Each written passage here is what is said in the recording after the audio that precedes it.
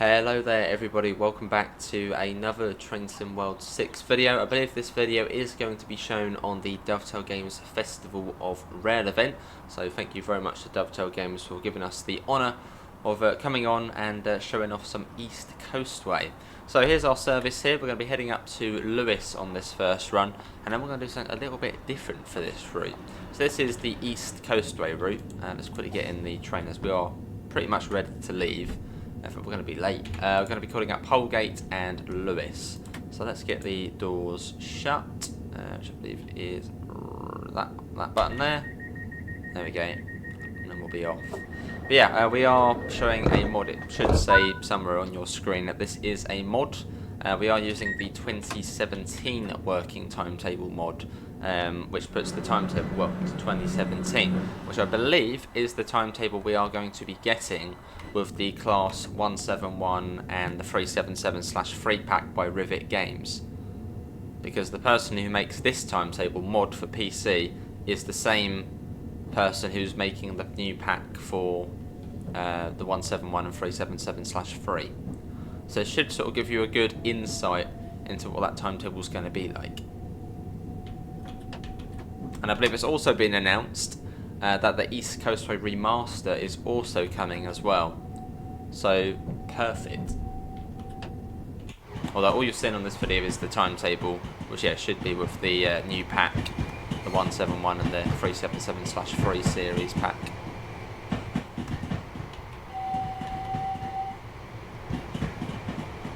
As we head out, little brake test. All good. And this is one of the missing Victoria services, as on the original East Coastway timetable. No idea why. Don't know if it's actually ever been mentioned, but the Victoria services are just completely missing. So there's a huge chunk of East Coastway services on the original timetable which just aren't there. But yeah, the Victoria services. So this mod and this timetable adds those in. I'll show you the timetable at the end, but yeah, I'm assuming it will be very similar to that of the one we are getting with the DLC for this route. And the remaster as well, can't wait. As this is actually a route I work on in real life, so to see it get a bit of TLC is absolutely fantastic.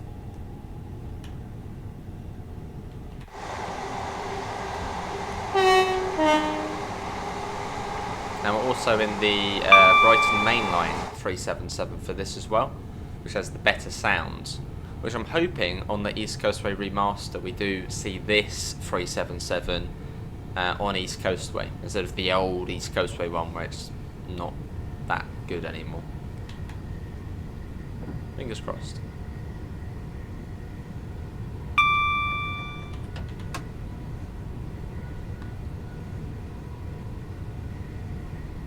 As we come up on Hampden Park. Fortunately we are not stopping here.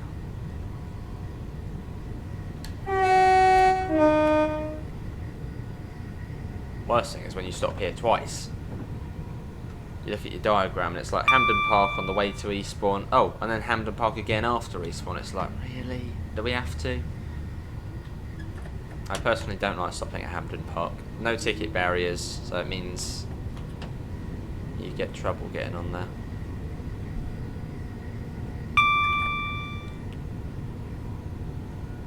And up to 80 and then down to 35 coming into Polegate. Let's get a flyby shot as well. Hopefully audio is a good level. I will check it shortly. Yeah, this route is definitely showing its age now. This one came out in 2019. Which is pretty mad to think it was that long ago.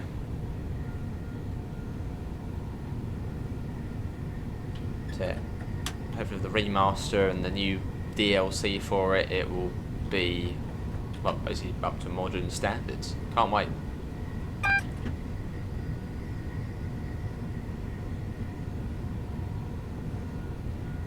Just coasting at 70 at the moment. Put the brakes on soon. About now. put it, yeah, step 1's alright for now. The next signal is at the end of the platform, I believe, at Polegate. As it's on this timetable that the level crossing barriers, they're not down straight away. So you have to stop, then the barriers go down.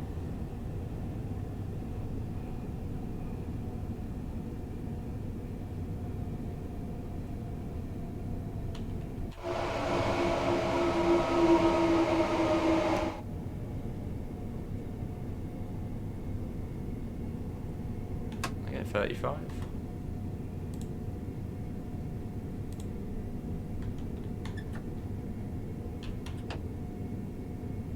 This is the East Coastway route, runs from Brighton to Seaford and Brighton to Eastbourne via Lewes. Well, Brighton to Lewes and then it trunks off to Seaford. Then the main line continues to Eastbourne. Oh, only thing we won't see in this mod timetable is the Class 171. You won't see that. They run, I think, yeah, every hour. Or did run every hour from Brighton, so we may not have even seen it if it was included with this. Again, this is a mod timetable available on PC only, the 2017 working timetable, which is a mod created by the person who now works for Rivet Games, who is doing the new DLC for East Coast with the 377 and 171 pack. So quite cool the fact sort of a mod is becoming an official DLC.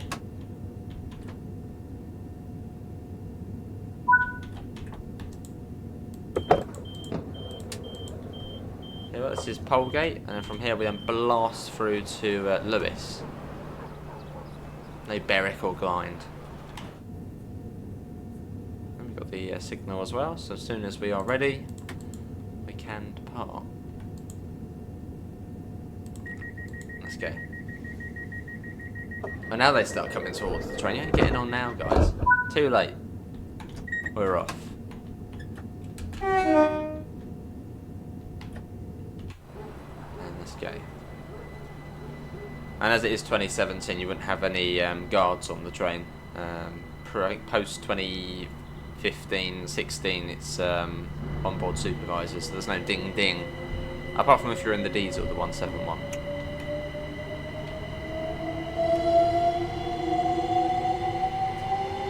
Climb out of Polegate, quite a steep gradient out of here, or steepish.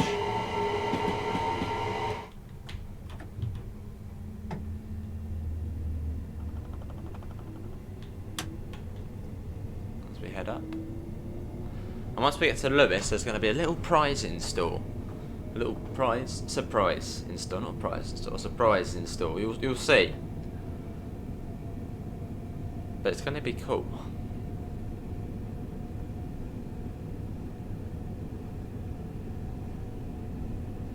And also once we get to Lewes, I'll come out and just show you what this timetable has to offer.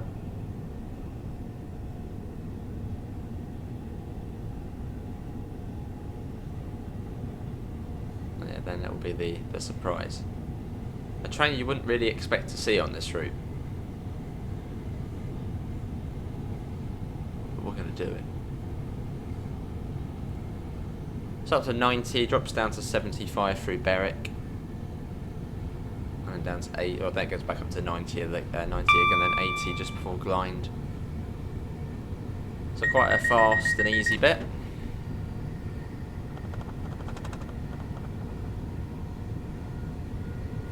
Have a little flyby shot, so zoom ahead. Nice place to get a flyby shot here.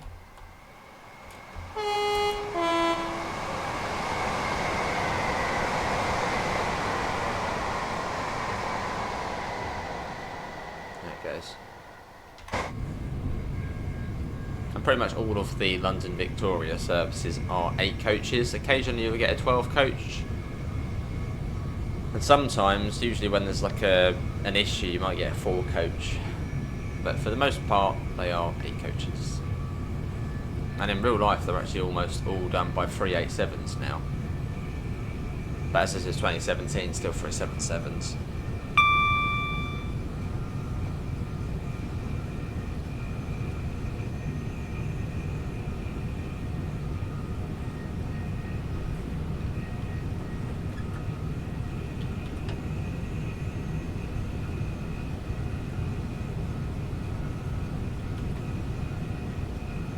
Drop it down to 75, which will be coming up. And also, if you're coming the other way, you get the weird little 80 mph limit. It's a really funny little speed limit. But so you only get in that direction when it comes down to 80 for like literally just this bridge here. It's a weird speed limit.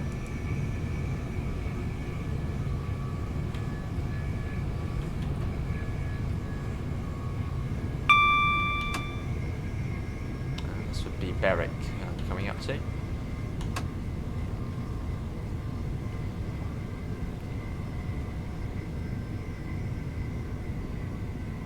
we're not stopping at.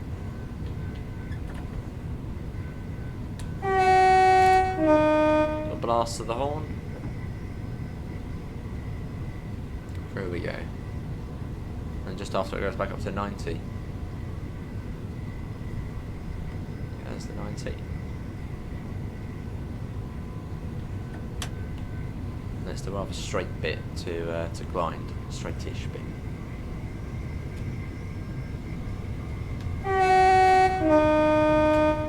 But again, thanks to Dovetail for letting us come on and do some East Coastway. Used to be my favourite route, this one, and then Brighton Mainline came out, and well, it's now Brighton Mainline. Well, that route's looking quite old now as well, but still a fun route.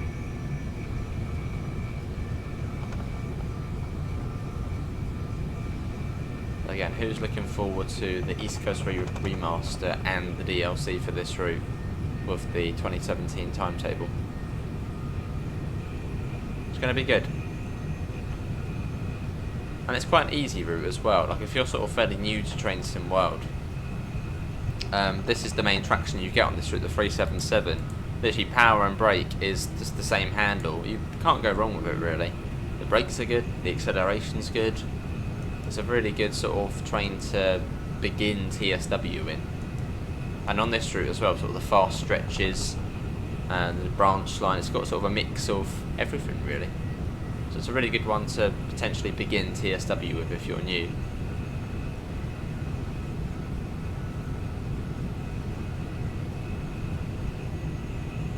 I must admit, it doesn't feel too quick at the moment, as just prior to this I was doing the West Coast Main Line at like 125 miles an hour. So now coming back and doing this at 90, it feels a little bit slow.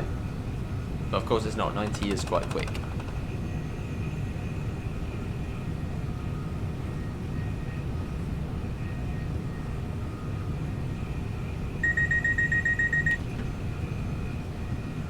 Not too far to grind, and the speed will shortly come down to 80.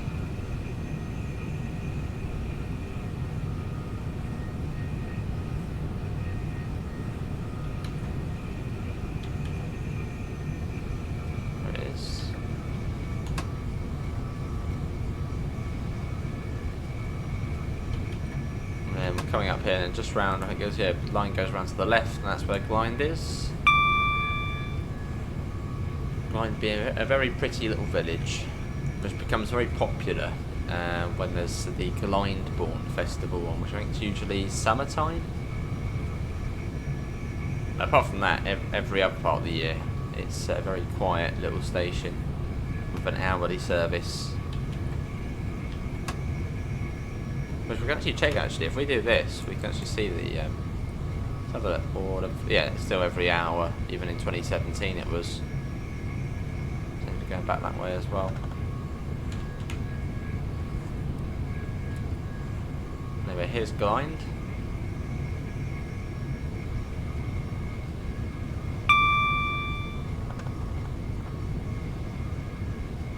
And then it comes down to 70, I believe, next than 60.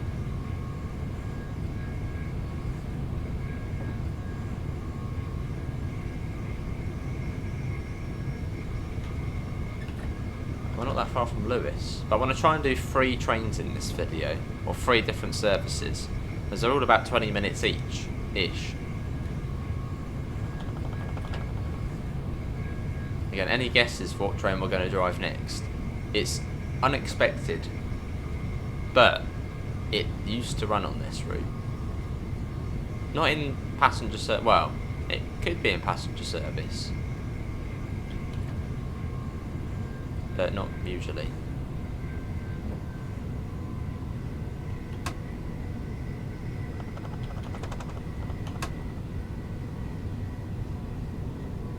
Another London service there, or service coming down from London. Anybody remember?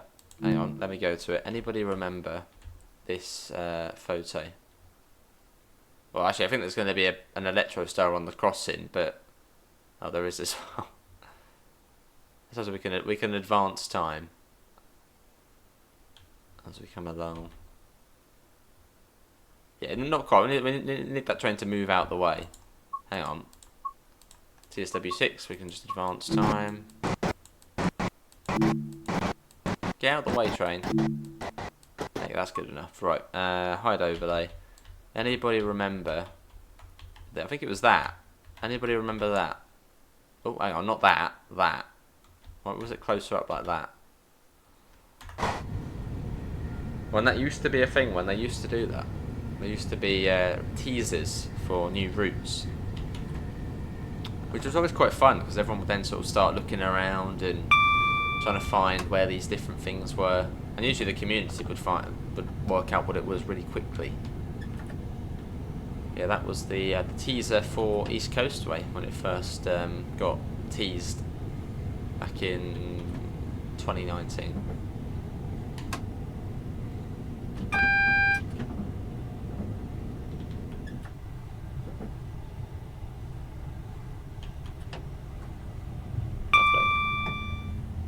Down to 4C, then down to 20 coming into the platform. Oh, and also one thing, we are playing HUDless, but you can play like this, so it gives you all the information, etc. But I actually find that harder, because I know this route really well. So to have that on, I find it a bit distracting. But yeah, you can drive with the HUD on. Up to you how you play, really. But I have my own play style, and that is, well, like this. Try and sort of learn the routes by memory. Sort of get the most out of the sim.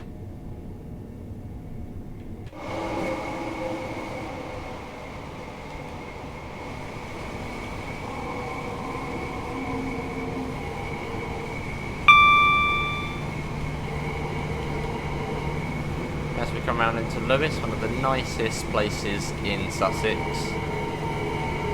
Really, really pretty town, Lewes.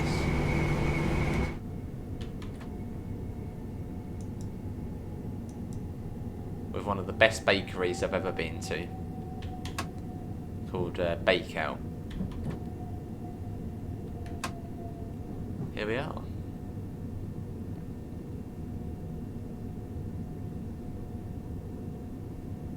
So coming into platform number 2.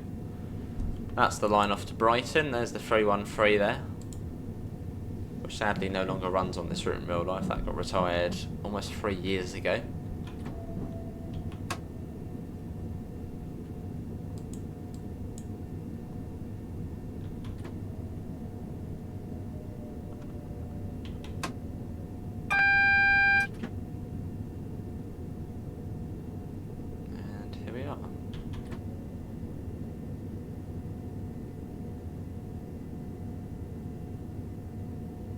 Car stop. Cool. One of those weird stations though, Lewes, that the trains don't get dispatched out of this platform despite having the sharpest curve. Right, here we are, and all these. Cool, and there'll be a driver change here. Welcome to Lewes. There's the route map. So you've got Seaford down here, Eastbourne there, Brighton there, and this route here, where this one goes, this joins up at Wivelsfield on the Brighton main line. There you go. Right, let's quickly come out. Yeah, let's have a look at the timetable. Because again, this mod should near enough represent what we're going to get with the DLC for this route. It's the same timetable. So here's the 377. So again, services all the way through the day. and we've got loads of Victoria services there. Loads. That's the main attraction on the route. 313, mostly just Brighton Seaford, Brighton Lewis as well, when they had the Lewis shuttles. So again, loads of those. There's even a 387 on here, which is sort of when these were sort of just coming in onto the Coastway. Mostly sort of just empty moves. A football one there as well. And then, yeah, the 700. Oh, and you got the Javelin on here for the charity Javelin, which is quite cool. But we are now going to do this 700 on East Coastway. So we'll do maybe this one here. There you go, from Lewis to Lewis to Eastbourne. I want to go the other way really. Eastbourne to Lewis. Lewis to Brighton. Really, that's what I want to do.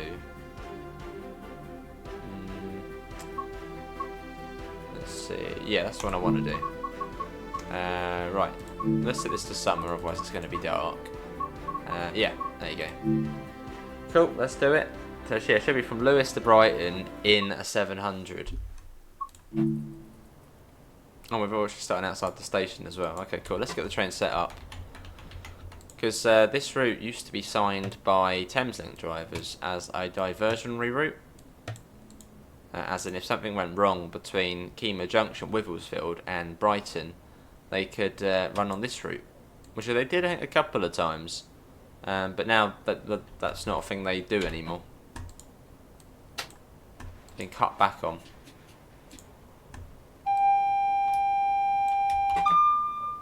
TPWS and AWS operational.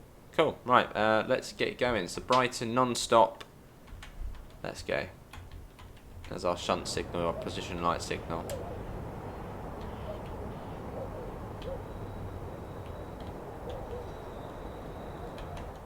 Hang on. Driver, you have reset the We got DRA. power. Oh, we don't have power. Please That's check weird. signal. Well, let's get power then. That would be a good start. For some reason, it hasn't spawned us in with power. It probably doesn't know what route we're on. I always forget how you do it in the M700 as well.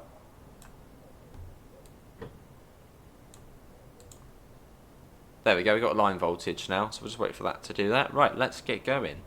Attempt number 2. There we go. That's better.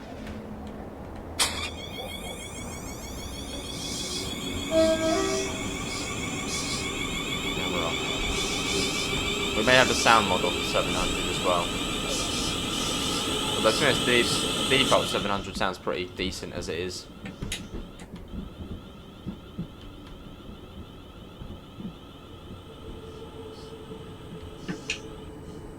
Cool. Yeah, so what they have to do, they come down from where that, off there to the right, come down here and have to shunt back round to go down here.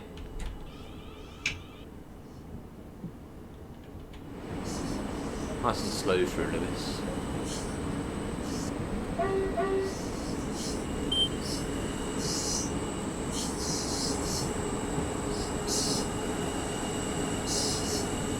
we go. Slowly. And fast to Brighton. Which isn't that far from Lewis. And then, I don't know what we're going to do for the... Well, we'll do another train after this. We're not sure what we should do. I'll see how we're doing for time. And see what we could do after this. Maybe a Brighton to Lewis run. Or maybe if there's one beginning at Lewis and going to Seaford, we could do that. We'll see. No, I'll see how we're doing for time. Because we've got about an hour on our slot. I'd imagine it's been probably about 25 minutes so far.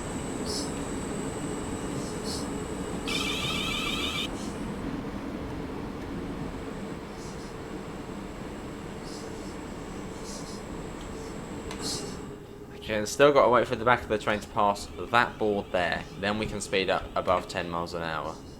It's like half of the service time. It's just getting out of Lewis. Proper slow.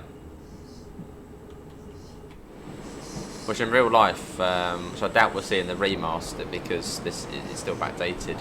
There's now the 20 board like up here, so you can speed up basically now. Whereas we got to wait for the back of the train to pass that board all the way out the station.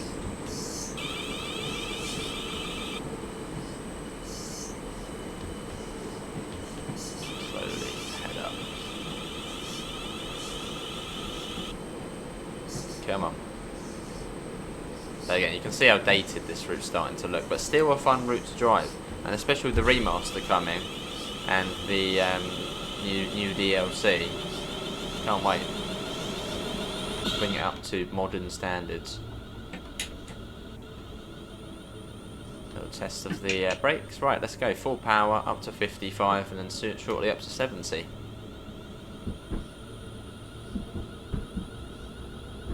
Yeah, thanks all for joining me on this slot. Hopefully you're enjoying something a little bit different on the East Coastway. And yeah, I hope it does give you a good insight into what to expect with the new DLC coming out for this route eventually.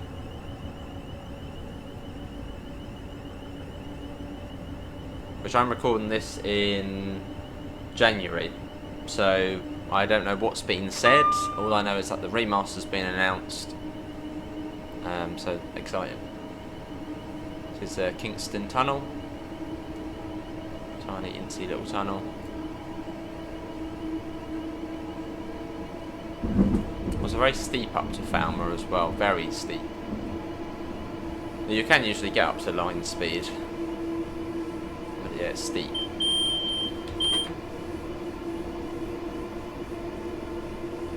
But the 313 struggles a bit, especially if you set it to snow. It struggles up here. It's quite a cool part of the East Coastway route, because the East Coastway route is relatively flat, apart from this bit. Like from Lewis all the way to Orr, well, I mean Hastings, after Hastings it goes up into Orr, but it's a relatively flat route along the coast.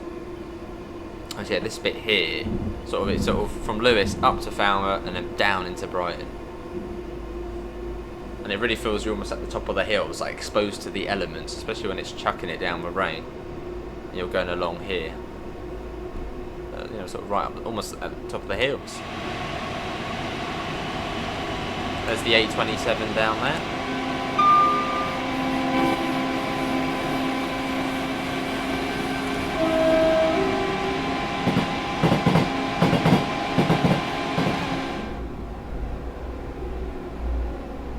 And this train comes from the Southeastern High Speed route, which has the Class 700 DLC.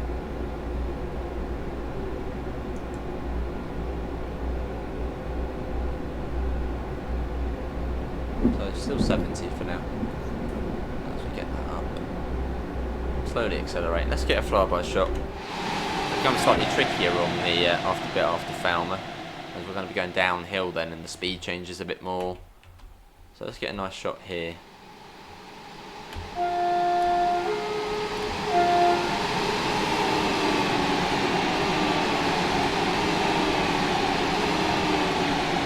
we go, so we're back in now.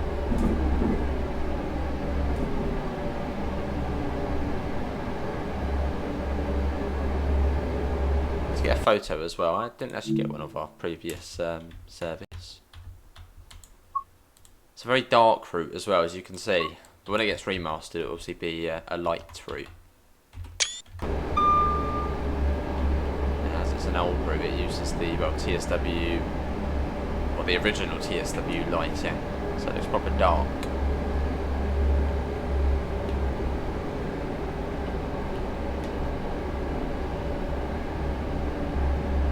Shortly begun into Falmer Tunnel, and it will come down to 60.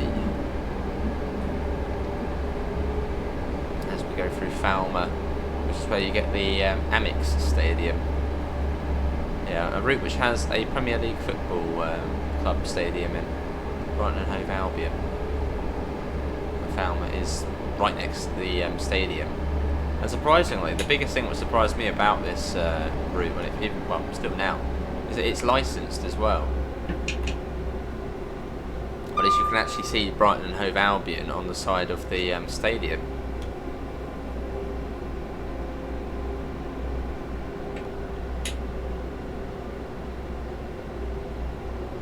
So I don't think there's any other sort of stadiums in the game where it has like the logo and says, you know, like Crystal Palace FC on the Brighton, but I don't think that exists on the BML. But for other places.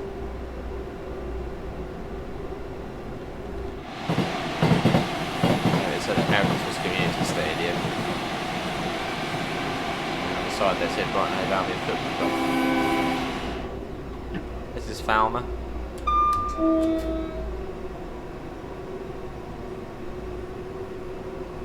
Still 60 at the moment. And that's all downhill to Brighton. All that work getting up and then just all the way down now. Probably even coast it the rest of the way. But not the rest, we'll have to brake, but we shouldn't really need to apply any power now. Unless we want to get up to 70. Which...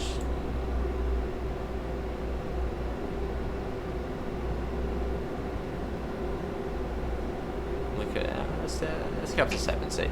Might as well. Rude not to. And after that we shouldn't need to apply any more power.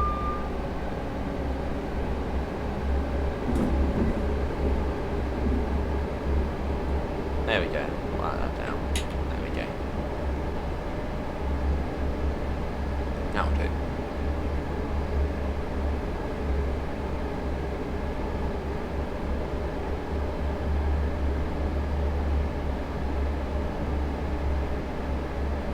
And I believe it has been confirmed as well with the upcoming DLC that the 700 will be a layer for it. So again, it will probably be... I'd imagine it will be near enough exactly the same, the timetable. I can't imagine it would have changed drastically. I mean, just the fact you'll have the 171 services. That should really be the only big difference. This is Molscombe.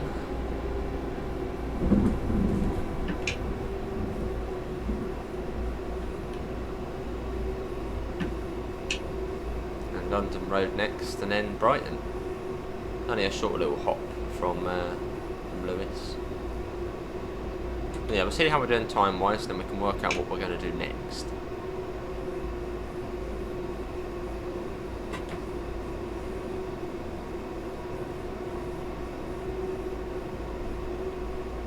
And the 30 begins just after London Road.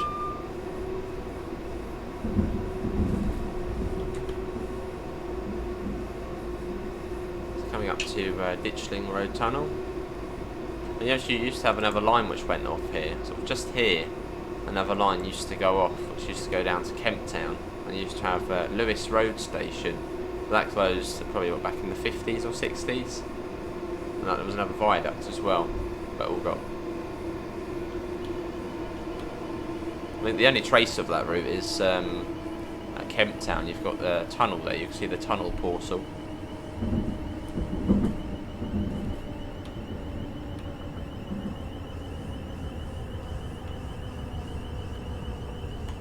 And London Road Viaduct. And here we are, this is Brighton.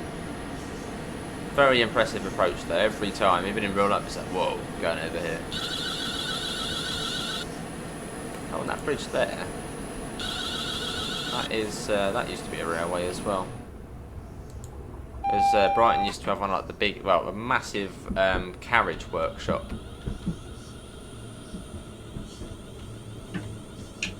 And also Loco as well, Loco and Carriage Workshop. So a lot of trains would be well built at Brighton and carriages. And sort of all in this area here, which is now, well, housing.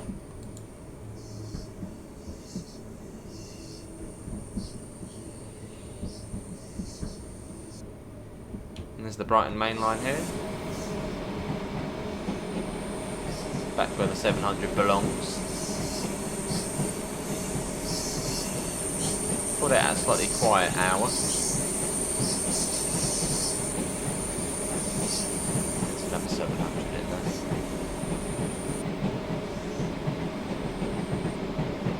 Platform 6 by the looks of things.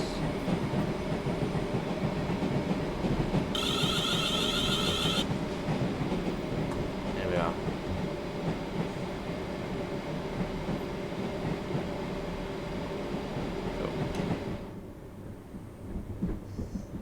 We actually have caught it at a quiet hour. Usually all the platforms are, well, busy.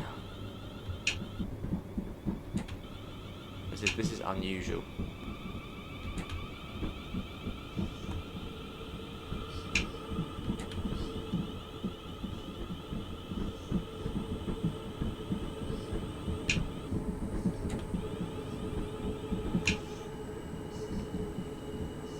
you've got the route hop cone there for if you want to go to the Brighton main line. It's quite nice.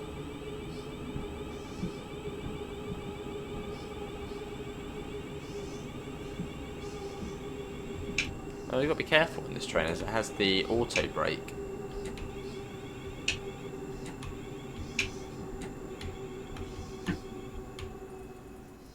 Oh, that's not too bad. Right, here we are, and do the doors. Welcome to Brighton. Always busy, the tempting ones. Oh, we're up here.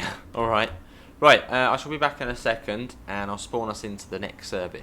Right, there we go. Back for train number 3, or service number 3. And I was thinking we could do the 313 from Brighton to Lewes, but then we've just done that bit. So I thought, let's do Lewes to Seaford. And then we've covered the whole route then. So we're doing one of the peak time services, but literally just one of them. It splits here at Lewes, rear 4 goes to Orr, and the front 4 go to Seaford. So yeah, we're going to be heading down to the Seaford branch. Let's make sure that's off. That is off. Let's get the doors shut. We're fast down to Newhaven town. We've got Newhaven town, Bishopstone, and Seaford, and that should finish us off quite nicely. Right, let's get going. You can see the other unit there. There it is. Which this service again doesn't exist in real life anymore. This one, yeah, doesn't exist. It should. There's the amount of people who change at Lewes for Seaford. Huge amounts of people. And at peak time, well, even more. But yeah, the service doesn't run anymore. So if you're a commuter going into, or coming home from London, you've got to change at Lewes for Seaford. Really surprised it's never come back, this service.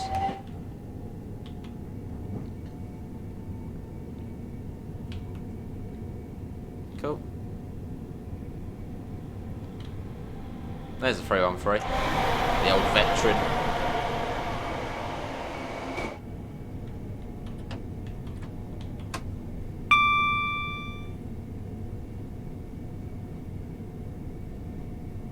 So 60, although it comes down to 40 going across the junction, so there's not really much point of speeding up too much. We'll probably get up to about 50 and then have to bring it down.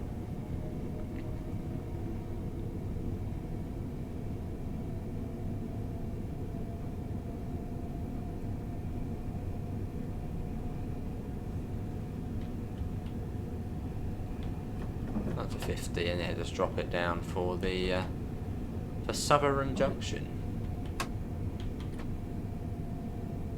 Let's see if we go down the very pretty. Well, it is pretty, but I feel like with the remaster it would look even prettier.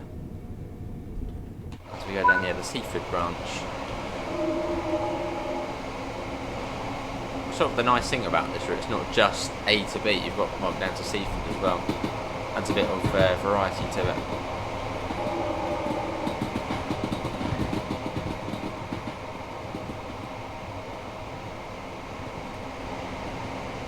Cool.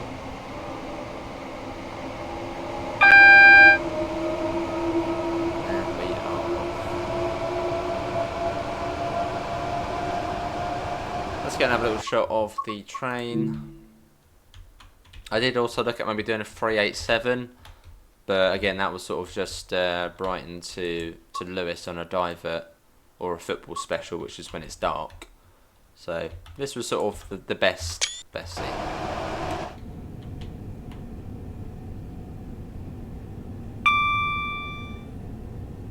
So up to 70, down to 60 through South East. As on the original timetable, every single, well, pretty much every single train stops at South East. Whereas in real life, it's an hourly service. So one will stop there, next one won't, and the next one will. Same with Newhaven Harbour.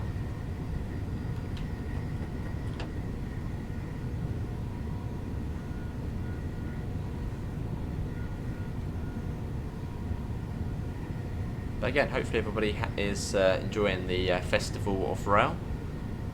Hopefully it's all going nice and smoothly. Hopefully there's been lots of entertaining content being shown. I think from the schedule so far there's a lot of German routes being shown. But they're, yeah, all very nice routes. Some of the best routes in TSW are the German ones.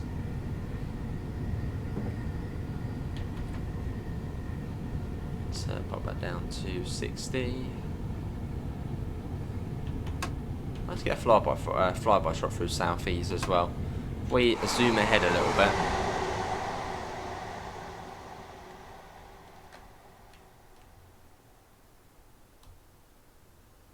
We got a whistle board just before the station as well, so perfect. Good excuse to blast the horn. This is South East, again a very nice little station. Just sort of in the middle of, I mean, it literally is in the, well, there's a hostel, a youth hostel. And that's really about it, that's it. There's not really much else. That's going to block our view.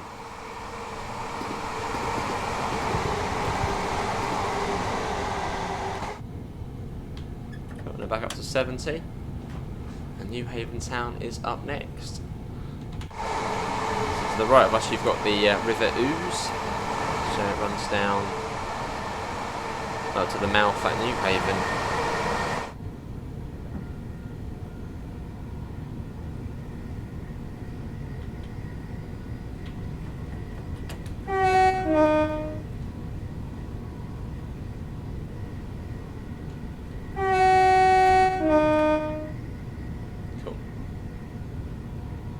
Again, it feels so slow just for the fact, prior to doing this video, I was on the West Coast Main Line in the 805, which had just come out as of recording this. So 70 feels like really slow, but it's not, it's still quite quick.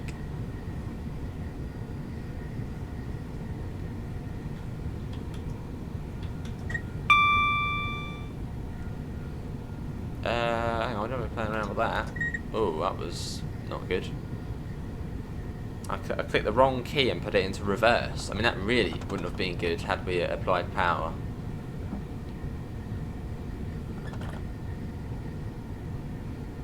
Certainly not a good thing to do.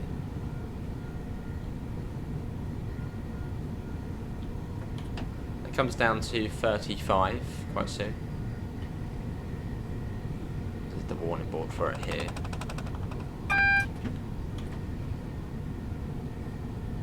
Start slowing down for the 35. And we curve round into Newhaven town. Coming up here is Newhaven Aggregate, which is basically the main freight you get on this route. There's not really much freight which runs on the East Coastway, apart from, well, this.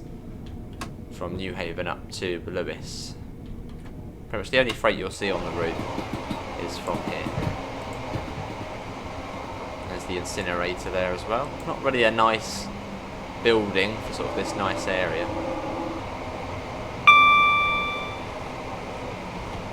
has to go somewhere, I guess.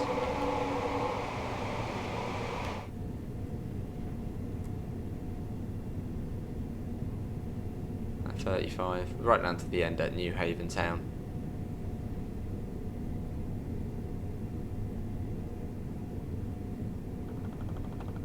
Another one of those stations where it's just like, who's going to get on here? There's no ticket barriers. It's a really busy station, but there's no ticket barriers. Usually when there's trouble, this is the source.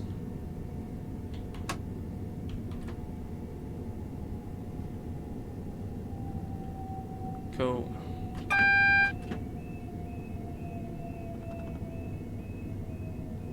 Nice and steady into here.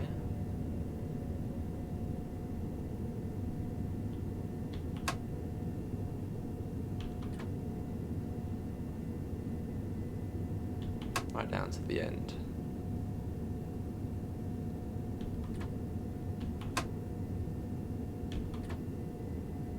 And here we are. This is Newhaven town. Which can only fit in 4 coaches. Although we're only 4 coaches, that's fine. Here we are.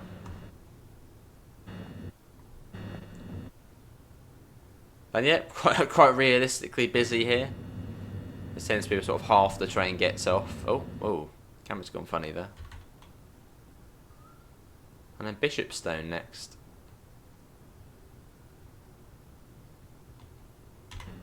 Right, Let's get the door shut. We don't actually have the road yet to get onto the single track part of the line. So there'll be a red light at Newhaven Harbour. Might still be waiting for the up train, potentially.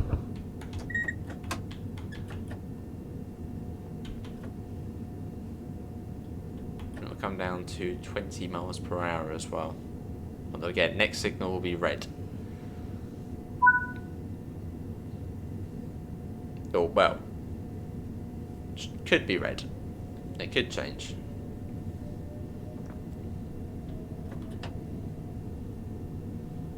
In the modern day timetable, there'd be a departure out of Seaford at 23 past. Or 23, 24 past. Although this is 2017, I think it's a bit different.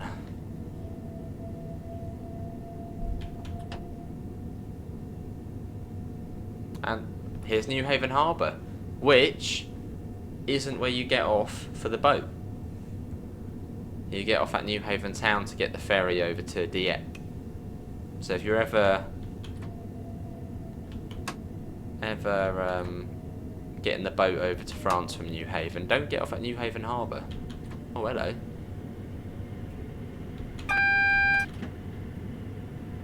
That could be a football run, that one.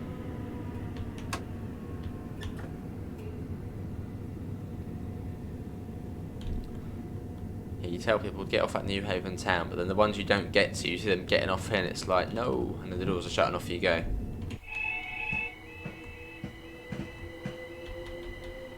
Which is a little confusing, because yeah, the ferry is right there. But yeah, there's no entry here to get, well, ignore this in TSW. Yeah, in real life there is no entry. You have to get off at Newhaven town.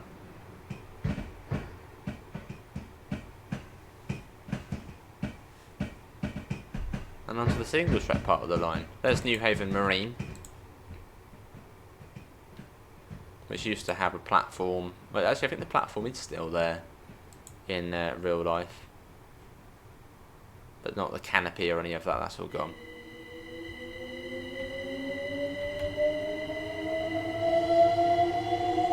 There we go. This line gets really busy at weekends, so you get a lot of people, even in winter. A lot of people walk from Seaford to Eastbourne. It's like a really popular thing to do. I mean, it's very pretty. I suppose easy to get to from London. Only about an hour, 15 minutes on the train. Ish. Well, 1 hour and a half. So it gets very busy.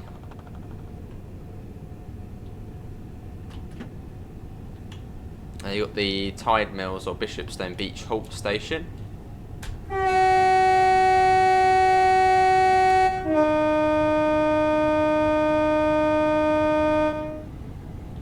And that is actually realistic, going past that whistle board there. You have to sort of hold the horn down. Right, coming up to Bishopstone.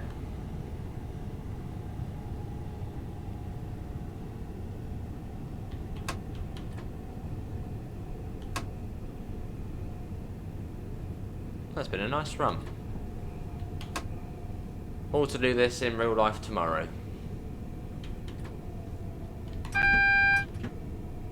Not driving, that is. Unfortunately don't drive trains in real life. I'm a conductor, but they're called something else here. But yeah, conductor, onboard supervisor. So yeah, I do work with trains in real life. Have done for almost 4 years. Well, 3 years. Yeah, for say 3 years.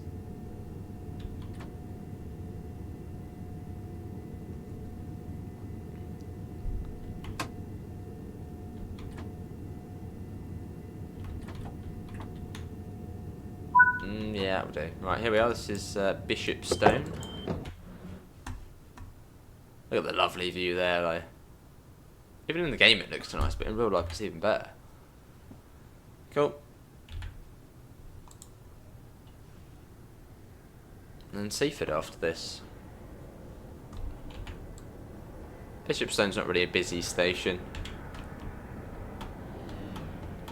the main attraction for Bishopstone is probably the station build. You can't actually go in, but it's like a really nice style. Sort of in that building there. It used to be double tracked once upon a time. Because the original idea for this line, when it first got built, was to tunnel through the cliffs to Eastbourne. So the line would go, yeah, from here to here, or something like that. But never happened, and yeah, well, quite right that it didn't happen, because that'd be a big tunnel, and probably quite useless as well.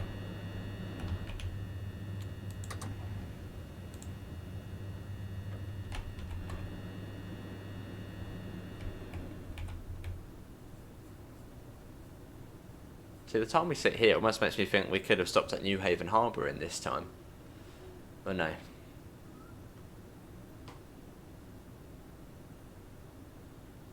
We'll give it another sort of 10 seconds and then we'll get the doors shut. When it's 27.5 on your diagram, tend to ignore it and you just go at 27. The boards don't say 27:30. Right, let's get the doors shut.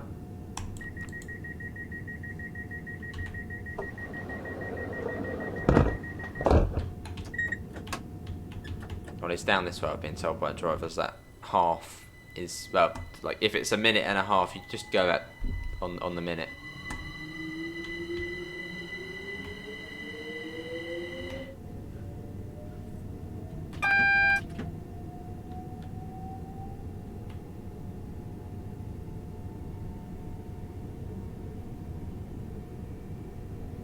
On Seaford, it's not that far along either.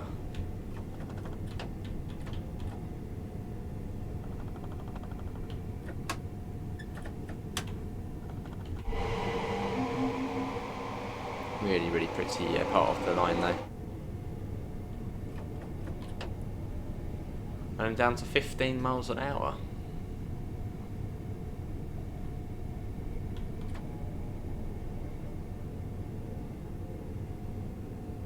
And yeah, you can see why it would have been an obstacle building a line to Eastbourne. You go through that hill, then you've got the Cuckmere Valley, or the Cuckmere Valley, and then just other big hills. And I suppose Seaford we come into platform 2, but I think you'll notice that there is no other platform. Although there used to be on that left side here, the line used to come off here and go into there. That's what platform 1 was. They used to have a signal box at the end here as well, but they all went a long time ago. Probably before my time.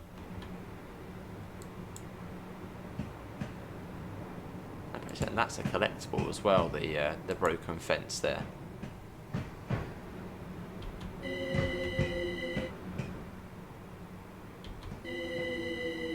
And Seaford has a very harsh TPWS magnet as well. I mean, in real life, not in the game.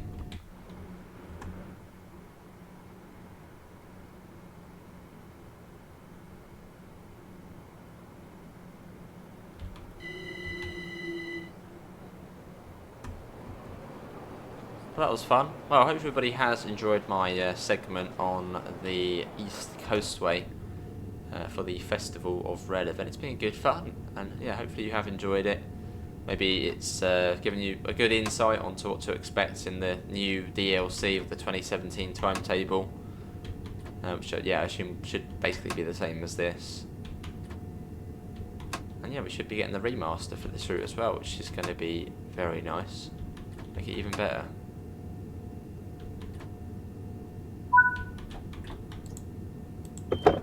There we go, so that's off, then it goes on. Yeah, that's good for me. Links, usual places. I'm sure there'll be links for all of the socials and whoever's on next.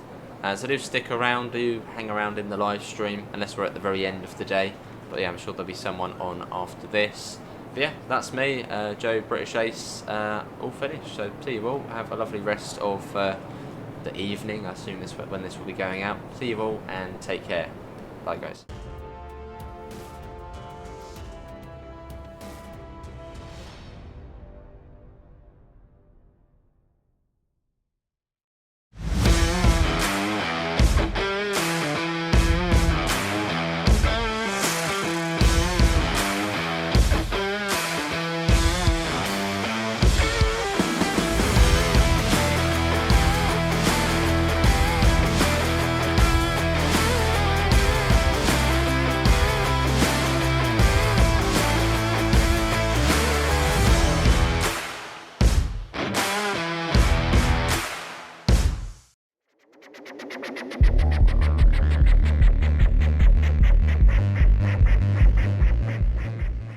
G'day viewers, we're here on Cathcart Circle, we're in free roam, there will be no other trains, we are here to do some speed runs. My name is Trainsimulatordriver, and I have a YouTube channel. As you can tell, it's spelt like this. Bold. Alright, let's get out of here. In case you haven't noticed, I'm an Aussie, and it would be an understatement to say I know a lot about Scottish trains or Cathcart, but what I do know is that how fast you can get around the circle. Got a bit of experience with that. I'm going to start from this platform today. I've never used this one before, so we will see how we go. There won't be any other trains because they just get in the way, to be honest. So we're going to spawn a new train, and we're going to start with the native, the 314, the indigenous car to this route. And are you going to let me spawn it there? Yes, you are. Actually, this platform's very short, isn't it? Actually, we might just change this because some of the trains I want to run might be a touch long. So let's pop over here and jump onto this platform instead. This seems like a good idea. Safe to do that, of course, because there are no other trains. So we will start every run from up here near the little train, near the signals, just to be fair. And we will spawn our train here. So we'll get as close to this as we can with each one. 314208 with the blurry numbers. Lovely. Now, the idea of this is to get around the Cathcart Circle as fast as you can. And it's an interesting little genre of game. You need to put the safety systems on, but the setup time for the train is not counted in your run because it can be a pain in the bum. See if we can throttle. Yep, throttle's working. Brake is working. Okay, let's put that on step one. Good. Let's get some headlights happening. Instrument lights, safety systems on, and we'll acknowledge those. I am using my TSCX controller. Let's set up for the run. I will be running a stopwatch for each one, but I don't have a way of showing it to you because for whatever reason, OBS can't see the application. There we go. We want to go into Glasgow platform 5. Won't let me. Okay, we'll go into Glasgow platform. What was that, 14? I think that was 14. All right, we have got a green signal. We are ready to rock and roll. So let's start the timer, release the brakes, and get a move on. You need to get around the circle without derailing and without spatting. Derailing's not too hard to avoid. You can go roughly 3 times the speed limit generally. I've done a few of these. The 314 is a pretty stable little beast. So we're starting with the 314. And of course, we're ignoring that as we head over here. I'll actually be in Glasgow later in the year because we are, good lady wife and I are coming back over to the UK. Actually, I think it's her first time. It's my third. So she's coming with this year. There'll be a whole lot less trains than usual. There'll still be some. And more castles and things like that, the kind of stuff that she's interested in. So we'll have an excellent time exploring together.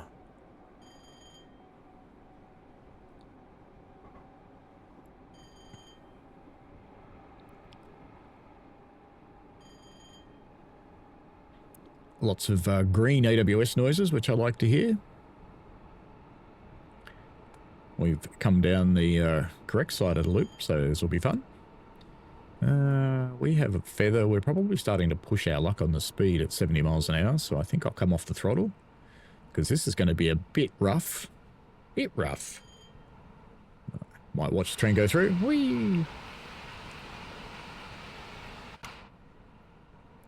Now, the reason I'm doing it in 3 roam is because the timetable on Cathcart's actually quite busy.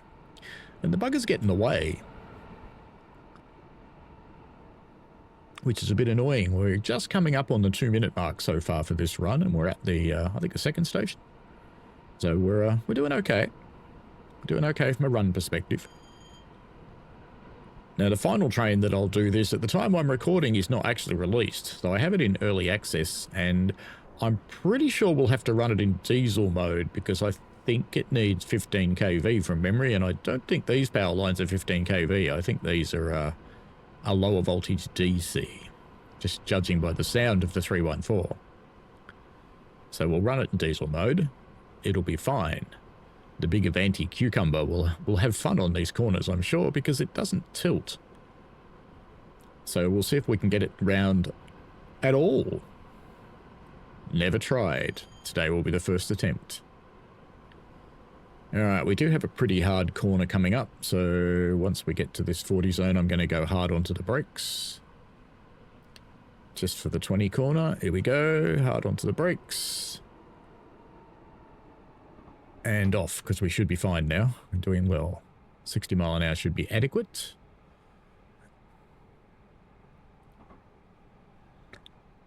Round we go.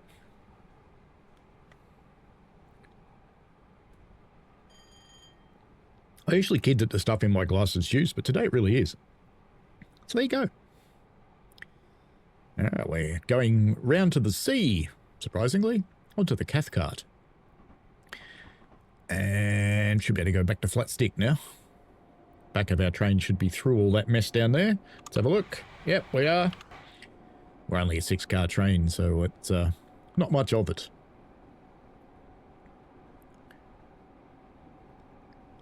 We are going as fast as this little beast can go. Well, it's trying its heart out. We're just coming up on the 4-minute mark now for this run. It's been such a long time since I've done this, I can't actually remember how quickly I get this around the circle, but I know it's not very long. So we'll have time for a few runs. We may have some failures. That's okay. Failures will stay in the recording.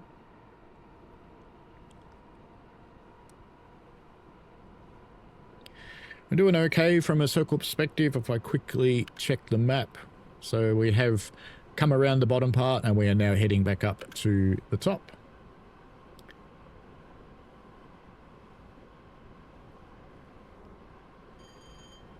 Almost hitting 80 mile an hour here. We certainly can't do that through the last part because we'll end up failing the possum born rule and we'll be upside down.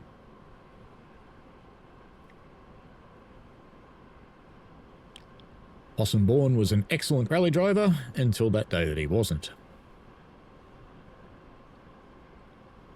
I think that's the end of our run showing there because I wouldn't be expecting any red signals in free roam, so I'm... Unless it's... So I know what it might be. It might be an approach control. We are coming back up to the top now, so I will get off the juice. Because we have hit 90 mile an hour. And at the top of this hill, I'm going to have to go very hard on the brakes, or we're going to do bad things. Looks like the signals are clearing as we come up to them, which is good. Track monitor is very handy for speed runs. Don't know what we did before we got it. We're just letting it naturally slow down now. Soon we're going to have to go hard on the anchors. Right about... Not yet. Not yet. Not yet. Not yet. Now.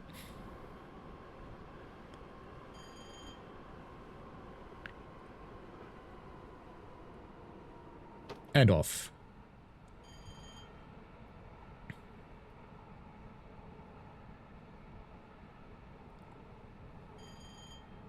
I don't know why it derails so readily on this stretch of track, but it does. Got to be under 70 through here. And we'll probably just let her coast the rest of the way in, to be honest. because we're going to come into the manky tracks with lots of bouncing and jouncing. Although we're on the correct side to minimise that, but 60 mile an hour is pretty good. Signals have cleared all the way in.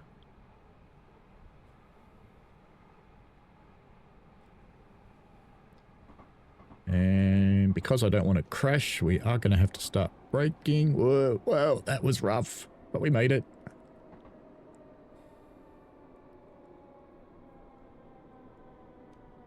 Ooh, are we going to stop before we hit the end? Geez, it's going to be close. Ooh, we're either going to just give it a love tap, or we're going to, I think we're going to give it a love tap. Bonk. But we didn't derail, and the time is 7 minutes and 26 seconds on the nose. So let's write that down. 314 726. Okay. So let's go again. Let's put focus back on here, get back on the map, and we will delete this train because we want to make sure they all come into the same. So we came into platform 14, didn't we? Let's remove this train. Dunk. We fall on the tracks because we were sitting in it, because we're silly. And we started from all the way over here. So we have to go running over here again. You'd never do this in real life. Don't ever cross the tracks, especially without looking. But I'm pretty safe because we're in free roam and there are no trains at all apart from mine.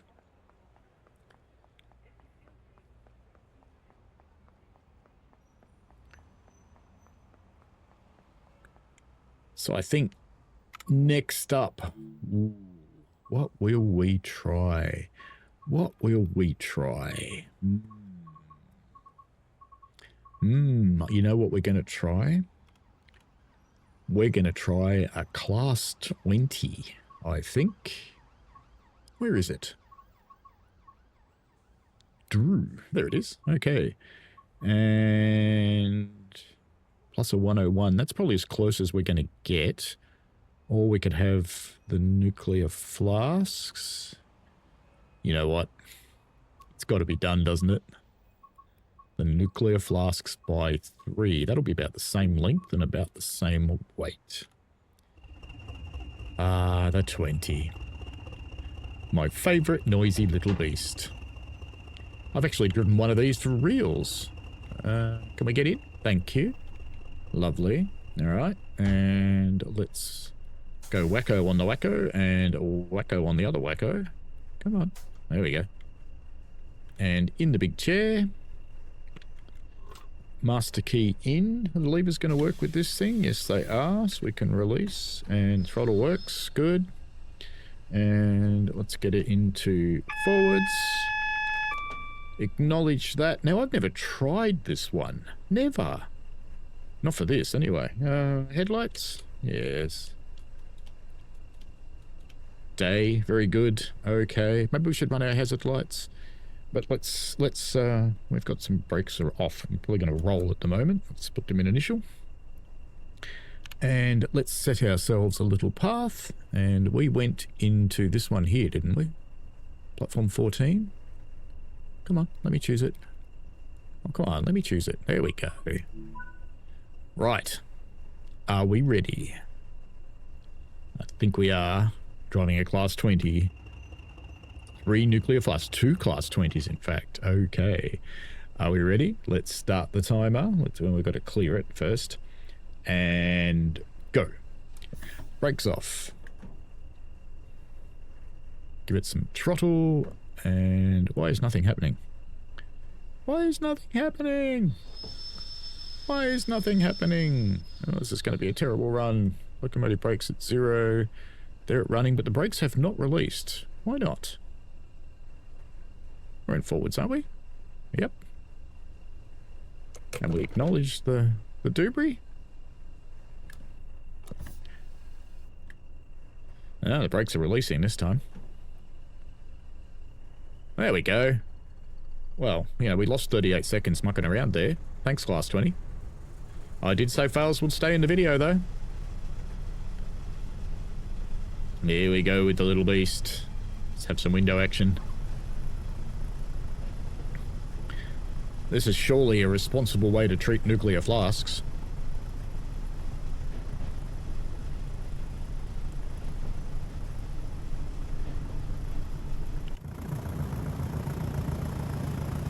Welcome to Bridge Sim World. Don't those 20s sound grouse? Oh, and of course, hang on. What's that? What's that, Greta? How dare you? That's right. That's smoke. I don't think we're in danger of accelerating too quickly in the 20s, but, you know, we'll see how we go.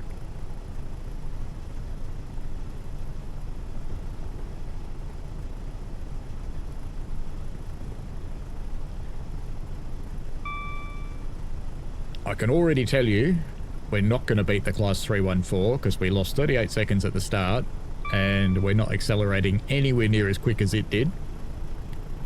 So far the 314 will be in the lead. These are super bouncy since they got their suspension. So we'll keep going around the loop. I just sort of super bouncy, so you know we're going to have to run a pacer. We can't not run a pacer around the super bouncy loop. So by this point, the 314, I think, was reaching about 60 miles an hour. Now, this corner's pretty rough, so we'll see how the 20s take it. In their stride. Lovely. It's like it wasn't even there. But then again, they are doing about 20 mile an hour slower. Weirdly, it looks like I have brakes on again. But, we're moving, and we're not slowing down, so whatever.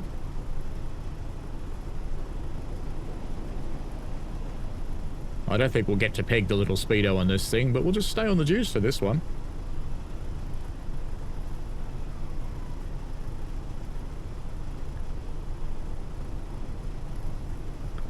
As we go through here. 3 minutes 30. This. Why does it think the locomotive brake is on? Oh, it thinks the loco brake's on. Right, it was. Well, that'll make us speed up. Should we give the Class 20 another chance? Nah. Told ya. Fail, stay in.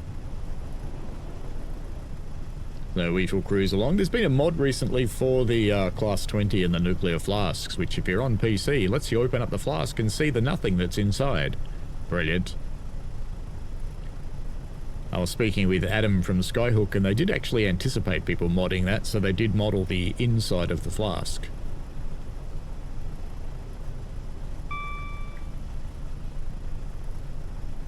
Do you know, interestingly, I don't think having the brake on would have made much difference, because we still haven't hit 60. So clearly she overpowered her little brakes. We have got that mean corner coming up, but I'm actually not going to slow down, because these are Class 20s, and they are simply magic. And they're also only doing 60 mile an hour, so I'm not expecting too many dramas on this corner. But you never know. You never know. Here it comes. You can just hear Fozzie Bear in the background going, waka, waka, waka. Big corner. Big corner. Whee. Ah, look at that. Barely a wobble. Ooh, more of one when you're in a cab, though. Alright, we're coming up onto 5 minutes and 21 seconds now, so this is not the fastest run on the planet, not by a long shot. Should I handicap it because I ran halfway round with the brakes on? Nah. Too bad, 20. Even though you've got to 68 miles an hour, which is pretty impressive.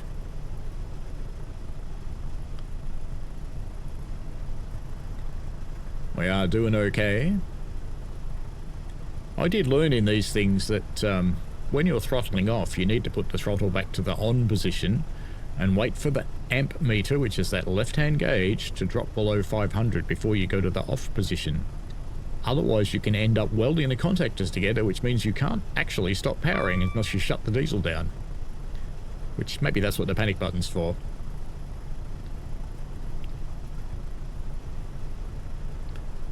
We are fast approaching the part where I will have to think about slowing down. 76 miles an hour. How good are the 20s brakes? Clearly not great, because, you know, we may give those buffers more than a love tap. We may come into them flat stick and watch nuclear flasks fly everywhere, in which case it will be disqualified because you're not allowed to derail. Ooh, 90 mile an hour, it's feeling a bit rough, so let's start dropping the power off now, because we're going to derail if we do not. Amps below 500, into the off position. We are going to have to go onto the brakes fairly soon. We survived that corner. I'm quite surprised. But we won't survive the ones up here, so let's get some brakes on. They're not really doing much. That's slow enough to be okay, I think. But let's put I think we're going to have to put a little bit of brakes on and just leave them on. Because we are going to come in too hot. We are only just staying on the tracks at the moment. Just managing it. Alright, brakes off. 60 mile an hour will be fine. Gravity will suck as it usually does and reduce our speed coming up the hill anyway. And then I think we'll be okay to come into the top of the yard at this speed.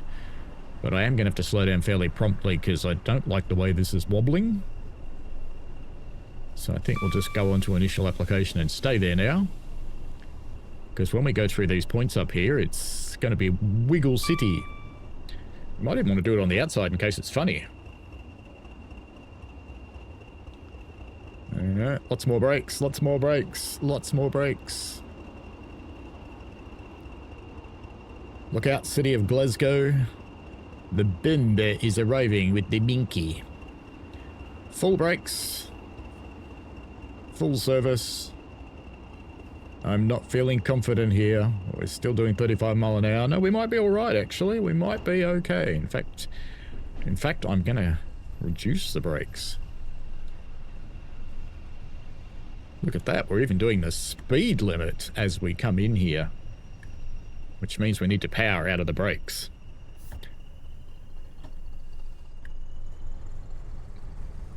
We've just gone past 9 minutes on this run, so it was 2 minutes slower than the 314. Alright, just let her crawl the rest of the way. Amps below 500, off. And I think we will go full on the brakes now. Full service, full service. So it's not emergency, just full service, because emergency does actually stop slower than full service. Go figure. And we will stop the timer there at 9 minutes and 30 seconds. So that was 2 minutes and 4 seconds slower than the 314. I can't say I'm massively surprised at that, but it could have done better had I not left with the brakes on. I think that might have been a little bit of an idea as we race over and set up for the next one, which is going to be a Class 142 Pacer. I'll have to think about which one to use too, because some of them are faster than others.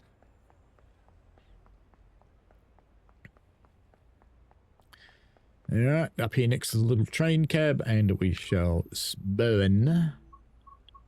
It's 142, isn't it? 142, 147, 142. Why don't we go... That's probably one of the newest ones. Transport for Wales.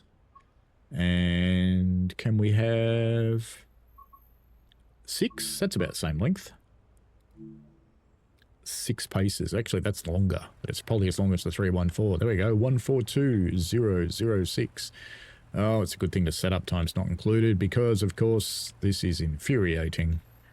Unlock it. Open it. Push the button. Open it. Close it. Lock it. Get in. Turn it on. Lock it. There's a button somewhere. Close it. Blue one.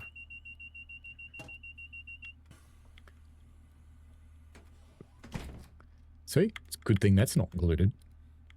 Alright, let's get in the big chair. Master key. We want some headlights. Let's put those around to D for day. It's not D for Dave. And okay, the brakes going to work. Yes, they are. Throttle going to work. Yes, it is. Magnificent. All right. You never quite know with the TSCX how it's going to go.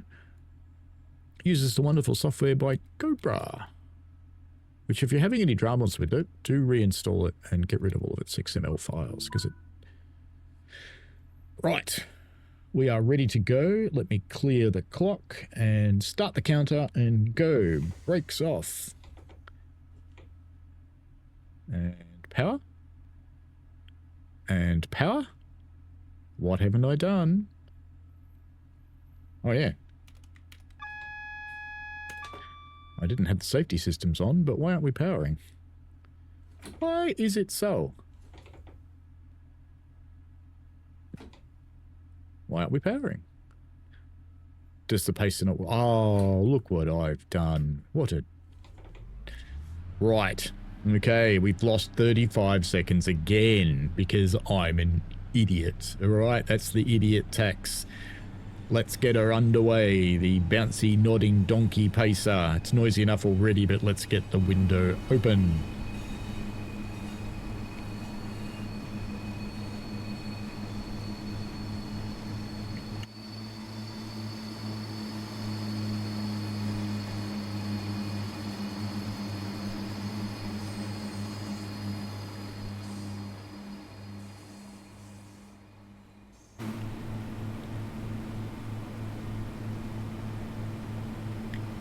So next time round, check the DRA, the driver's reminder appliance. It's there to remind you to not drive through red signals. Didn't actually realise it came on by default in this train, but you know, in free roam, weird things do happen. That's why I wasn't used to it. We are accelerating relatively well, certainly better than the Class 20s did, but not as good as the 314, which would have been up to 60 miles an hour by now. We have Vigilance, the driver's vigilance device. That will annoy us all the way around. It's kind of the English version of Seaford. Now, of course, the English version of Seaford, being nice and restrained, they just go, "Are you all right, mate?" It's not like the German version where it goes, "Are you all right?"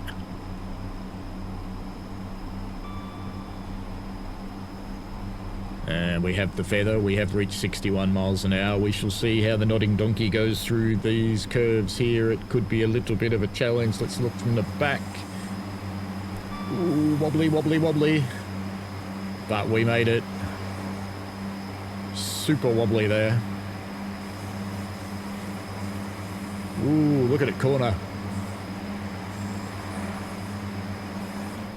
69 miles an hour.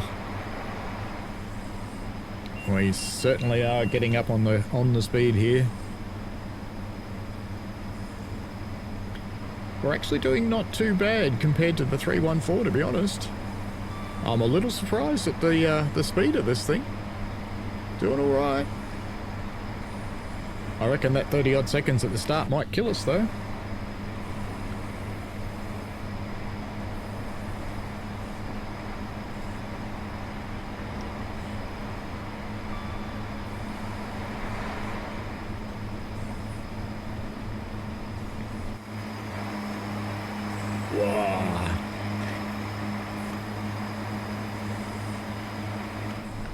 You know you're in trouble when the train's actually leaning the wrong way in the curve.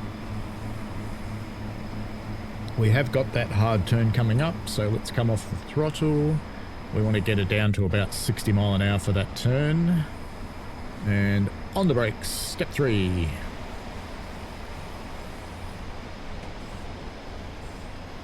And off. Back on the juices, but not too hard.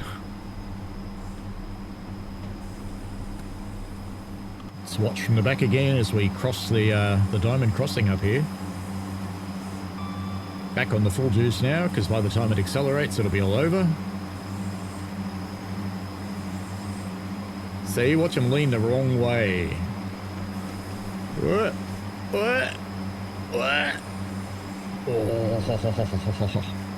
Oh, I don't know how it made that. But it did. We are maxed out on the throttle again. Oh, I'm surprised that got round that corner.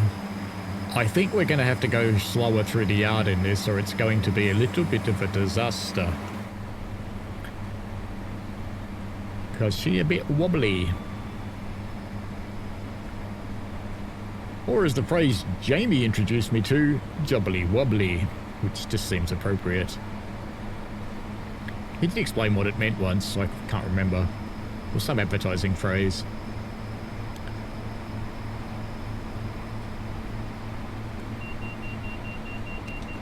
Vigilance.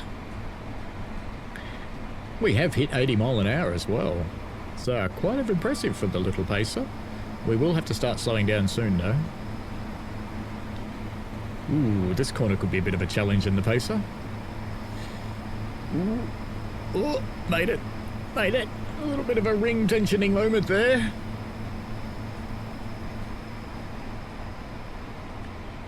And we are going downhill.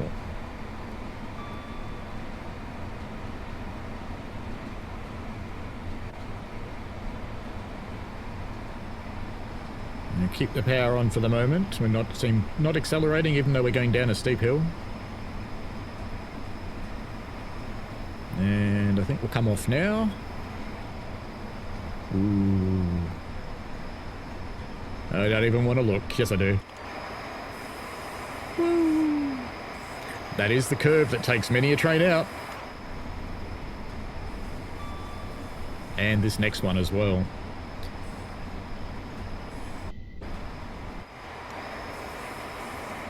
Better put some brakes on, I think.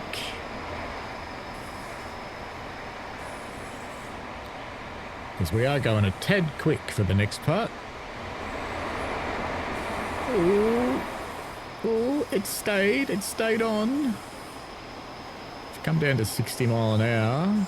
All right, let's get off the anchors.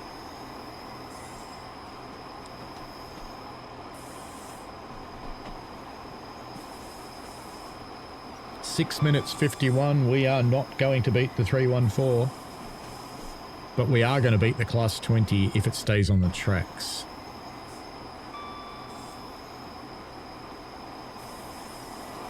Probably could have gone through there a little bit quicker, actually. Do you know, I reckon with that 30 seconds at the start that I lost from the TRA, I actually think this thing could have equalised with the 314.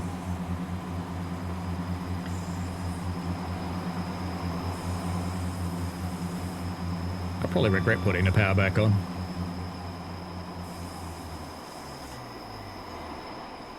Alright, we know there's some violent points coming. We know how much this thing rocks and rolls, so my judgment is getting the better of me and I'm putting some brakes on. Because we got some wobbly shit coming up. I think that'll be okay. Come off the brakes. 40 mile an hour. We should make this, I think. Should. Looking okay. It's not looking too wobbly. It's a bit quick to be coming into a platform. Success. Okay, let's get some brakes on so we don't kiss the buffers too hard. Oh dear. Oh dear, I might have been a bit light on the brakes there. Oh. No, I actually think we're going to be okay, in fact. I'm going to take that one at 8 minutes and 28 seconds. So far we had the 314 at 7:26, the Class 20 with the flasks at 9 minutes 30, and the pacer at 8 minutes 28. We are halfway through this time slot. We have time to do some more. The 805 is going to be the last one. I'm telling you that now. I don't mind, by the way, if you stop a tad early. There's not that much point in accelerating that last bit. If it worries you, add 10 seconds to the time. But, you know, it's not in danger of any contention. If it was in danger of contention, then I'd think, yeah, it's probably a good thing. I think next up we'll use the train that never runs, the Cross Country 220.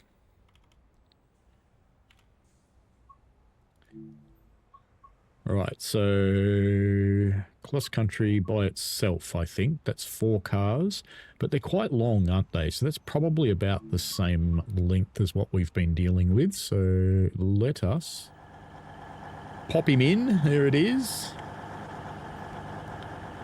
People would like to tell you that that's a nice shade of mauve, but I would tell you it's brown. It's pooey brown, like you get out of a baby. How did I do that? Right. Okay, reverser. Where's the DRA on this thing? Has it got one? Is it pushed? No. And it's a single brake handle, so we are in brakes. Let's get some headlights happening. Let's just make sure the lever's going to work. It is. Very good. Okay. They got hazard lights on. Oh, days. There we go. Days. Let's set ourselves a path. It's maybe not as long as the others, but, you know, it'll be fine. Hop in here. Let's go platform 14 somewhere where it lets me. Come on. There we go. Okay. Are we ready in the class 220? Clearing the clock and starting the timer, and away we go. I hope. Brakes are releasing. Powering up. Do you know I've got train faults turned on? Oh no. Not that we've had one yet. But you know, I guess they just come into the fun, don't they? Never tried to take the 220 through here. If this was Harry Potter, it would be called the train that never moves. I'm sure we've all experienced the letdown of a cross-country train that's not going to come. I know I have. Twice. So, cross-country, if you're the only option for my next travel in the UK, I'm going to get a bus. Just saying.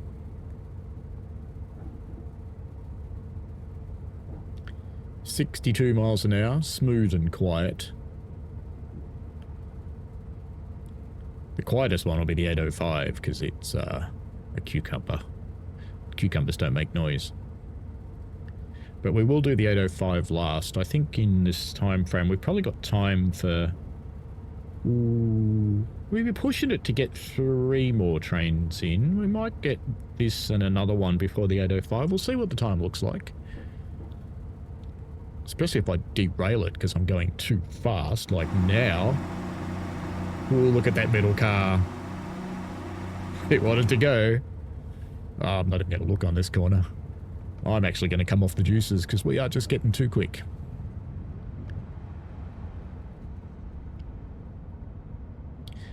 As we come flying through here, we are at 1 minute 53. So it's pretty competitive.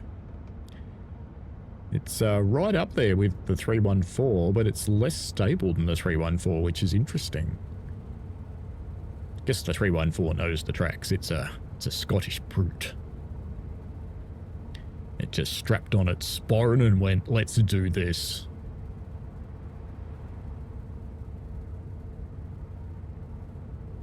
What do Scottish men keep in their sporran? I don't know. Is that a question you can ask? I don't know. Pop it in the chat if you know. Is it a purse? Is it ceremonial? Oh, we've got that corner coming. I better get on some brakes. Oops, I might have cut this little fine, I think. I don't know. I've got a good feeling about this. I've got a bad feeling about this, Luke.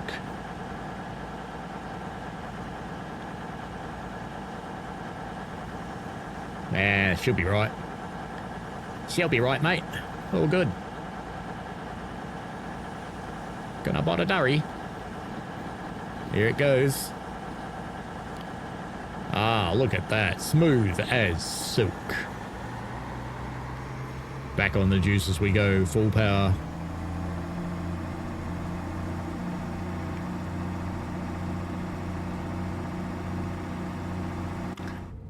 Certainly doesn't wobble like a pacer.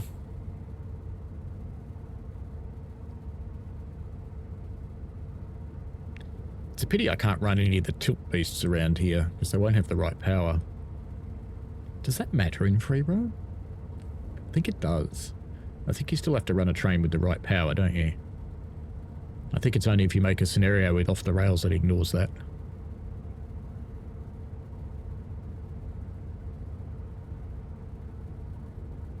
Back up to 80 mile an hour again. Smooth.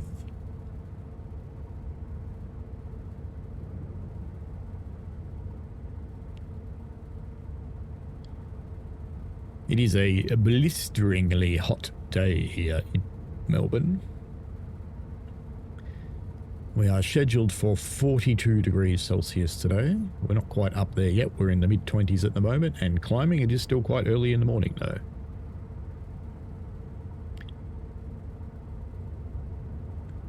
Oh, 100 mile an hour. How's that look? Smooth. Alright, we'll leave it at 100 mile an hour then, but I think we might just come off the juice because it's probably pushing our luck for these next bits. That feels tight. It feels too tight. Too tight. Class 220 didn't arrive. Are we surprised? No, we're not. So, class 220, 5 minutes in, disqualified. DQ, derailment. Okay. Could have been my doing though. I was going a little bit quick, but yeah, it felt okay. It felt okay. It's kind of like when you're, oh, what am I doing over there? We're going to go that way. It's kind of like when you're driving in a rally car. Can I go that way? Well, of course we can. Just do it this way. Because have had that privilege. Because a mate had a rally car and I took it out for a run. And it felt like it was always on the edge of letting go and never quite did. And I talked to him about that and he went, yeah, it's like that all the time until that moment that you spin. Yep. So the 220 didn't arrive. Can't say I'm very surprised at that. What are we going to try next though? What's next for the Cathcart Circle?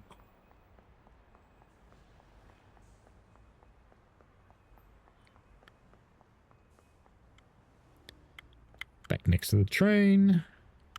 What's next? You know what? I do believe... Oh yes, the DRS one. It's pretty. I'll take that one. I don't have my mods installed at the moment with 7 sea cows. Yeah, okay.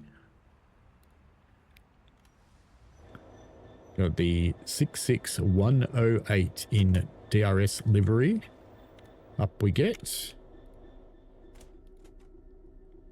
66 is not known for its speed or its stability.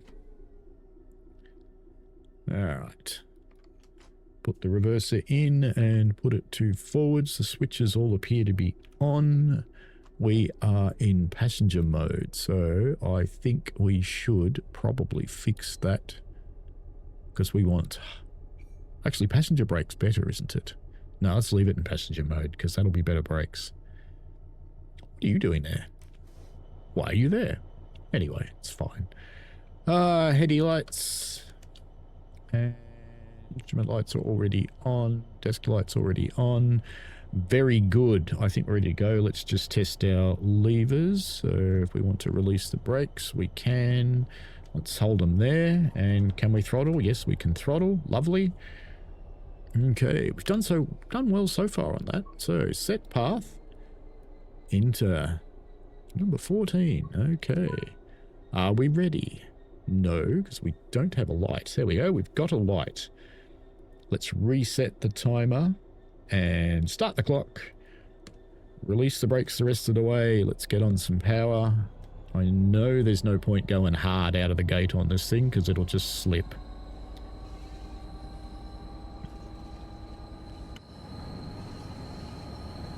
Oh, look at those beautiful Gretas erupting into the atmosphere. Excuse my mouse being so jerky today. I'm clearly going to have to clean its giant red ball. And if you think I'm kidding, I can't lift it up high enough to show you on the camera, but it is in fact a giant red ball. Alright, I think it's safe enough to notch up now and go on to notch 8. As we cruise across the river here. And our sea cows are loaded. Will that make them more stable or less stable? I don't know. I don't know. Already up to 35 mile an hour. We're a minute in. We're better than some of them. We're not as fast as the 314 though, I don't think. But you know, she's a freight beast. She's a pulling beast. She just gets that train and runs away with it. I think these things are actually an SD70 in disguise from memory. So for those of you screaming at the screen going, run something American, we are.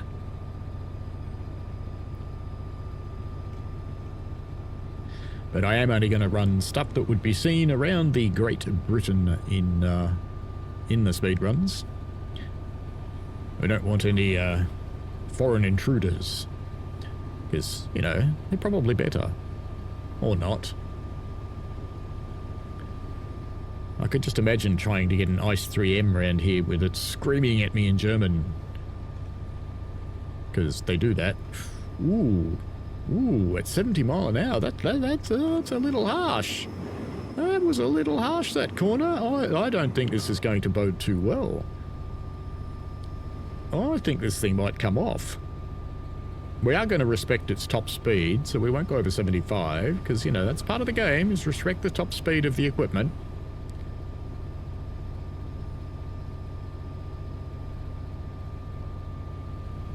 Should we do that, though? The way it's wobbling, I think yes.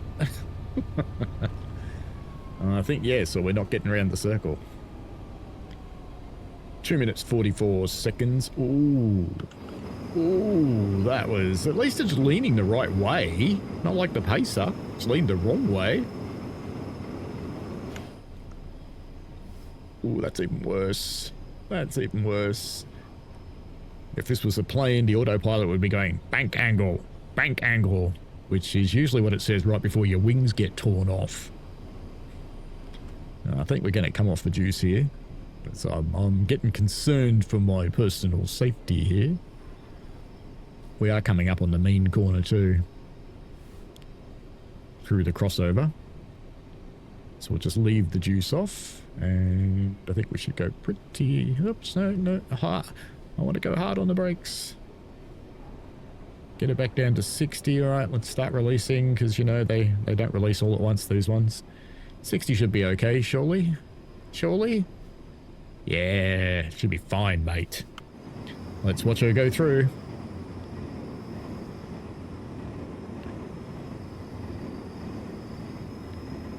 Fastest ballast delivery ever. I reckon that's going to be fine. I reckon we can come back on the juice. Brief eruption of smoke there. Before settling down to some clean running.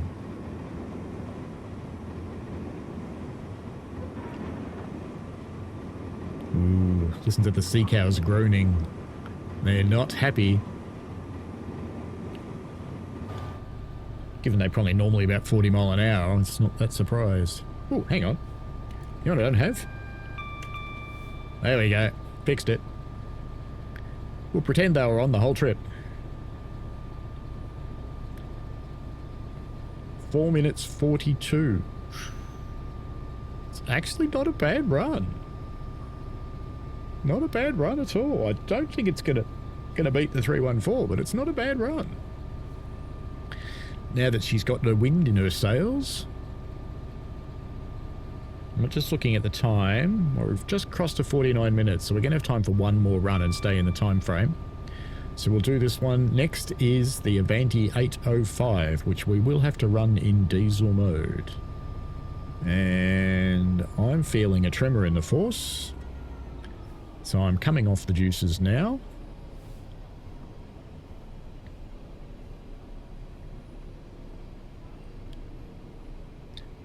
I might have to have a quick drink before I cope with this stuff.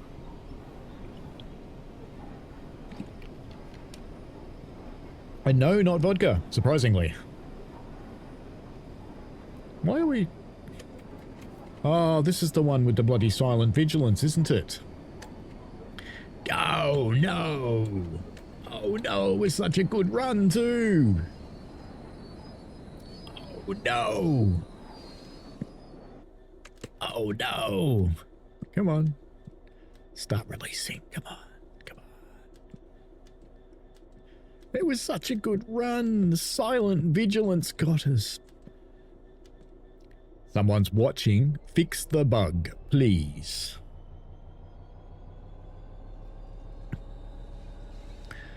Oh, it was such a good run, too. It was actually looking pretty much on a par with the 314. I was thinking we had a contender. Oh. I did say failures stay in. We've still got vigilance turned on, too. Should probably turn it off, because, you know, it doesn't work. Why did I pick the... Oh, no. Is that switching, or is that slipping? Oh, no, it's okay. It's powering up again. Yeah. It switches from series to parallel, and it drops the amps off when it does that. It was such a good run. We're coming up on the time of the 314 now, but I actually think this was probably a contender. I'm just going to have to keep whacking vigilance now, so it doesn't take us out again. But at least I don't need to worry about braking for the corners up here, because, you know, we're only doing 50 mile an hour. It'll be fine. But let's prepare and go up the back so we can watch it go through the points of evil. It's going to be hard putting the brakes on this, you know. I may resort to the button. The button. Alright, I think it's time to come off the power. And we are doing 66, so let's get a little bit of brakes on. Can't see how much that is because I'm not in there. Does feel like we're slowing down, we are. Because there's no chance I want to take these wagons through those points at really high speed, and there's no point to it now anyway. Alright, let's release. Release some more. Release some more. It's hard to tell how you're going when you're not in the cab, so... Yeah, we have released. Good. 50 miles an hour. We're coming up into the rough territory. Let's go back out the back.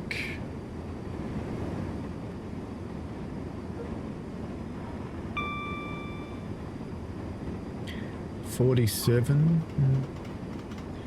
It's probably going to be a little bit rough. Let's put a little bit of brakes on. See, freight trains just aren't made to do things like what passenger trains do.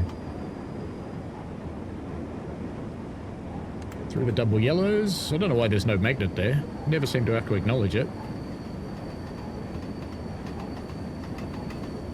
33 mile an hour at the end of the platform is probably okay. Yeah, the points are quite smooth and trouble-free. We'll keep this level of braking on. Let's see how we go. I think we're going to stop early, actually. But I don't want to take them off because it... Oh, no. That's comparable with the others. We'll take it. We'll take it. And we are coming up on 9 minutes. Wait for it to stop. And there we go. 0 miles an hour, 9 minutes, 54 seconds. The 20 was quicker. Right. But, you know, it actually would have been a really good contender if we hadn't had the silent vigilance bug take us out of contention. So, we need that fixed. I can't even remember who made the DRS-66. I can't remember where it comes from. There's too many trains to remember by an old man. All right, you know what time it is. We're at 54 minutes. I'm actually going to run slightly over my slot. Sorry, Alex. But it'll be okay. It'll be okay. Promise. Probably derail it anyway. 8:05. Here it comes. The Avero. And we want a loaded 5-car because that's about the same length as everything else we've been running. And boop, there it is. The 805. Do you know how many safety switches this thing's got? Look at them all. God. Anyway, I'm in a bit of a rush now. Sit down there. Master key in. Let's get our headlights done quickly. No. I've got too much delay on that key, clearly. Forwards, and we need to tell it we want diesel mode. And we want to start the engines.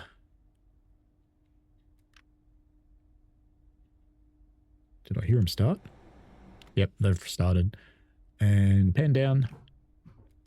Kabonk. Okay, good. Let's get a path and get ready to roll. Set path. Back over to platform 14. Over here somewhere. Come on. Come on. Come on. Right, there we go. And let us reset the timer and go. Power on. Party time, party time. Oh, it is moving. Look at that. Off goes the cucumber slug. It only looks fast.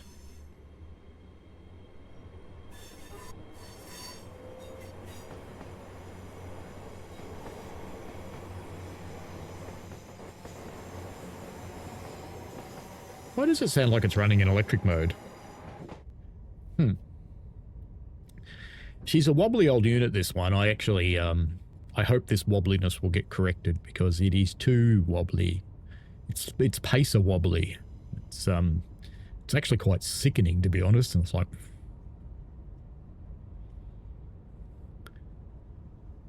yep.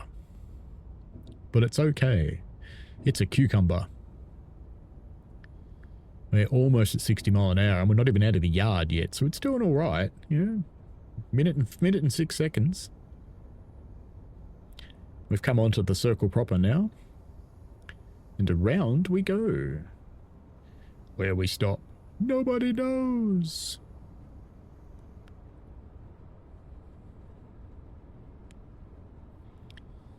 Do.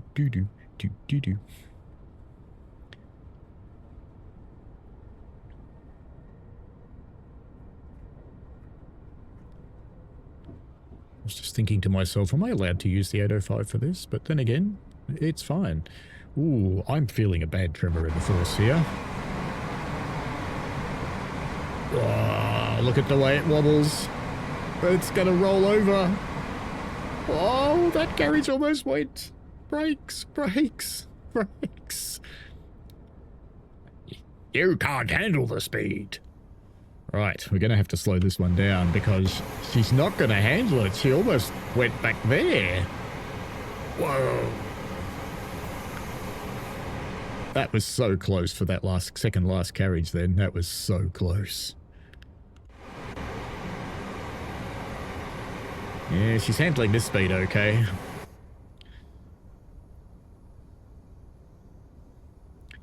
So I get the impression the cucumber's not going to be much of a contender in this because she's too wobbly. Like a big bowl of cucumber-flavoured jelly.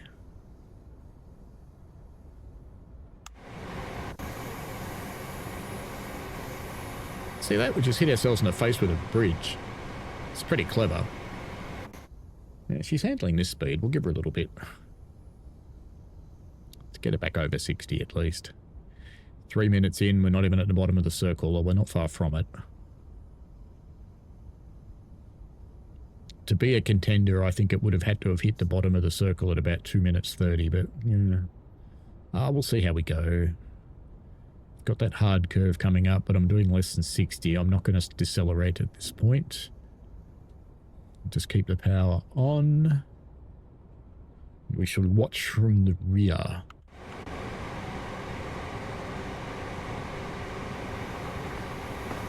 Ooh, that second last car worries me.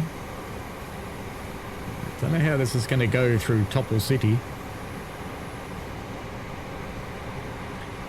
Don't know if I want to keep the power on, to be honest. I think we're going to power off. Oh, made it. That's a sphincter whistle moment.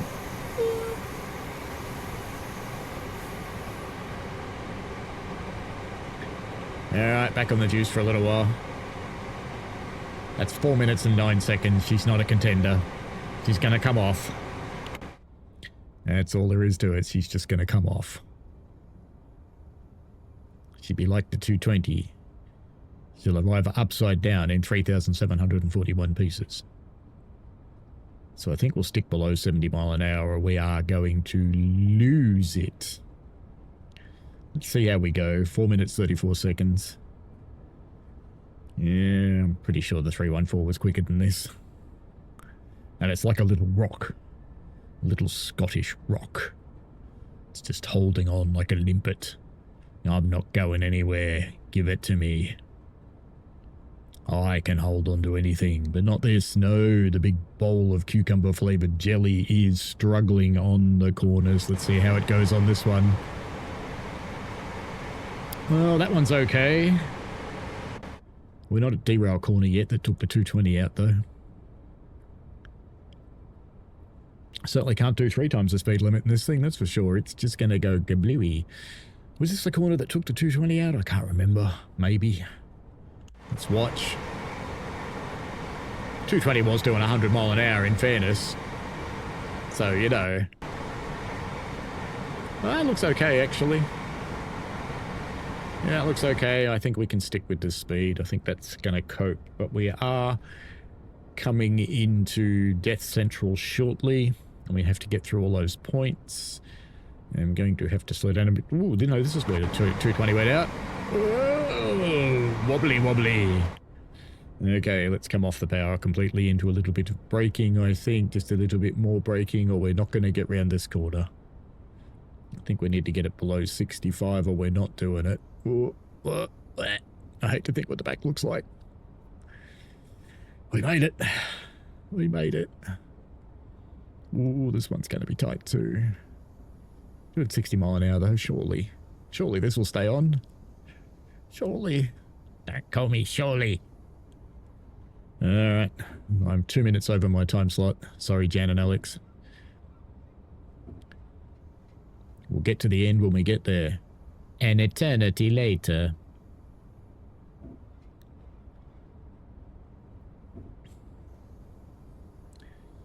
I'm of two minds. Do I slow down or not? 6 minutes 46. We're not in contention, but it could beat the pacer. It could beat the pacer. It's as wobbly as a pacer. I think it's more wobbly, actually. 64 mile an hour. I'm game to keep this for the moment. Ooh, I don't want to look. I just don't want to look.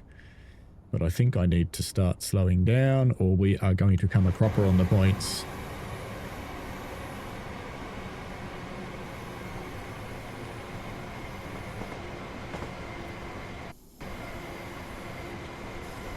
Yes, let's get some brakes on. We're holding it. Okay, if we held it through there, can we hold it through the S-curve at 47 mile an hour? I don't know. Yeah, we soon know. We soon know. Lots of brakes, because we're coming into the end of the platform at the other end of this train, and it has made it through the points, but will it hit the buffers? This feels okay, actually. I think I might even have to come off the brakes a little bit. Could regret that. No, it's not a terrible run. Alright, we'll Let her come up to the light pole, which is about where everybody stops. And wait for 0 miles an hour now. And we will stop the clock and I will tell you what the result is. 0 miles an hour, 8 minutes, 13 seconds. So recapping. Got my bit of paper here. We had the 314 in 7 minutes 26, and we have a winner, the Scottish sporran wearing track gripping 314. We had the Class 20 with the nuclear flasks do it in 9 minutes 30. We had the Pacer bounce around the course in 8 minutes 28. And we had the 220 DQ'd because it tried to come in upside down, and we had the Class 66 doing its magnificent best at 9 minutes 54, not exactly a speed demon. And then we had the 805 come in at 813. Yes, the 805, you let the 314 beat you. Well, that's it. I am Terrain Simulator Driver. I hope you enjoyed this. Speed runs are a good thing to do. They're not serious in the slightest, and I'm sure there are people screaming at their screen that that was terrible, but that's okay. You're still here and you're still watching, and Greta says, How dare you? yep. Alrighty. Enjoy yourselves. Have fun, folks, and we shall see you later. Bye now.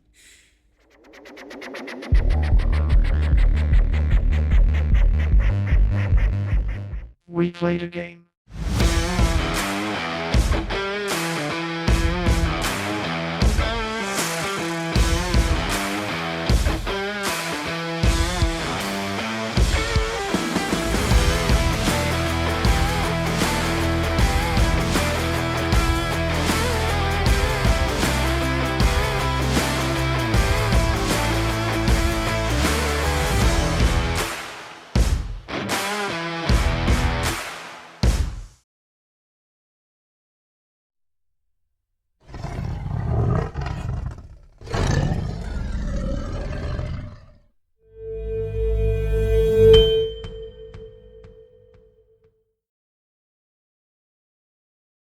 Hey, this is Tiger. Welcome to this pre-recorded video for the latest DTG event. And here we are at Ambergate in the 1960s. Derbyshire at its best. It's already getting dark, but beautifully lit station buildings, beautifully clad ladies waiting for the train. Passing by LMS Jubilee Locomotive here, the one that comes from the Peak Forest Railway DLC. On the other track we have a Fowler 8F, both locomotives you probably know from the Spirit of Steam DLC, and what we also have in this DLC, what I have not placed on the track so far, is the small shunting locomotive, especially not the 8F, the 4F. Does not want to appear. It's shy, the Fowler. You can see small locomotive. We will have it in the first service that we play with inside cylinders. That is unique to this route. So where is it located, this route? I prepared a little map from OpenStreetMap, and this is the part of England what you sometimes call the Western Midlands, Manchester area, Derby, Nottingham, Stoke-on-Trent. You can see Stafford, Crewe and Chester, Liverpool, Doncaster, all station names that you know from various DLCs that are already in the game. And our Ambergate to Chinley route is more or less located here in the middle, in the connection between Derby and Manchester. Here I put the official route diagram on top of this map to make it fit more or less. So we start at Ambergate with this route, or we end at Ambergate, it depends. And then we have a little branch line to Buxton, and the main line goes more or less to Chinley, where it more or less goes to Manchester, so connecting Derby with Manchester. The line is as it is in the game.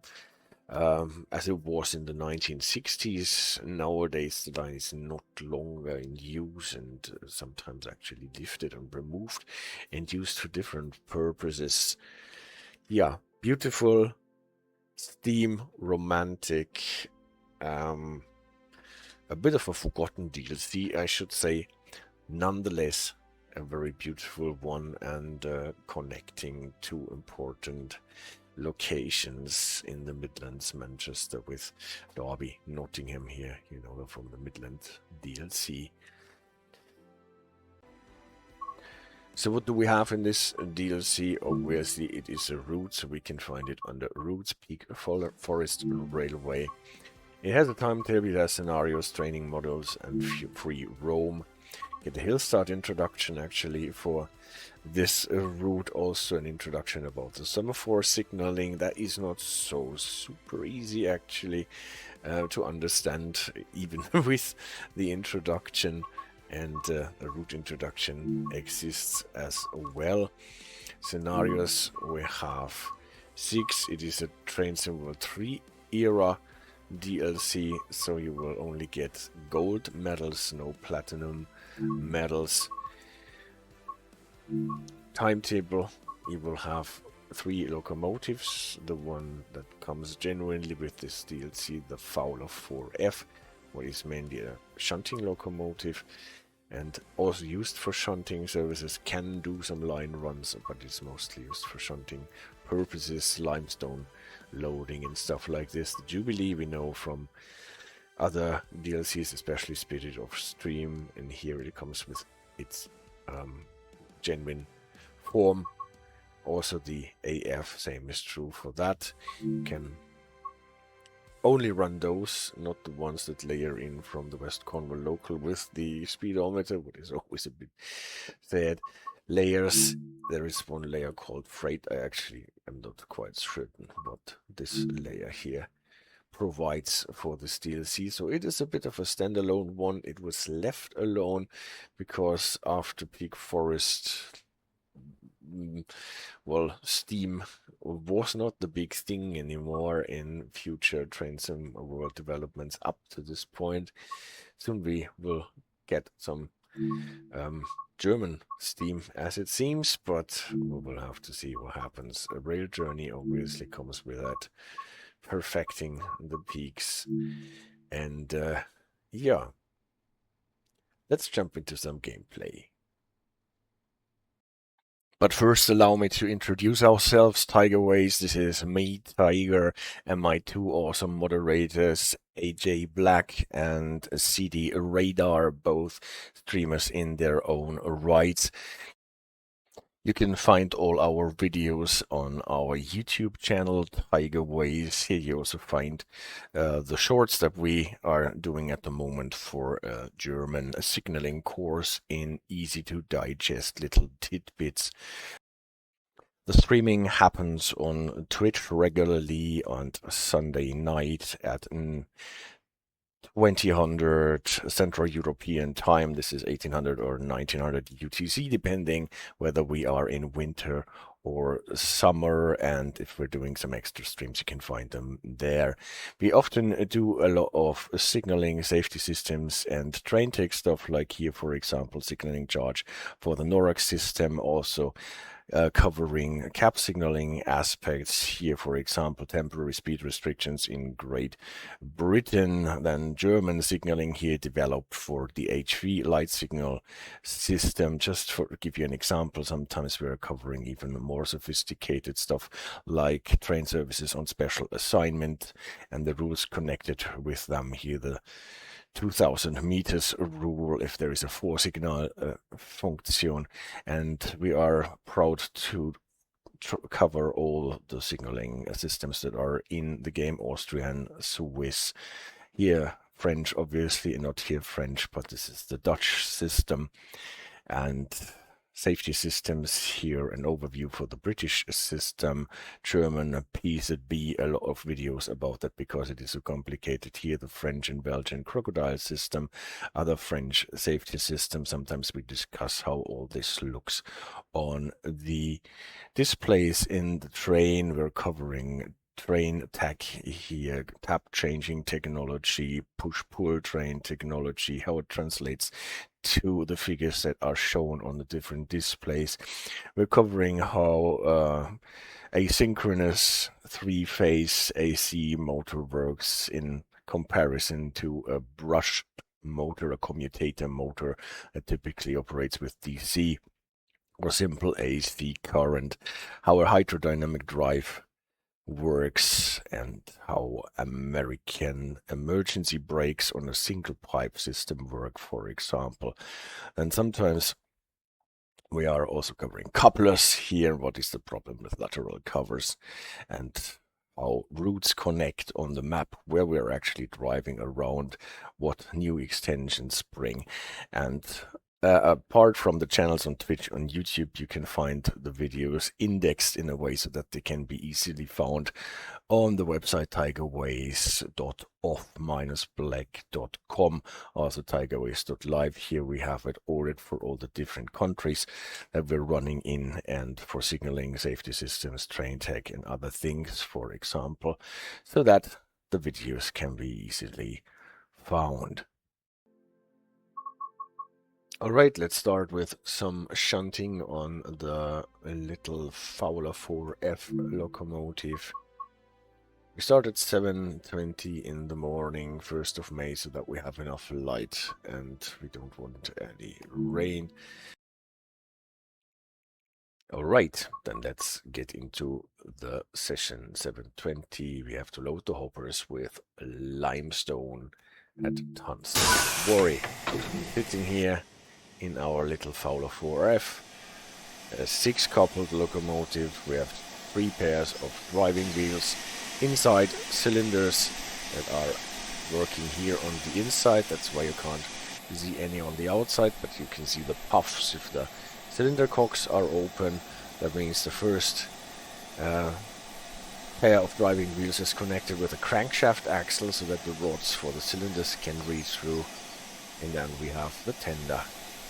We have a friendly firewoman shoveling the coal, and we have to set back our locomotive a bit to this point so that we can probably pick up some hopper cars that need to be filled. The blower is operated automatically from the automatic firing. The small ejector is fully open, brakes are still on. The regulator is closed, all the dampers are handled automatically. Guess we need about some 50% cut off to get this thing rolling. And then a bit of regulator, and we are on the move. Unfortunately, no speed clock, so we will have to guess how fast we are. 50 miles we can go. It's not a really long way.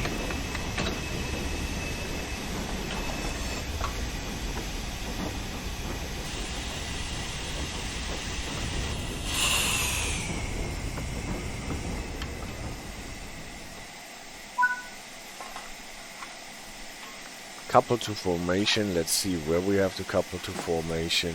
We made it across the switch that has been switched already for us. That one has to be set, that we can pick up the cars at the front, probably. Yeah, we can see already some cars there. Obviously we need the cut-off for the reverser up front now.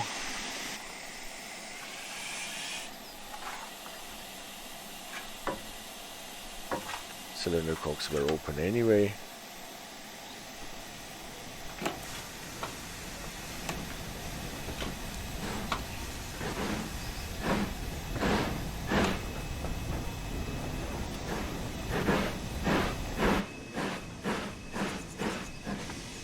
Here we go.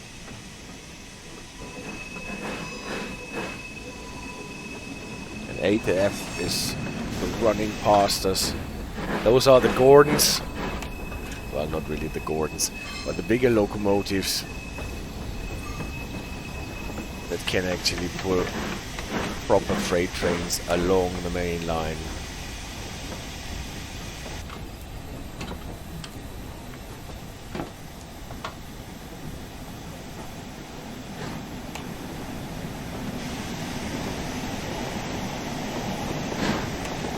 Also Jubilee. And here we are, sitting.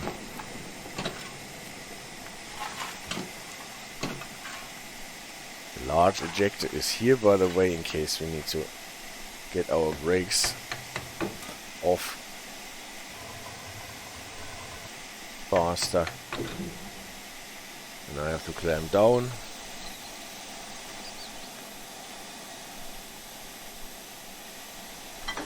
And couple. So we have one brake van coupled, and this brake van we have probably to carry somewhere else. Stand at the driver's position. Let's check where we have to go. We have to go straight ahead and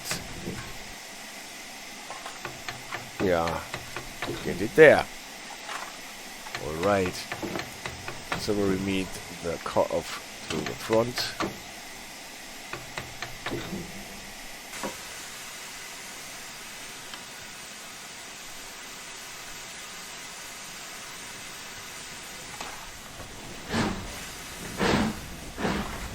As soon as we're rolling, we can always turn back on the cut-off a bit. Close the cylinder cocks.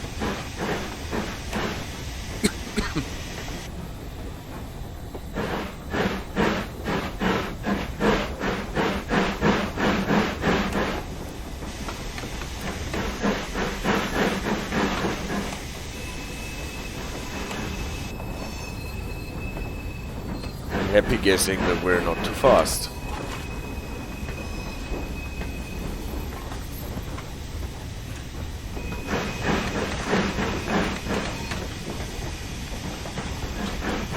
This is actually Peak Forest Station here.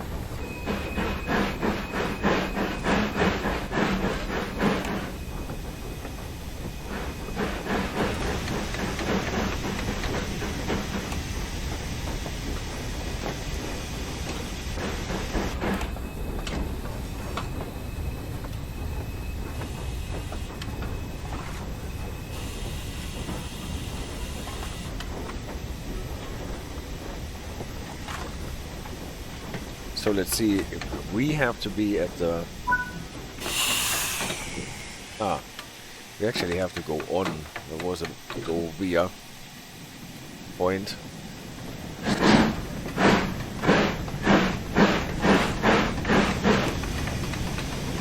Another Fowler running past.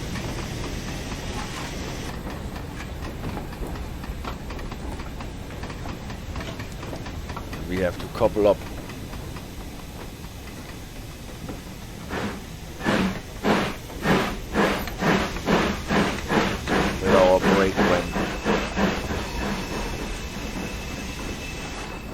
To the hoppers, most probably.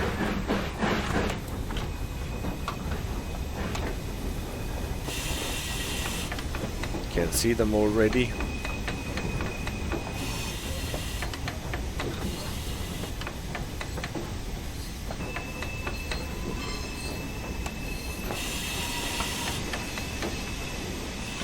Try not to crash into them. Because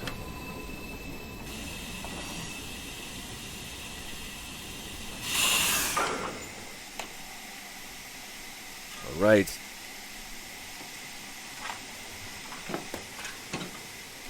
Oh, it did not even close this little thingy here. Brake van. You can see it. This thing, so it's from a time when freight cars typically were not fitted with brakes.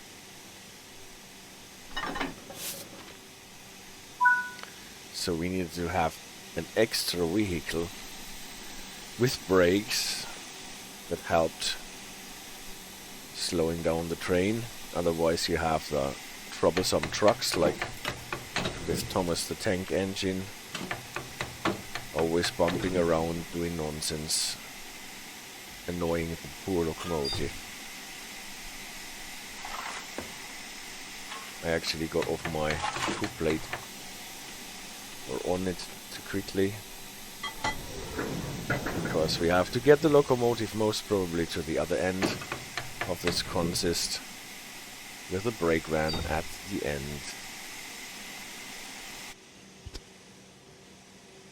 Oh, I uncoupled at the wrong spot. I thought we actually have only to get the locomotive to the other end.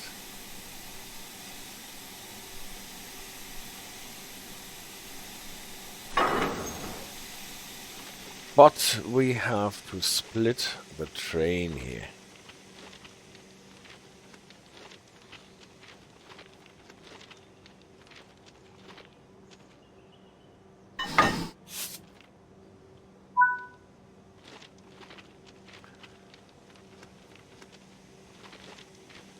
And running back to our locomotive, we're still tender first. Everyone who has watched Thomas the Tank Engine knows that running tender first is a difficult thing. That's why I want to be a tank engine. Signal is on go here for us. We have to go to the Great Rock sidings. Tender first, so we can't go so super fast with tender first, but for our little locomotive speed it should be okay. Let's see at the end that we have everything fit up correctly. Reverse it to the back. Now we actually need 50% to get those cars running. We release the combination brake. See the vacuum building up.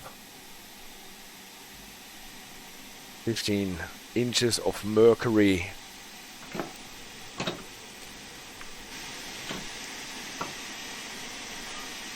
$20 of mercury. Let's see if we can already move, and we can.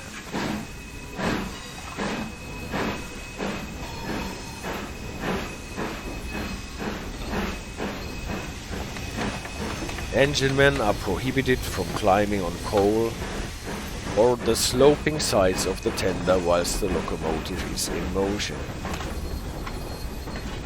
Here you have it.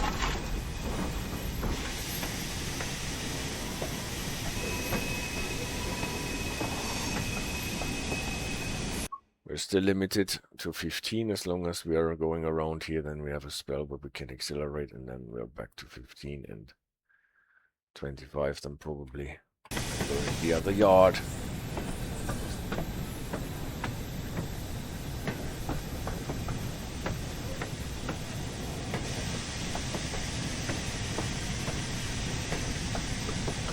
Remember, the signals on the left side are the ones that are relevant for us. And we can see here at this junction signal we can go to the second path from the left, always counting top to bottom, left to right, and that means you can go out into the open track.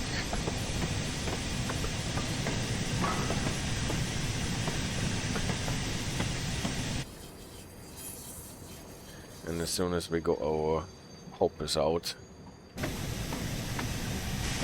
see the next signal is off, and that means we can accelerate right now. Up to 55 miles, that's what line speed is. I don't know if we can actually go 55 miles with tender first.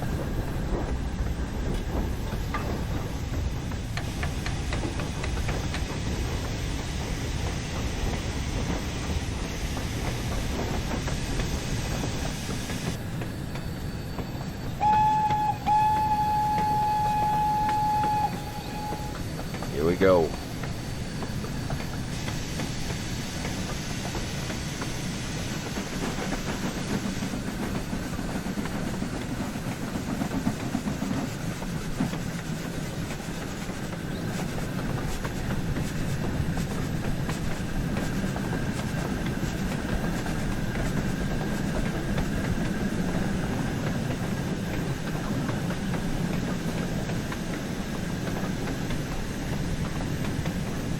So now we are into speed guessing, right?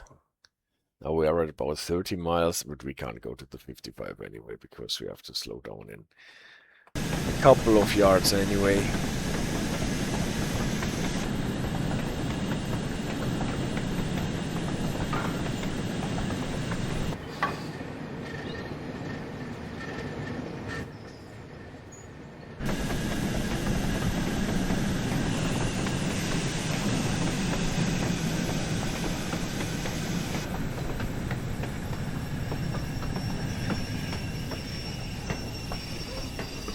You can see, well, I overdid it a bit with the brakes. Can use the large ejector a bit to release the brakes faster.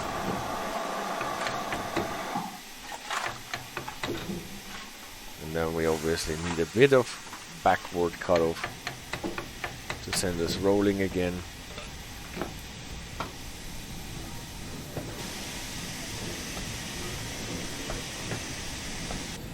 The only signal that is off for us now is that on the right. It is smaller than the other signals.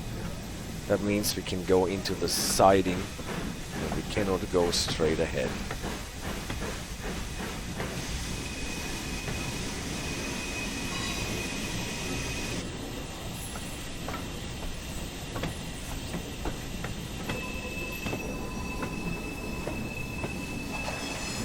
Turntable is here.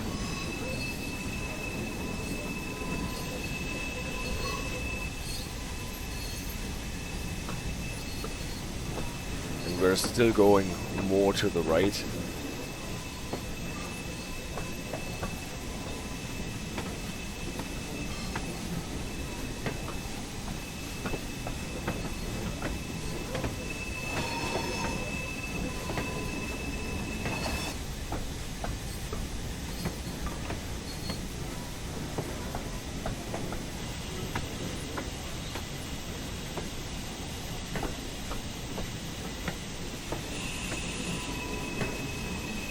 Those signals here are all for the opposite direction, not for us.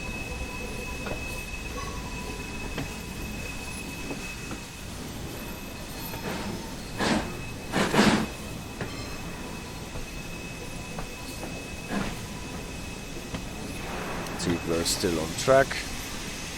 Looks good.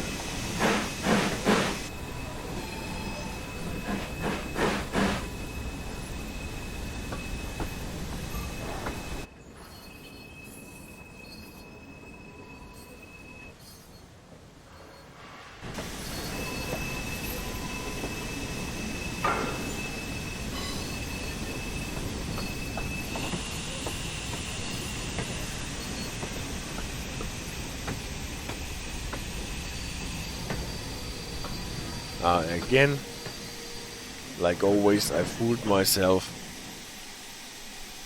It is a go via, not a stop point.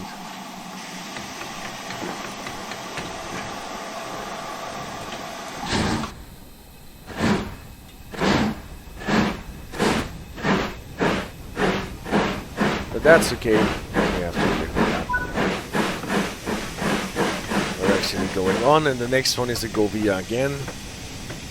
Just being careful.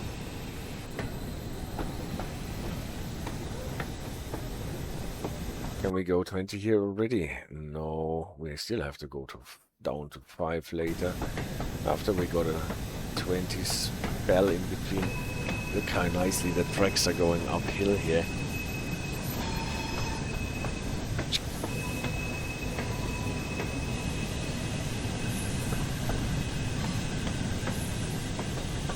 I always love it if you have tracks going all directions, rejoining again.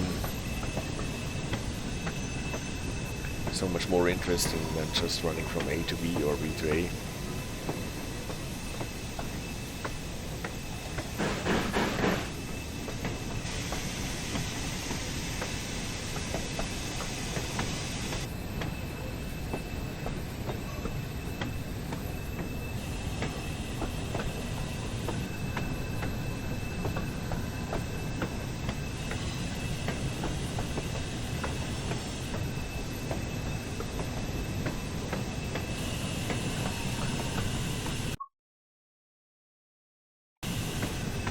We're actually in the 20 limit here. Obviously, no signs or anything. We have to know that.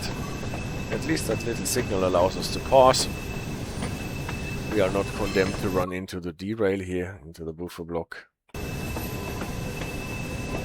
And here we can see the facility where we have to pick up the limestone later. As it seems, we have to do some shunting before we can do that.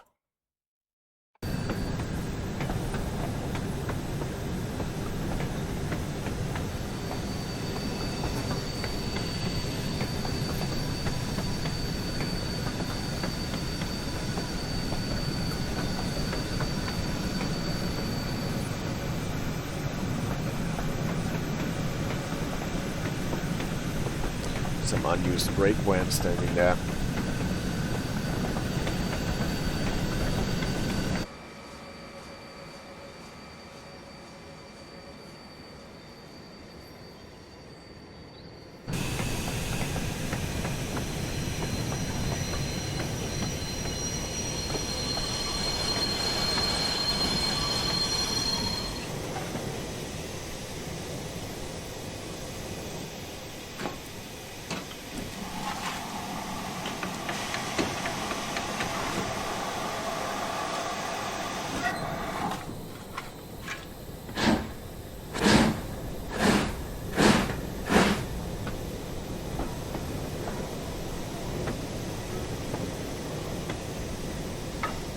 Definitely need some more practice with the vacuum brakes again.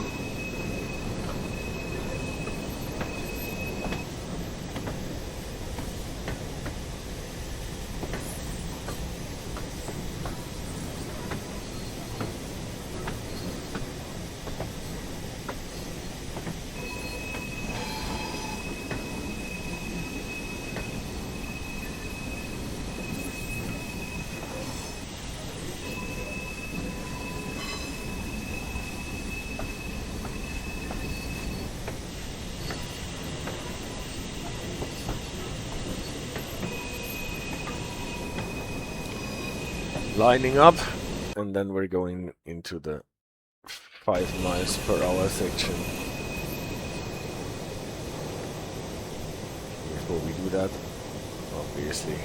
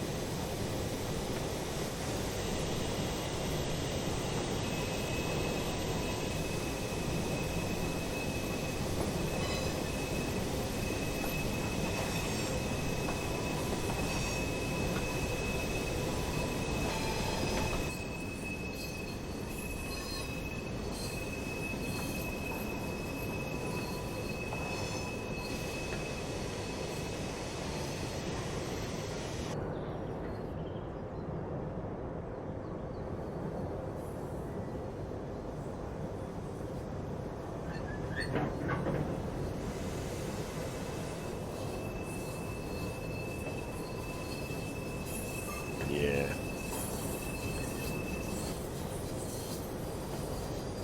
Precision movement with a steam engine takes definitely more practice than I have,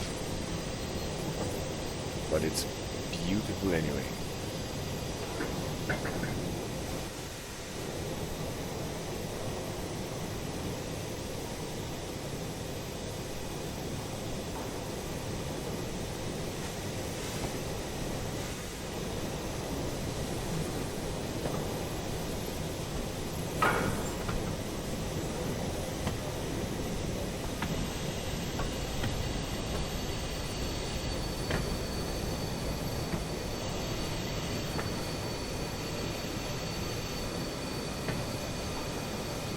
Now we're loading.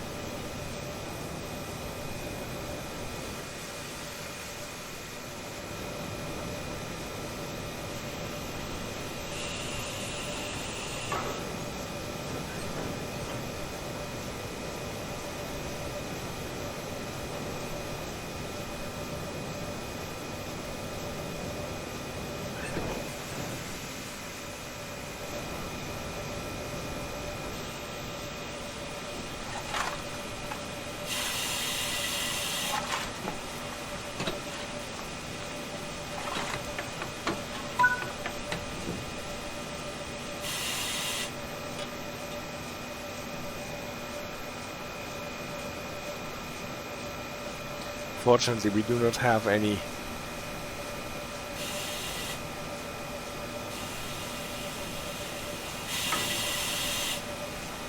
slow speed control.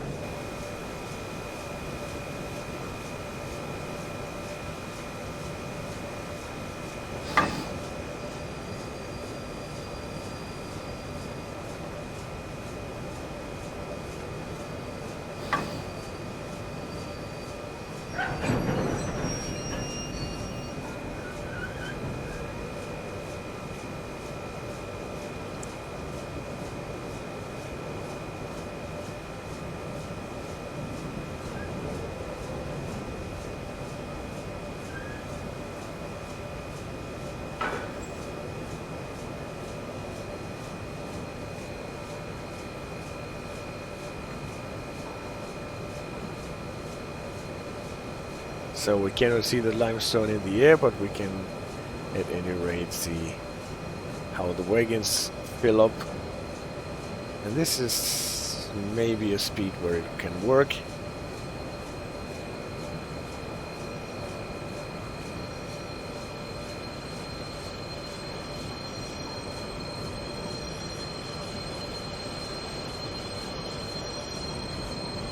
And one more hopper of limestone.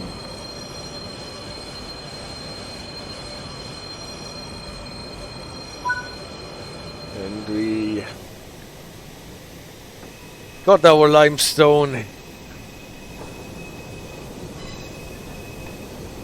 We stop at the end. Again, make sure that the switches are aligned, otherwise we might derail. When we're out of the loader, we can probably again go a bit faster than the 5, but we're not out yet.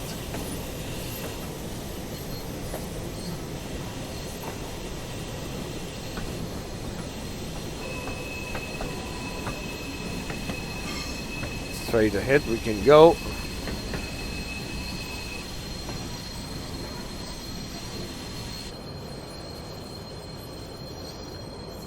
The last one did not even need to fill completely with our limestone.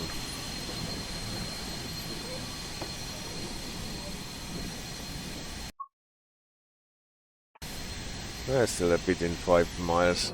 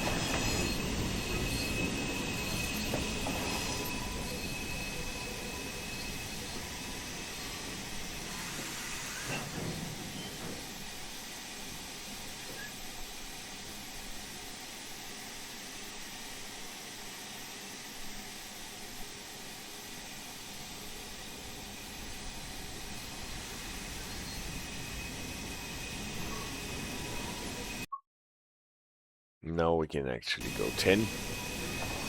How beautiful. As soon as the last hopper has left one of the loader tracks.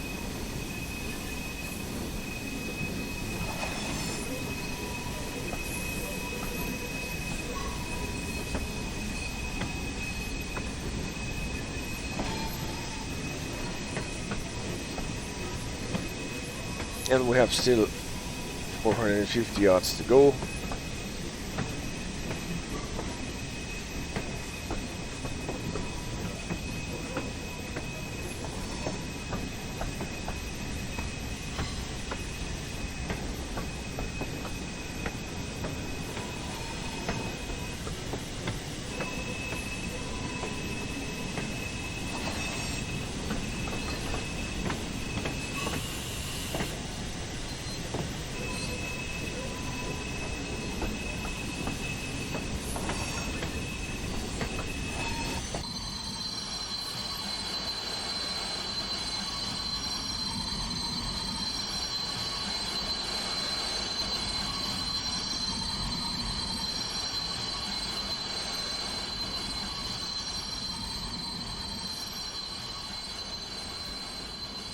Problem is, braking wise, is that all the hoppers don't have brakes, but the brake van has, and it is not super helpful because it is just in front of our locomotive, not at the other end of the consist.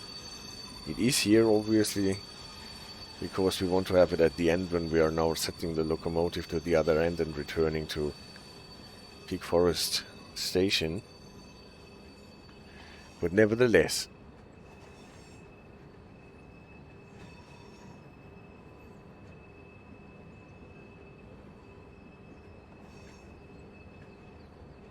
this makes braking this consist extra sensitive.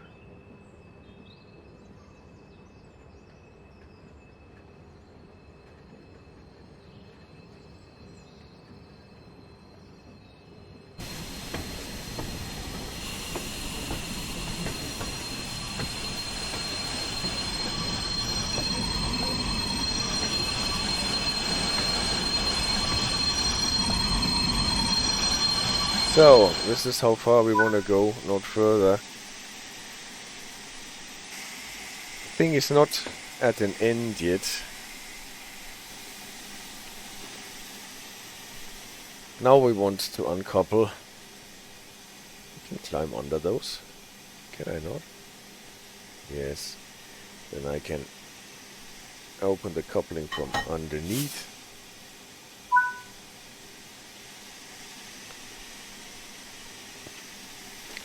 And now we're shunting our brake van to the other end.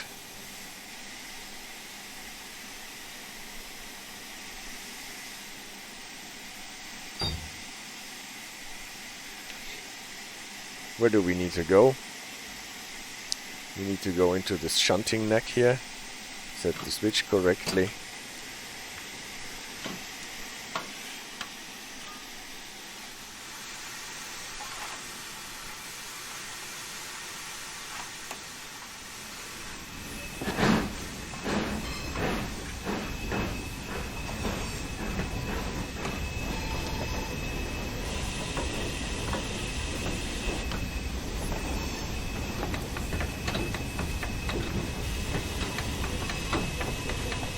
Still have to get the locomotive to the other end.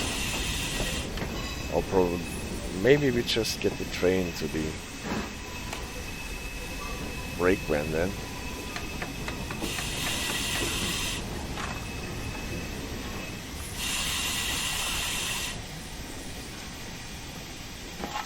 So, careful with the 15 yards.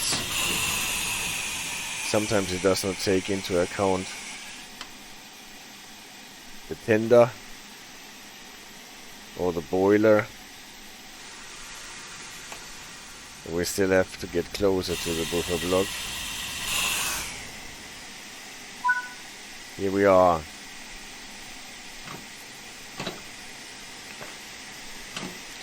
Now we have to run around with our brake van to this point. That means setting the reverser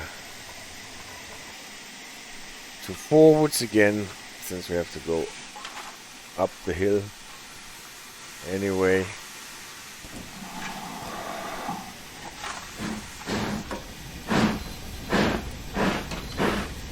Do we have a better limit here? No, we are still operating in the 15.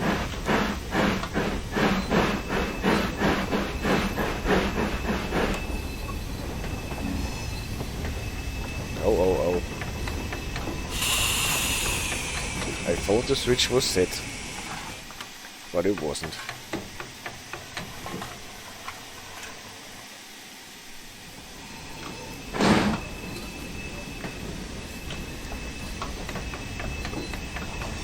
Bad things can happen if switches are not set properly.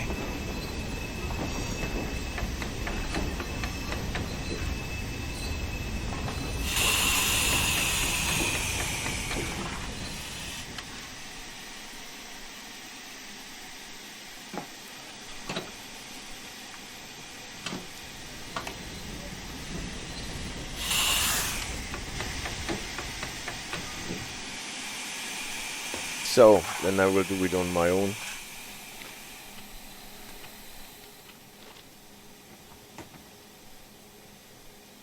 Move it and press it and check that actually the points are locked properly so that they cannot change direction while we're on it.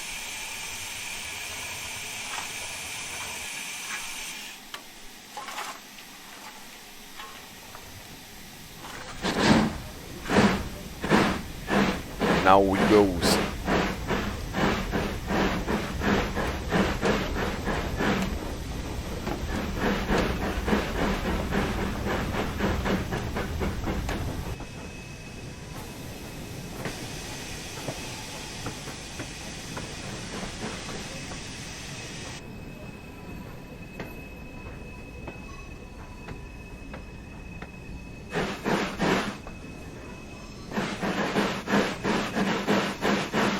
Safety valve is active all the time. Probably could do with a bit less coal in the fire.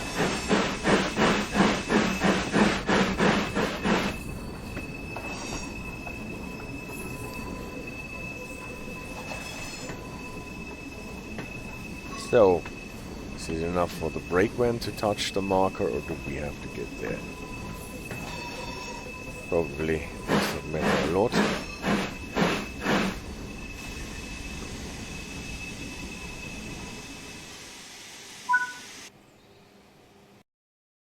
And that's the end of the service.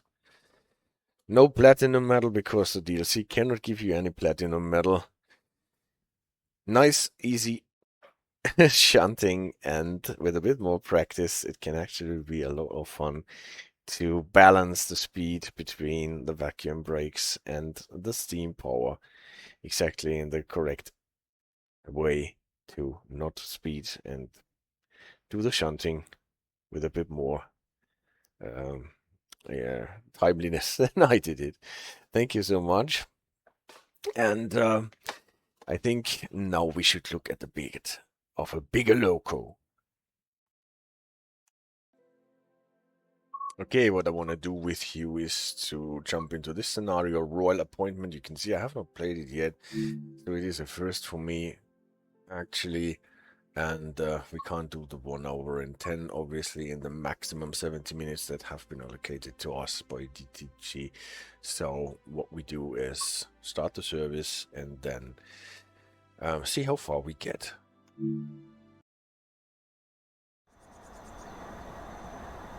So here we are at Ambergate, platform 1. Beautiful day, a beautiful train, 2 Jubilee locomotives. And here is the station master that we have to talk to, and he will tell us what we are supposed to do. Station master, you'll be taking Her Royal Highness on this leg of her journey to Buxton. You'll be following Bobby Micklethwaite in the pilot locomotive, so remain slow and steady. Blow your whistle when you're ready to depart. Okay, understood. We'll blow the whistle. And now we have to set the head code on the locomotive.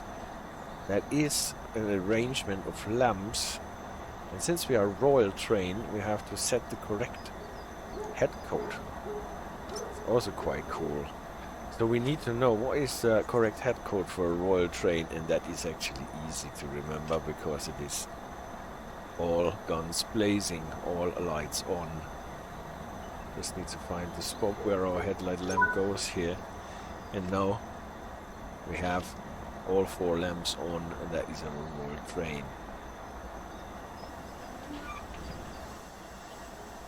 There are more different head codes. Hello.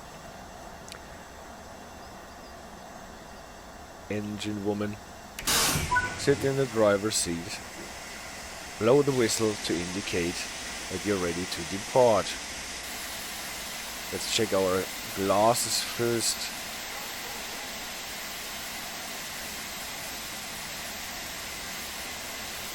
Drain it. Goes in and out. Okay, this should work. This is the sender. The roof vent is in order, and this is the whistle.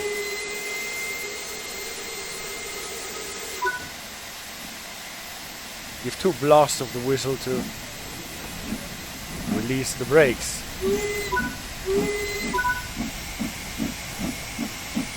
And we are already set to go. The large ejector. There's the small one, fully open, closed. Here is the pilot locomotive. We release the brakes, get some reverser and some regulator, and then see if we can get this thing moving. We can't go yet because our signal is still at red. But we can already see if we can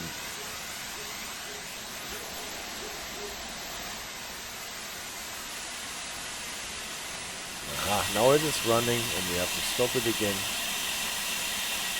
because we still don't have a signal. You can still see the steam of the pilot locomotive running away.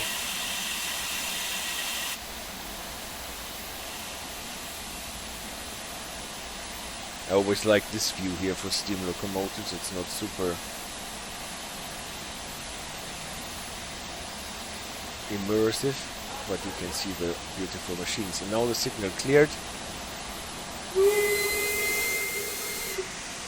And we're actually setting into motion. That was probably too much reverser.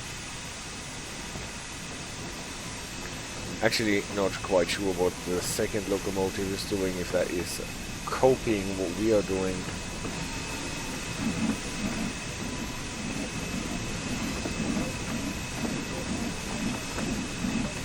It says 80.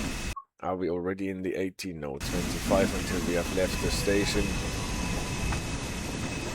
Close the cocks.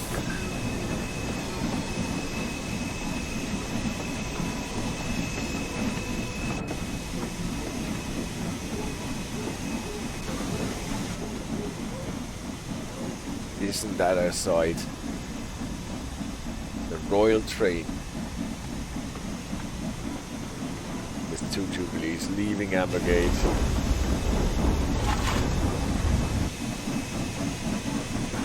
And we can't overdo it speed-wise because we still have a locomotive in front of us.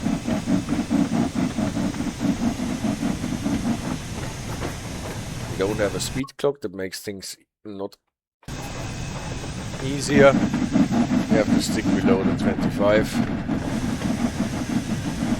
Actually, our fireman or fire person could use the stopwatch between mileposts to actually determine our speed.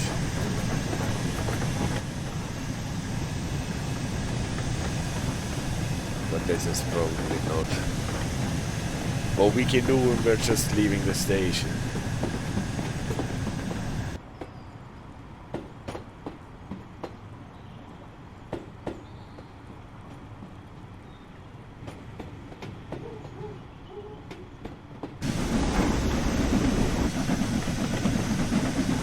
And this is the point more or less where you think you can accelerate. But careful we must be. Because the signal ahead already seems to be in on position. So if we accelerate too fast, then we will spad. We don't want to do that.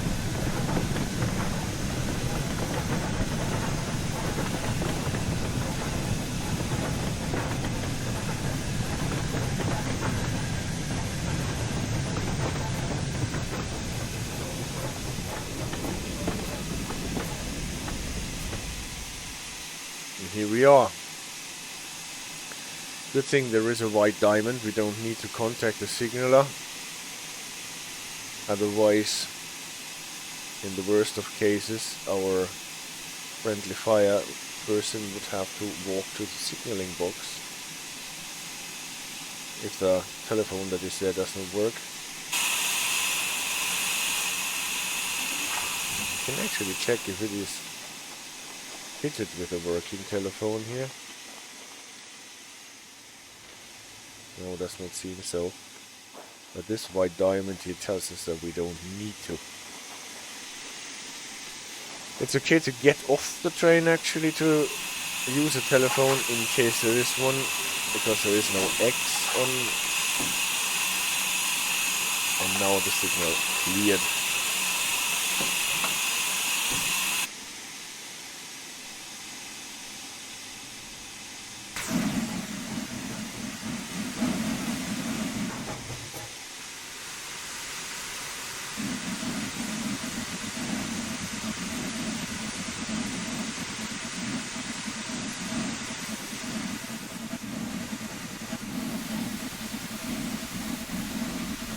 Okay, the second loco is actually wheel slipping while we are not.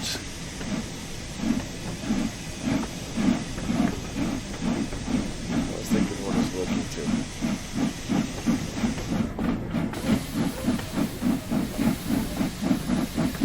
Yeah, and you can see it's more than 1 hour actually until we get to Buxton. A long and beautiful scenario. And with the locomotive in front of you, it really gives you a lot of incentive to focus and to look at the signals and watch out.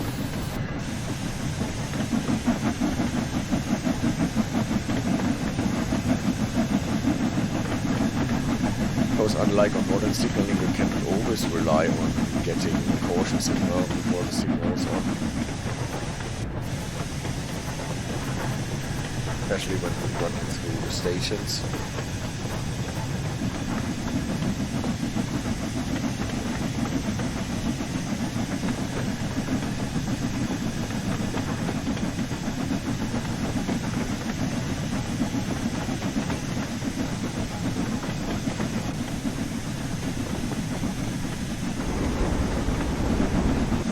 Well, the station master said we have to take it nice and slow.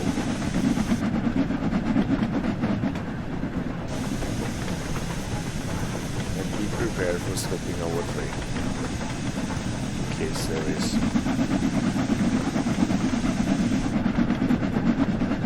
A signal of danger.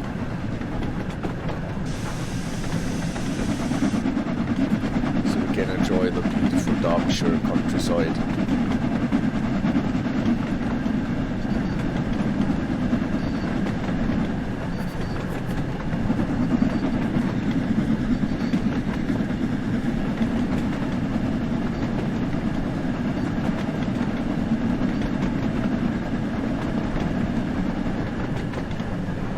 Cars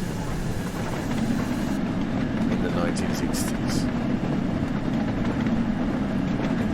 We have to prepare for any slowdown in speed, in line speed, yeah, when we're going to Stanwell, we would have to slow down to 40. Much faster, we are not anymore.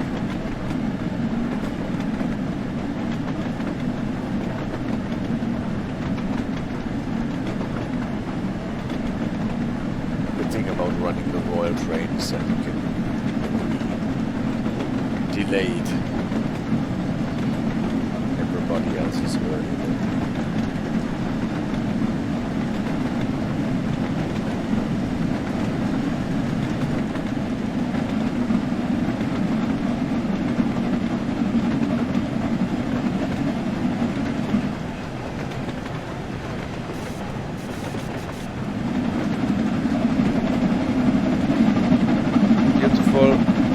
light signal.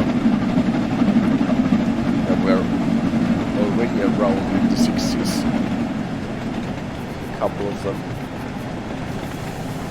Making things much easier. Now with the 40. You can see it here.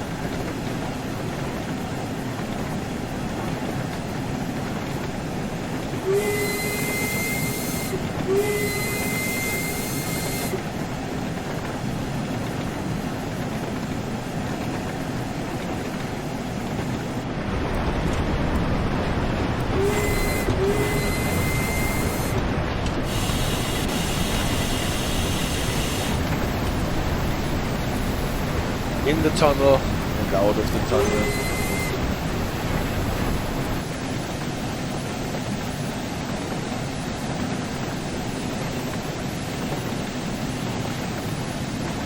And you can see we don't really get any caution signals.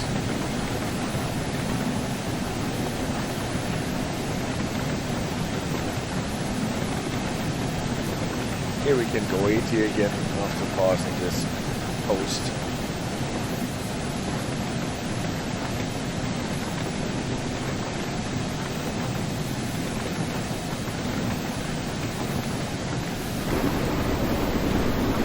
Now we're actually getting signals that also tell us that the next signal might be green. No, actually, if the caution signal, the red one, the yellow one obviously, is open, then you can typically go by that.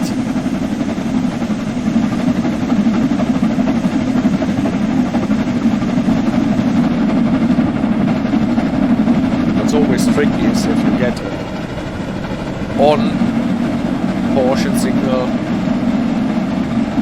and the next main signal is off.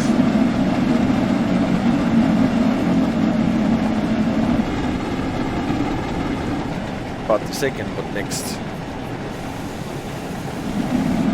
main signal is not.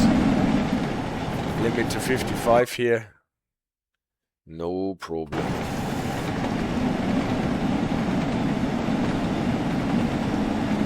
We're heading for the next tunnel.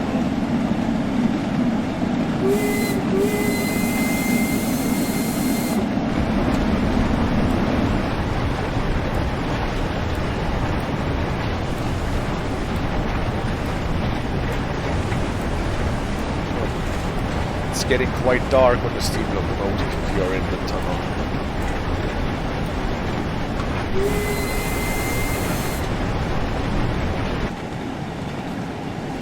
Across the bridge.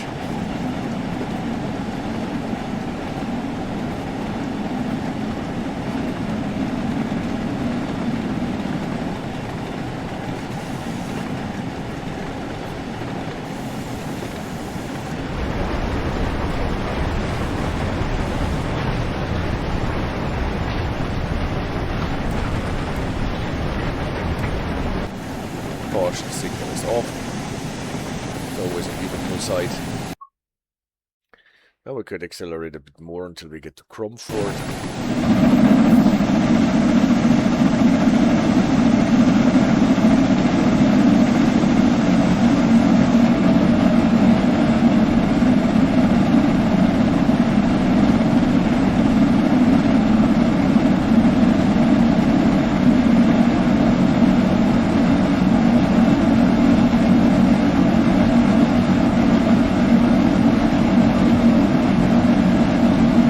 We have to drop to 50 again.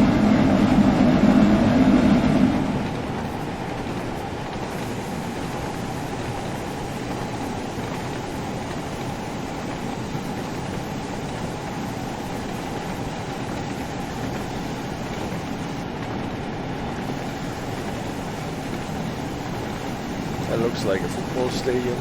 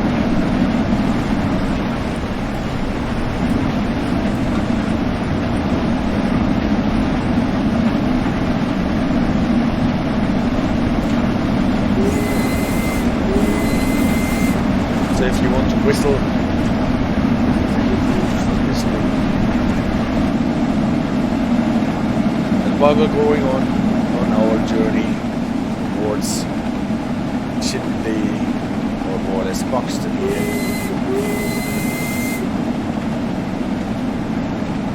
I will leave you at this and this scenario to explore for yourself when you pick it up, or already have it, especially since we are having a caution signal here and need to be prepared to stop at the next signal again. It's always a good indication for slowing down. If you knew actually where the next signal was,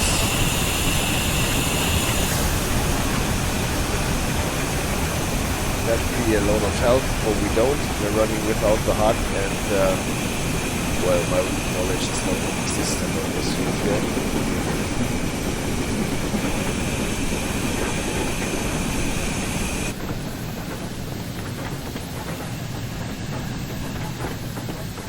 Signal is also at yellow as it seems, and now it's switched to green.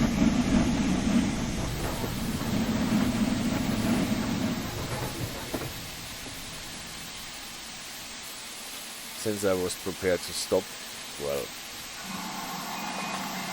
let's try to empty the brakes. And then easy, so that we don't have our wheels slip. Get it running again. Oh, it's easy to slip, even with so little reverse.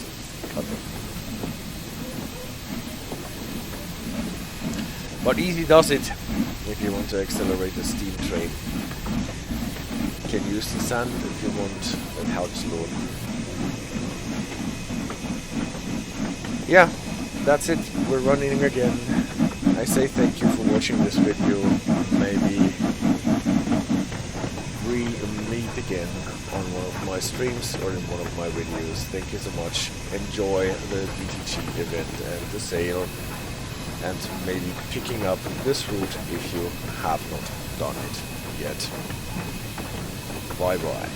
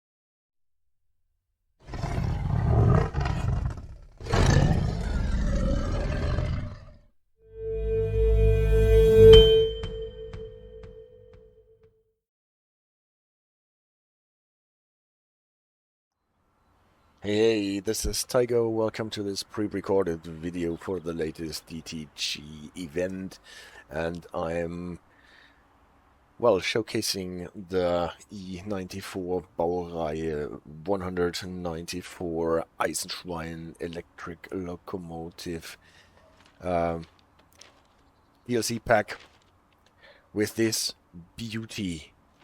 A locomotive built around 1940 and then used by the Deutsche Bundesbahn until they got their Einheitslokomotiven and the other stuff. So we are here at Neustadt Böbing on the Pfälzische Ludwigsbahn, as you can see in the indicator on the right, and I'm going to showcase these locomotives on a scenario where we are cold starting this monster and driving it along the Pfälzische Ludwigsbahn in two quite longish scenarios. You can see how old school this cab looks.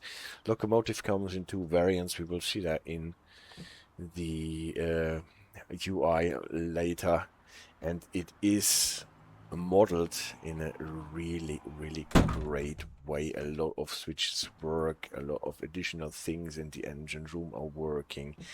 You can more or less strip each one of those switches. I insulate or isolate the traction motor, so this is almost very close to expert level and a fully modeled engine room with a lot of things that work. You can even use this thing to hand pump your Panto if you lack the battery power to do that with your auxiliary compressor.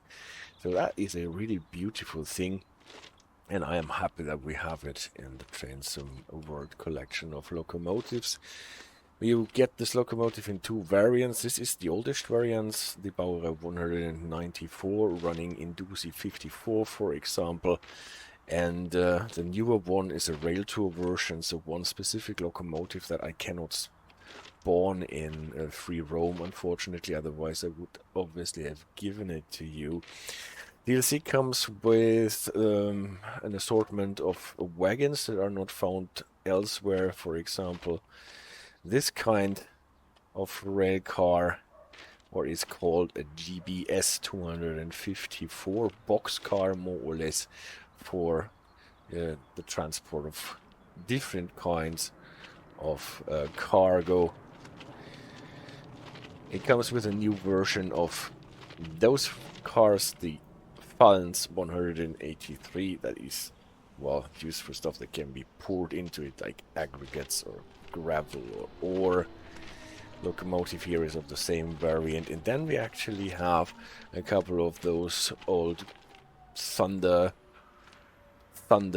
bin passenger cars, right? Everyone who went with the Deutsche Bundesbahn up until the 80s maybe knows this kind of moquette, if you can even call it that, like that. Single release brakes, so quite difficult to drive, but beautiful thingies for an historian.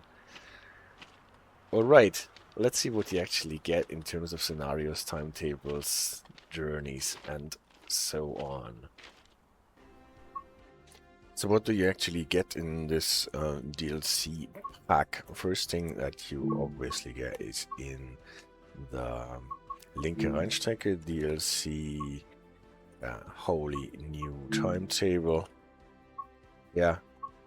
The one with 1984 is compared to the original one with 97, and here you find our Baureihe 194. And a couple of freight runs. Unfortunately, no runs with the passenger cars, and unfortunately it is still so that there are no medal requirements specified, so you can only get a check mark and no medal on the timetable runs here. If you want to operate the rail tour version, you have actually two possibilities. Either you go into training modules, and then you can find most probably the ones for the Bundesbahn version. If you want to find the one for the rail tour version, it is best to go into the rail journeys, because there is a rail journey coming with it. For the Linke Rheinstrecke, it is called Heavy Duty, and you find the two introduction modules here for the Bundesbahn version and the rail tour version, along with the scenarios and some timetable runs. If you want to play the two scenarios on the Pfälzische Ludwigsbahn, then it's probably best to go on the Ludwigsbahn and then the scenarios, and then pick the ones that show the E94088 scenarios. Those are two quite longish ones, rated for 2 hours. I will have to cut it down a bit in the post-production. And here we actually have the one that we are playing today with the cold start. But first, allow me to introduce ourselves, Tygerways. This is me, Tiger, and my two awesome moderators, AJ Black and CD Radar, both streamers in their own rights. You can find all our videos on our YouTube channel, Tygerways. Here you also find the shorts that we are doing at the moment for a German signaling course in easy to digest little tidbits. The streaming happens on Twitch regularly on Sunday night at 2000 Central European Time. This is 1800 or 1900 UTC, depending whether we are in winter or summer, and if we're doing some extra streams, you can find them there. We often do a lot of signaling, safety systems, and train tech stuff, like here, for example, signaling charge for the NORAX system, also covering cap signaling aspects here, for example, temporary speed restrictions in Great Britain, then German signaling here developed for the HV light signal system. Just to give you an example, sometimes we're covering even more sophisticated stuff like train services on special assignment and the rules connected with them here, the 2000 meters rule if there is a four signal function, and we are proud to cover all the signaling systems that are in the game, Austrian, Swiss, here French, obviously, and not here French, but this is the Dutch system, and safety systems here, an overview for the British system, German PZB, a lot of videos about that because it is so complicated here, the French and Belgian crocodile system, other French safety systems. Sometimes we discuss how all this looks on the displays in the train. We're covering train tech here, tap changing technology, push-pull train technology, how it translates to the figures that are shown on the different displays.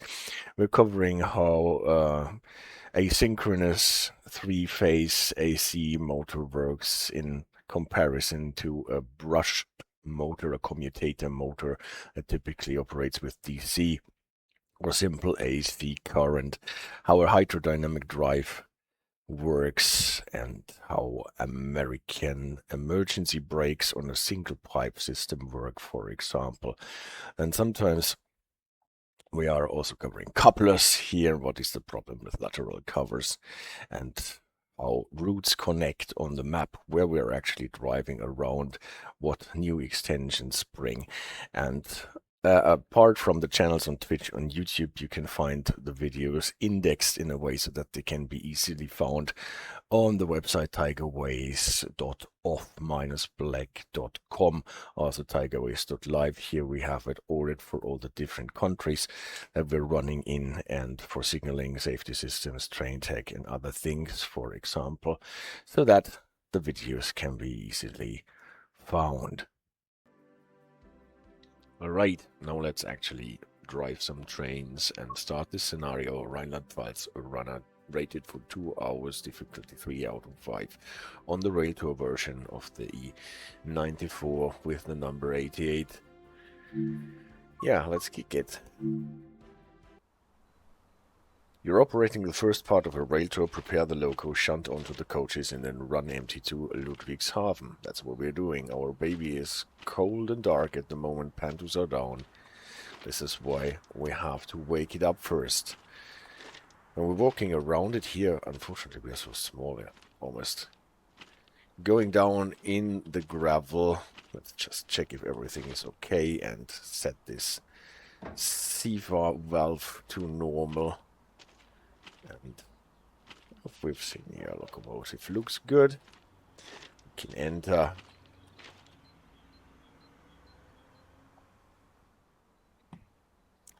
This is the rail tour version cab. We cannot pump our pantograph, unfortunately. We have this modernish version of the PCB indicator, not the old one that comes with the Indusi 54. Still, we have a working engine room. This is the selector for the PCB. We are running probably in O, since we are running light. Bit faster we are then, and we can at this point switch on the Seaford and the Indusi, what is equivalent to the PZB on this locomotive. And we're supposed to stand in the driving position because that is all. engine, and we have to stand, right? We can't sit down. Hold the battery supply set button for 1 second. So we have to prime the battery, that it gives us enough current to create some pressurized air to get the pantos up. And where is this button? It is here. We have a trip and we have a set button for the battery power. We press it for 1 second and the battery is active. And now we can use an auxiliary compressor that runs on battery power that creates enough air so that we can get the pantos up. For that we switch on the auxiliary compressor. You might have noticed that I turned off the objective marker, what is always a nice thing to do in my opinion, because then you have to find your way around on this locomotive, and this is especially beautiful if you have an animated machine, an engine room with all the levers and valves and switches actually working. We have one pantograph that might be related because we have newer pantographs on this version, on the Rail 2 version.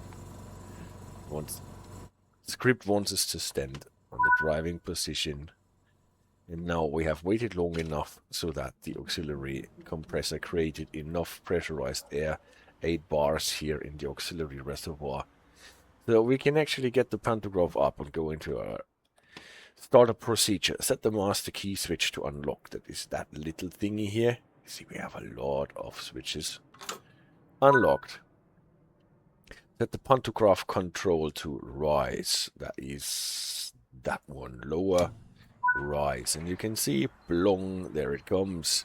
And unlike the normal version of the 194, the older one, we have 2 pieces that connect with the overhead catenary. You can see that is already a modernized version, and this is why we don't need 2 pantos.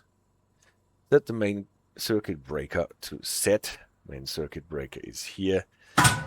This is set. We can see we're getting 50,000 volts from the overhead catenary.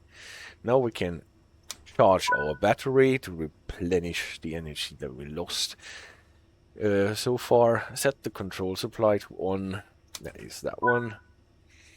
And set the compressor to automatic control. That's the trace heating blowers. This is the compressor automatic control. So now we have current from the overhead catenary, can charge our battery again, and we create pressurized air in the main reservoirs so that we can operate our systems from there on. And since we have the main compressor running now on overhead catenary, we can switch off the auxiliary compressor that runs on battery, and that we only need it to get the pantos up. Stand in a driving position. Set the blowers to slow. Blowers here. Those are for cooling our driving motors. Wait for the main reservoir's pressure to increase. The main reservoir pressure is actually supposed to increase slowly here. On this hand, you can see it climb, but it is not fast. It is climbing slowly.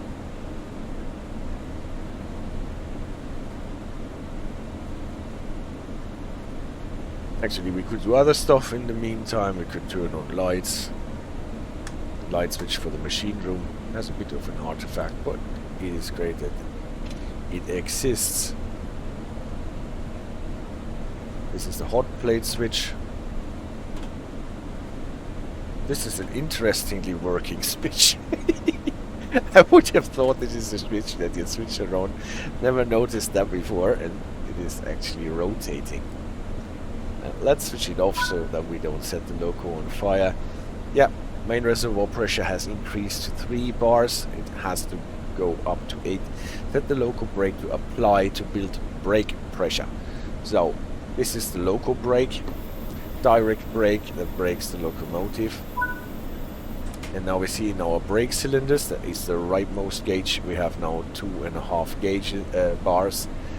With the loco alone, with the loco brake alone, set the brake key to unlock.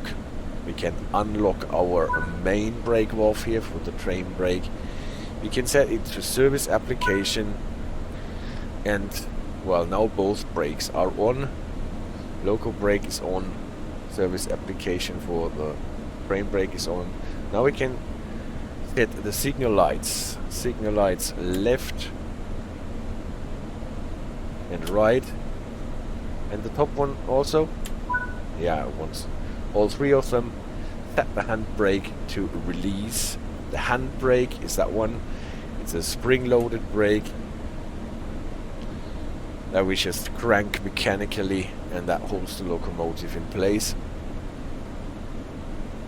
Isn't that nice if you have a long and prolonged startup program? Set the master switch to forward. That's that one.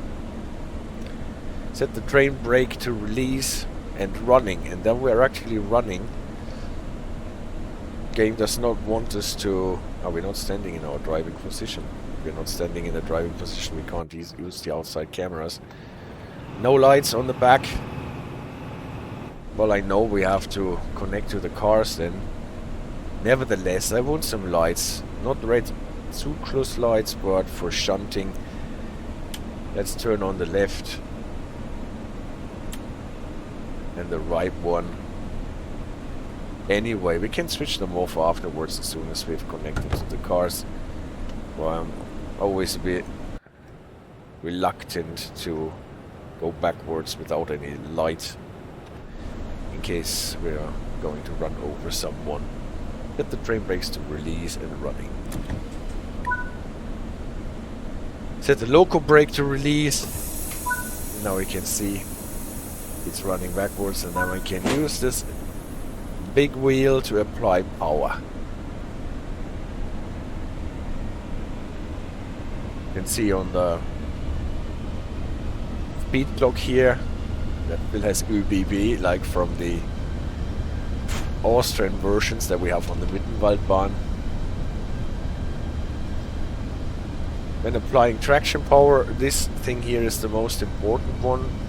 We have to operate the tap changer manually here, and this requires us typically stay on half or full, not somewhere in between, otherwise we can damage our circuitry. We can go with 50 normally, but at the moment we are probably shunting, so we should be limited to 25.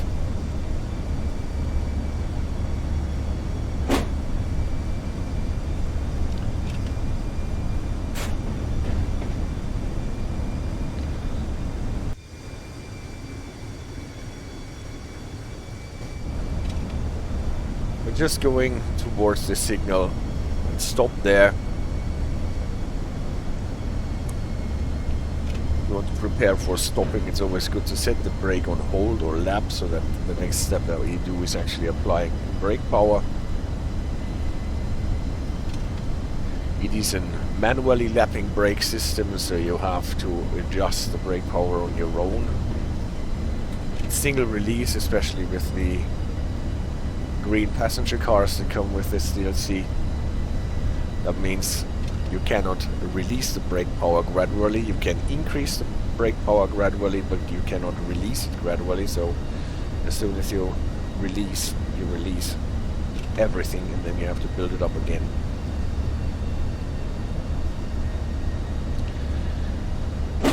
Here we see a countdown board with 5 stripes.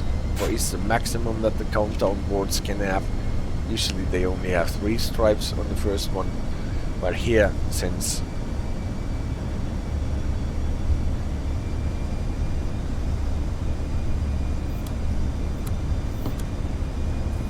we can't see around the corner properly,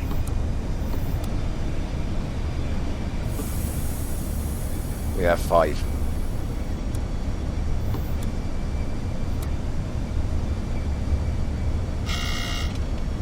That was the Seaford. Now you can choose whether you prefer this Narre, this buzzer sound, over the lady always saying Seaford, Seaford, Seaford.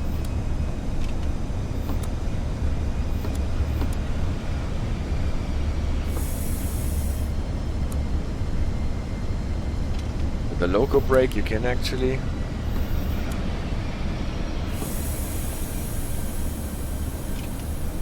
release gradually. Getting 1000 hertz. We're going beyond the signal so that we have a signal that can let us in the station again.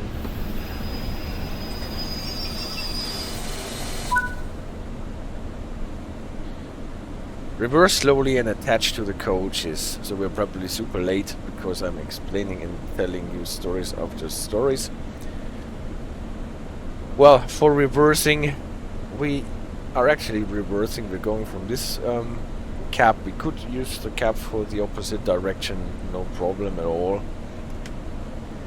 We have to reverse lock, but every time we go from neutral to reverse, we have to press this so that we don't do this accidentally. And then let's have a view out of the window, maybe from here, that we can actually see.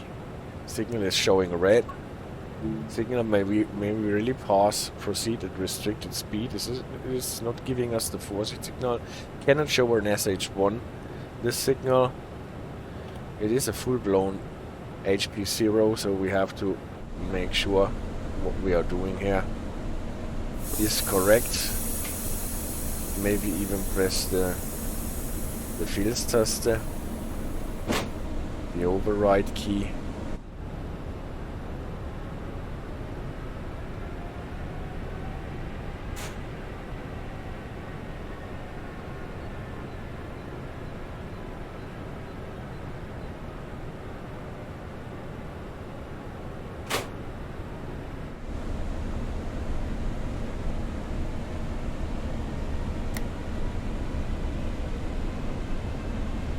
When reversing from the opposite end, it's probably not a thing for the override key. You can see that the speed clock actually gives us a negative indication now for reversing.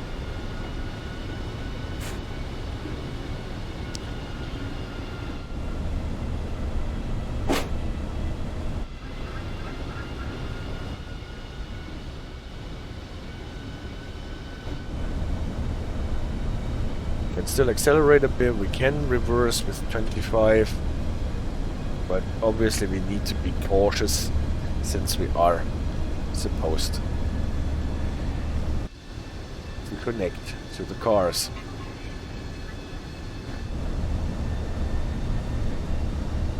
That means there is a train standing about somewhere.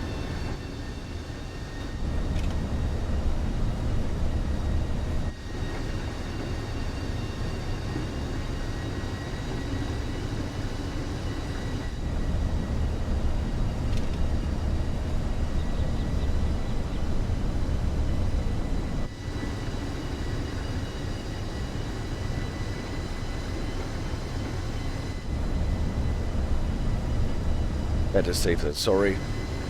Let's acknowledge this KS2 signal here as soon as we have passed it.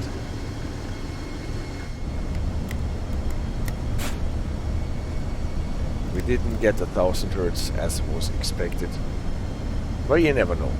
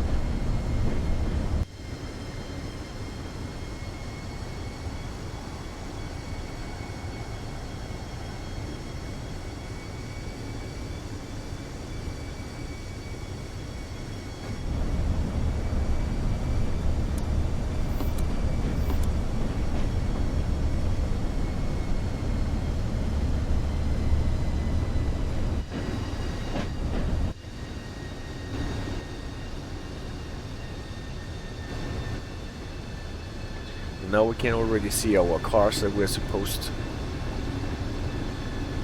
to couple up to.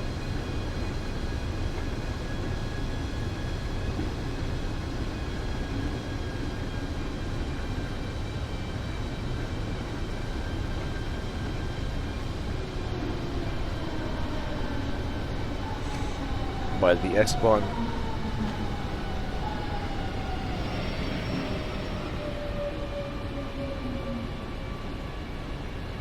is also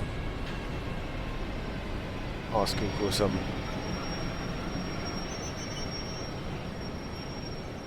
attention.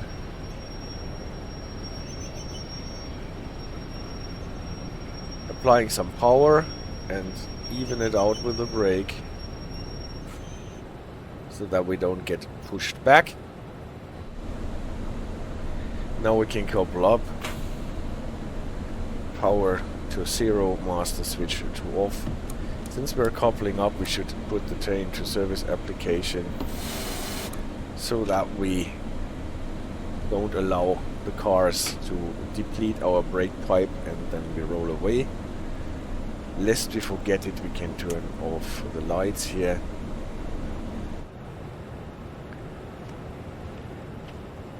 Climb under, that is always nice. And we can actually stand here in the Berner Raum and do this a bit more correctly. It's time to change direction again before proceeding to Friedrichshafen. We'll be following an S2 service, so pay attention to the signals. Oh yeah, the S2 service already left, I think. We have to set the train heating. Maybe close the doors so that we're not driving around with open doors.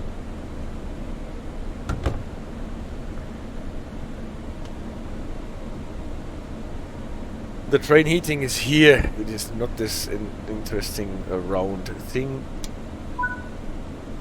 So we are not getting any reading how much the cars actually want. The train heating on button is hidden here, this green one. And now we can go.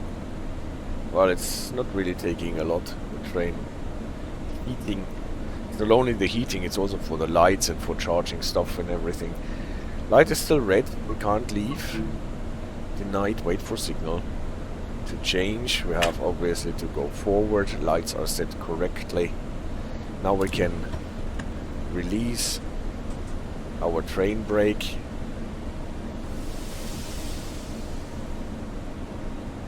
Gradually. The loco brake is still on. We can see on the blue hand that the brake pipe is full. That results in released brakes on the cars. It will take a bit until those cars have released. Braking this consists with a single release brake on those cars is quite a thing that you have to get used to. And now we've got a green light. We can release the loco brake. You can see the brake cylinders depleting. And then apply some power to get this thing rolling.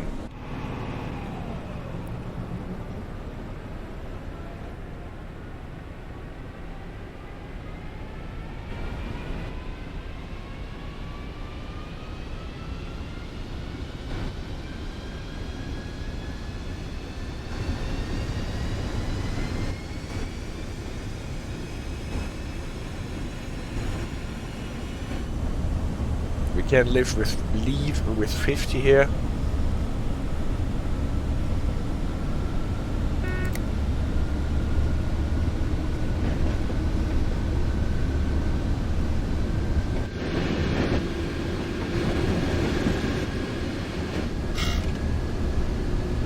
Lever almost interfered. Maximum velocity for this locomotive is 90.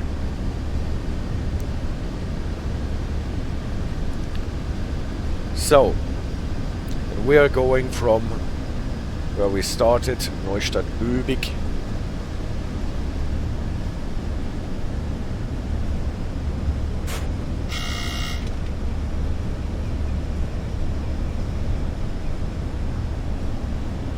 Actually speeding a little already.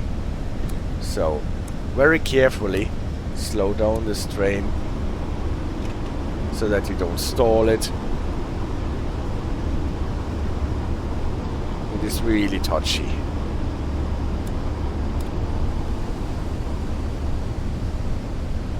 But we were already out of the siding. So great that we have short trains.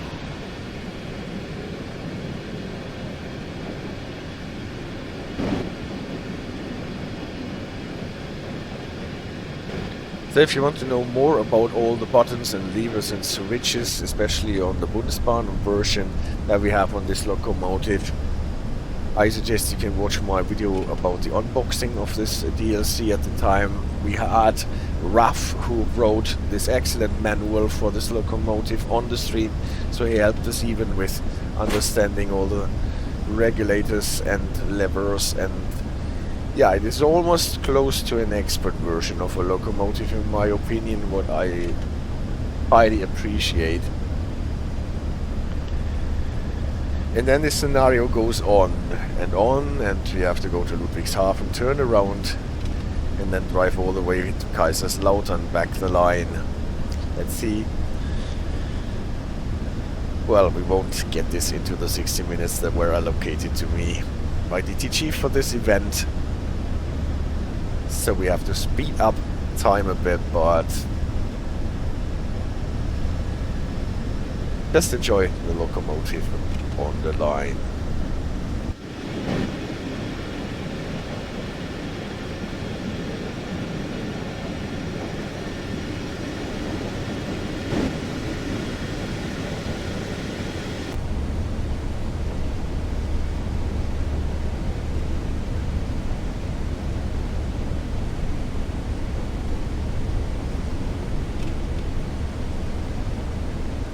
And here we are, approaching already Ludwigshafen am Rhein, where we will start our rail tour officially. So far we're just pulling our empty cars from Neustadt-Bübig towards Ludwigshafen. Probably we'll have to turn the loco to the other end, and then we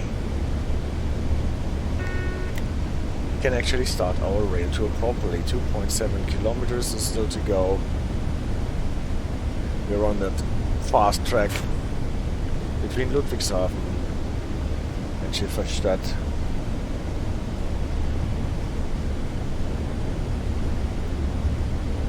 And soon we will have to prepare to slow down, and we will see how this works with our single release manually lapping brakes.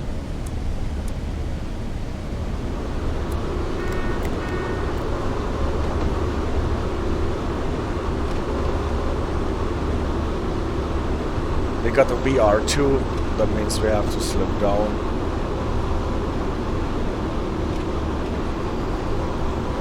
To typically 40.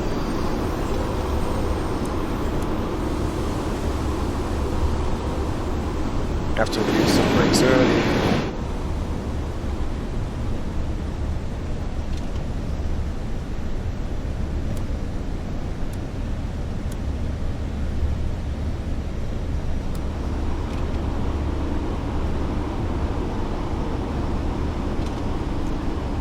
Up front there is the HP2 signal that was announced by the BR2 signal. We can also see that it shows a distance signal with a VR0 aspect, announcing us a red light at the next main signal.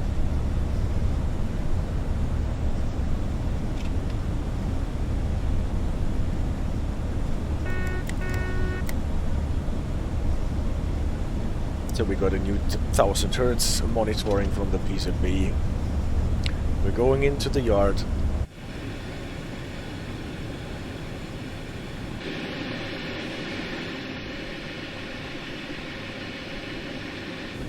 Where we will prepare this train for its purpose as being a rail tour on our way to Kaiserslautern.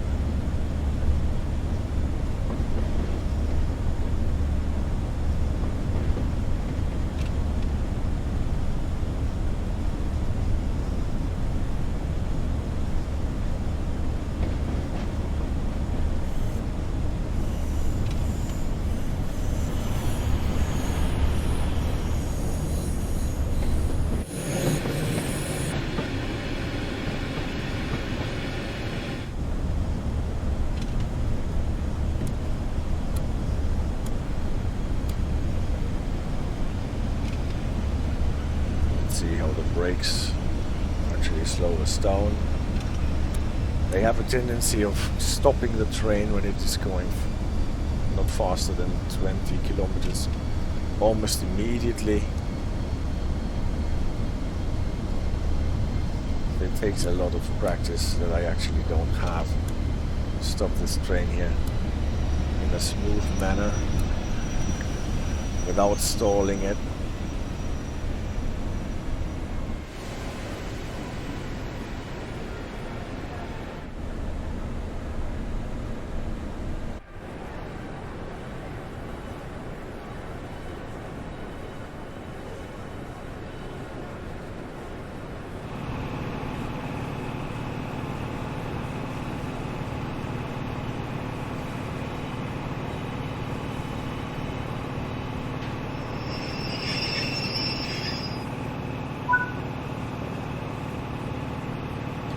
Here you'll run around the coaches before taking the set in service as far as Kaiserslautern. Alright. Set the train heating to off. Set the signal lights on. Probably the ones on the other side.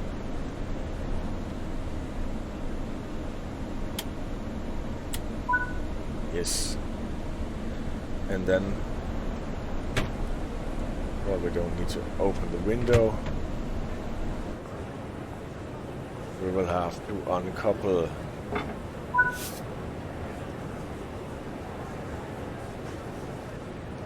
back in the loco.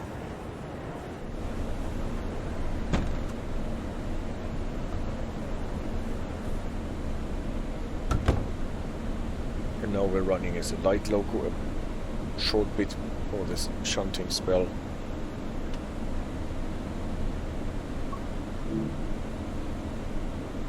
And we are allowed to proceed.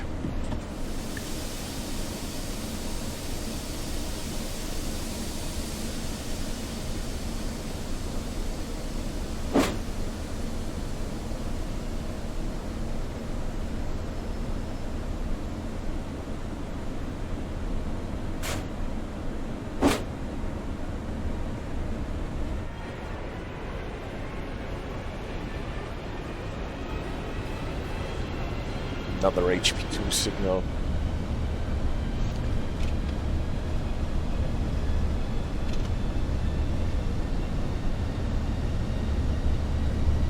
Since we're probably shunting at the moment, I won't go faster than 25.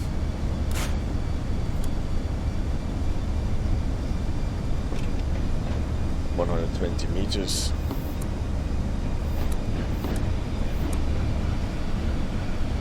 Running downhill here a bit. It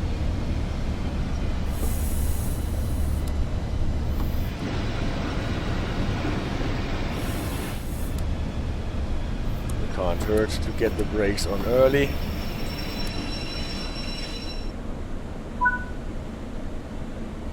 Shut down the cab so we're actually switching over to the other end. We're only shutting off the top light so that we have the two outer lights on. Set the train brake to neutral. Set the brake key to locked. Okay. We lock it with a filled brake pipe. Well, we will see whether this works. Okay, master switch to off. That will probably cause our Panther to come down all of a sudden.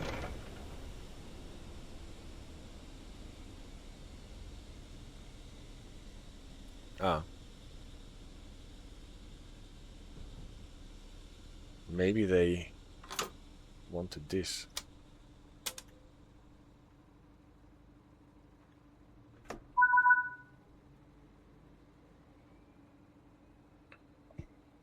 No, they did not want this. They wanted the master switch here to off. Alright, I broke the loco.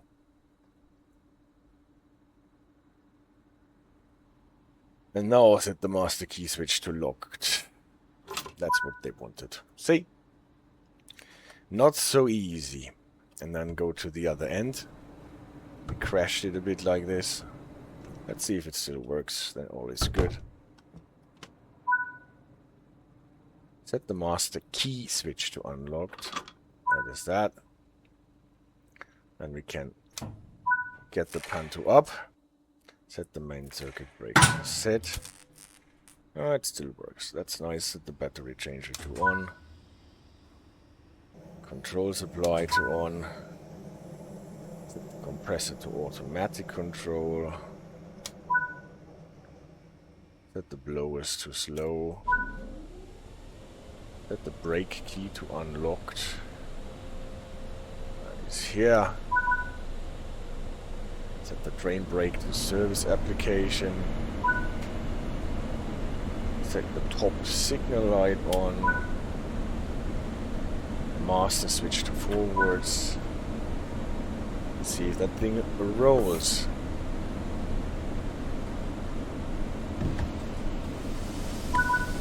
We're releasing. That's good.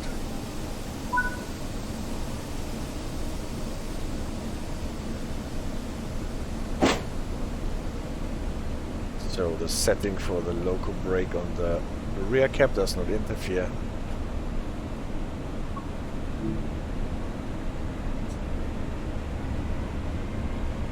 But that's a good point, right?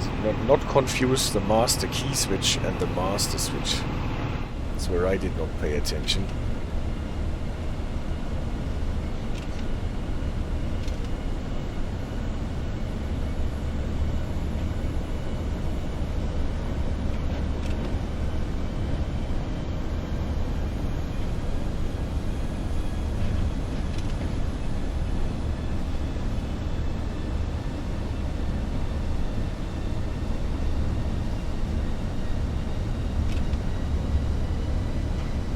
And get this loco to the other end.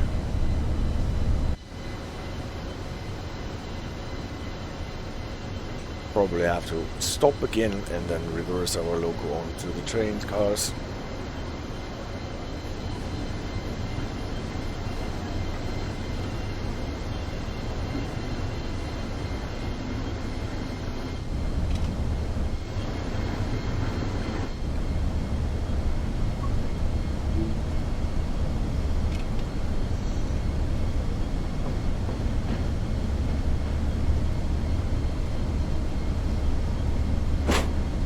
Actually, we have to go quite a bit, 750 meters, before we can go back in the track where our cars are waiting for us.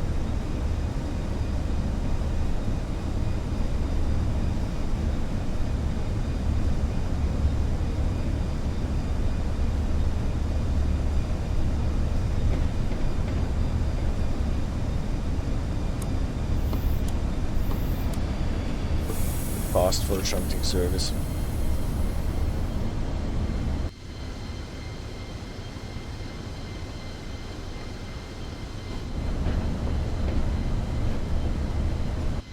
Going here through the other end of the yard.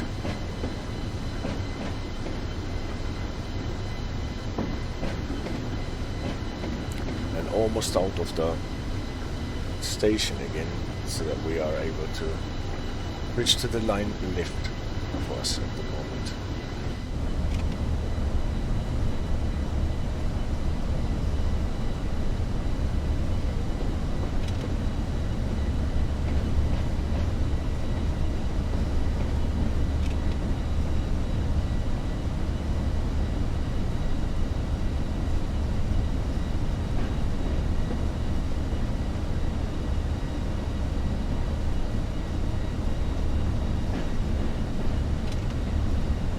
Detection signal shows SH1, that is good, so then we can pass.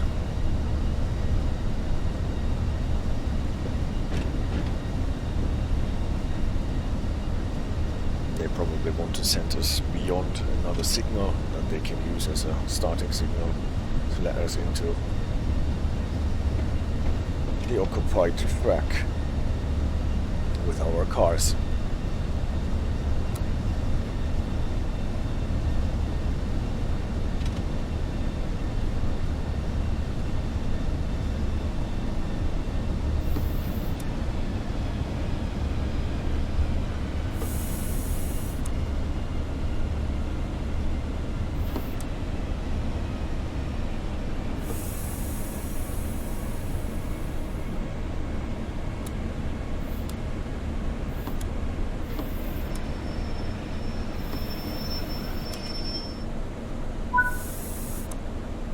And done. And now we have to couple to formation. That means now they want us to go backwards. So set the whole thing to reverse. Let's have a view out of the window so that we can see where we are driving. That signal is actually showing a red. Let's see if the signaler can switch it to something else, or at least allow us to pass. Signal is not telling us anything else but proceed us at restricted speed. Let's see what the signal is showing us in the game. It's an HP 0. So we're passing it apparently with a written order to get to our cars.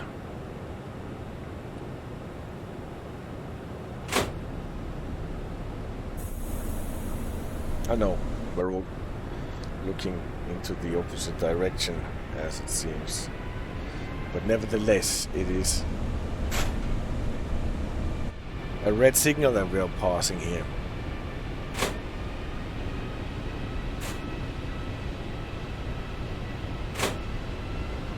So just in case that when reversing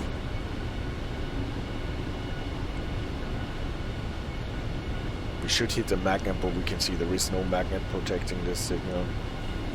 Nevertheless, easily override.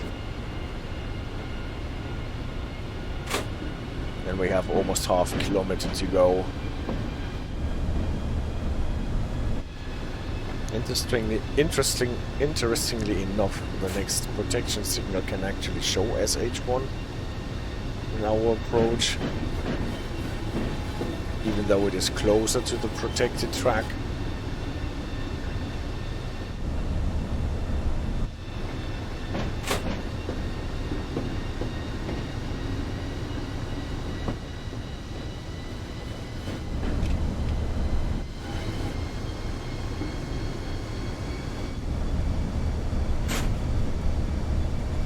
And again, we can go 25 to get there as a shunting service, but still we need to be careful here. The next protection signal showing SH1.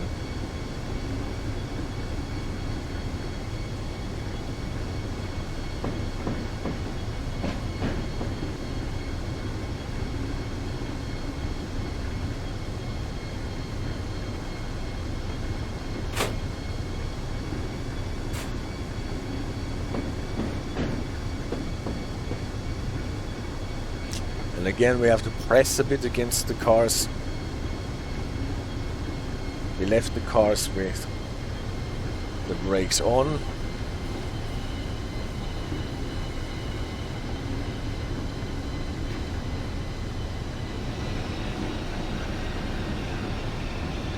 Since it's passenger cars and maybe someone actually already got onto the train, we should probably stop before we do our coupling.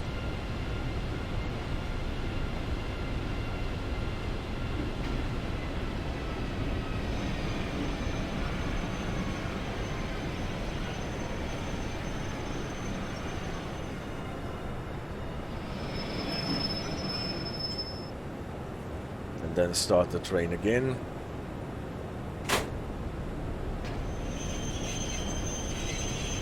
Brakes on.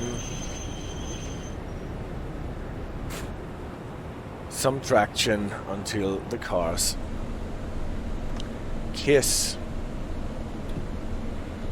Service application so that our loco is not pulled away by the brake pipe if it curls.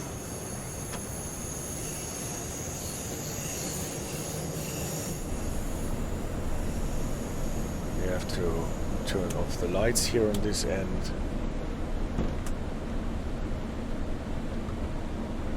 We're setting the train heating from the opposite end, from the other cab. Start the train heating. And now we can actually unlock the doors and start our rail tour. And people are actually keen to come with us. They just waited for us to open the doors. We're 4 minutes late altogether. Well, with an old locomotive you have to be prepared for that. All aboard. Closing the doors. And we can go on our rail tour.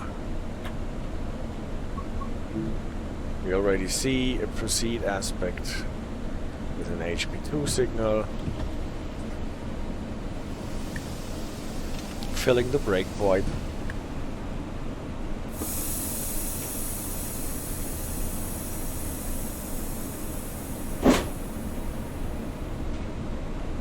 And off we go.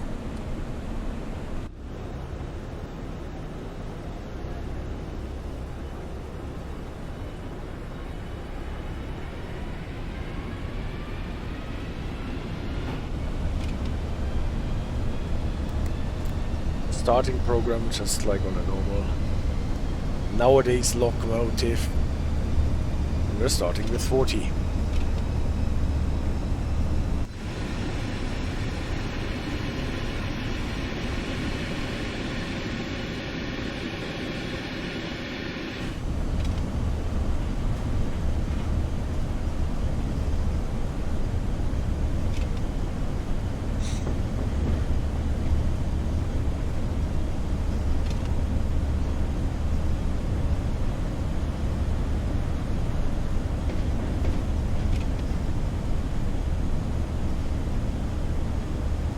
Pulling out on the open track.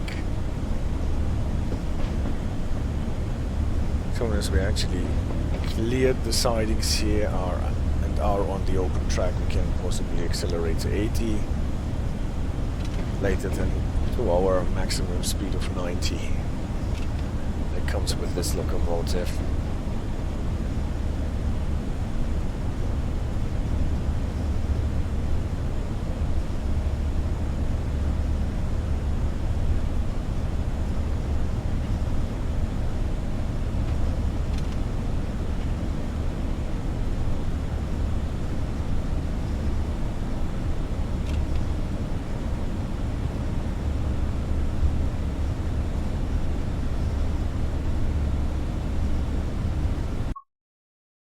We can see here the 80. We had a 60 step in between, but now we can get this thing to speed.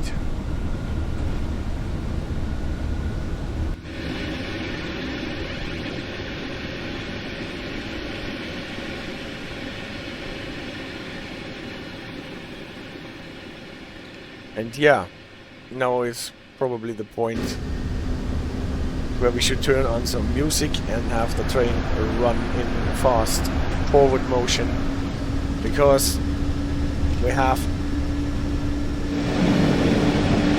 a lot of time until we get to the stop at Neustadt an der Weinstraße, and even more so until we get to Kaiserslautern.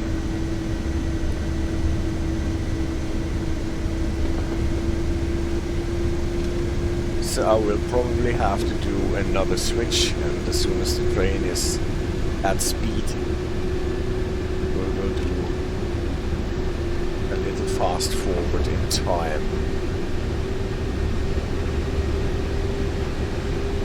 So see you after the cut.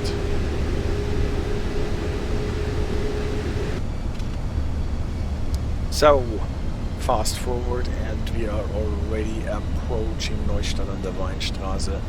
Our first stop was an eventful journey. Unfortunately, I had to cut it out to stay within the limit of 70 minutes allocated by DTG to us for those videos.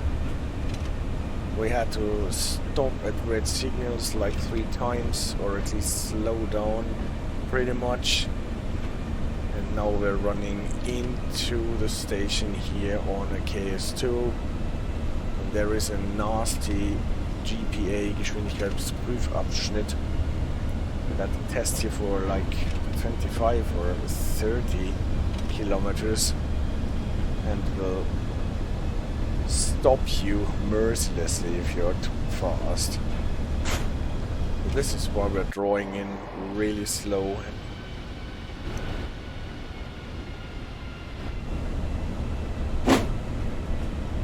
So we can go a bit faster than the 20 to get into position. We're already late, but while we're late, a rail tour can be late.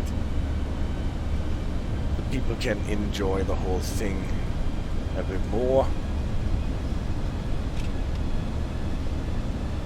Approaching the red signal. Obviously. Here at the Newhaven, the Weinstraße, there is a little railway museum. So sometimes when you're getting off the train here, you can see historical trains sitting on the sidings to the left.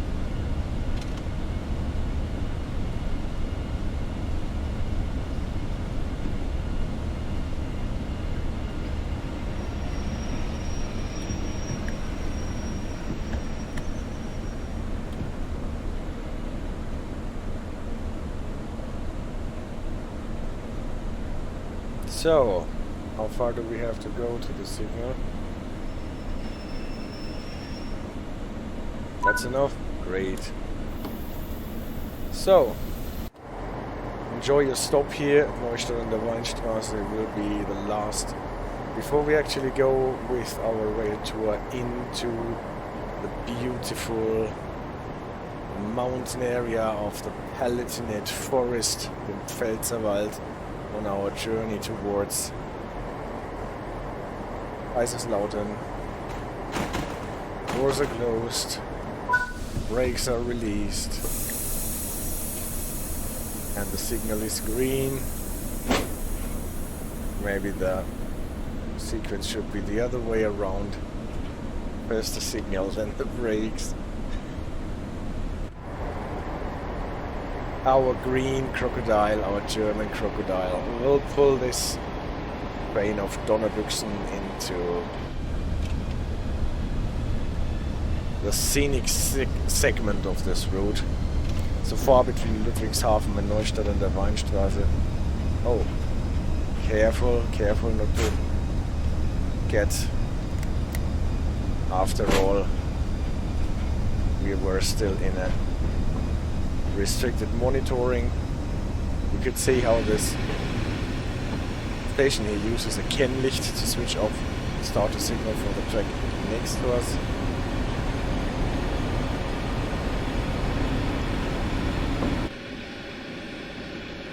This the zero train had to wait for us, probably to leave the station.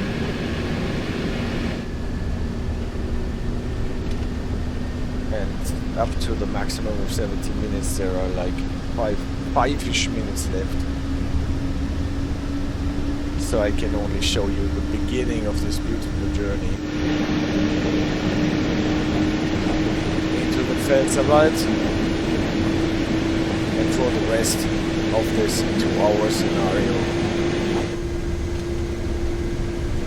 you gotta get this pack for yourself, and obviously the fences should expand both PCs and then worth it. At any rate, to be picked up at a sale, and this is the opportunity for it.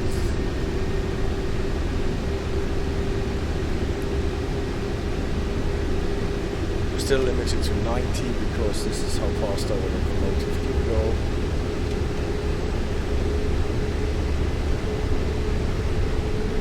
And at the moment we are also running in a line limit.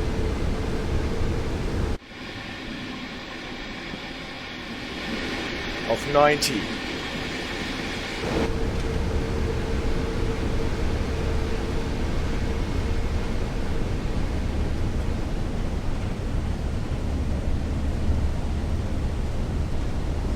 All the trains had to wait for us, as it seems. Quite a congestion, but so we get to see all the trains. Now a 101 with an intercity train.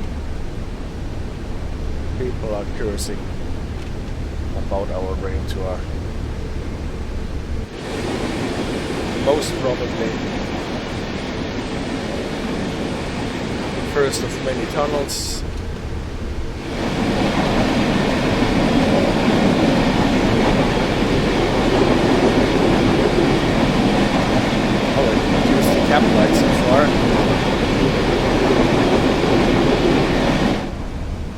have no illumination on the speed clock otherwise, as far as I know.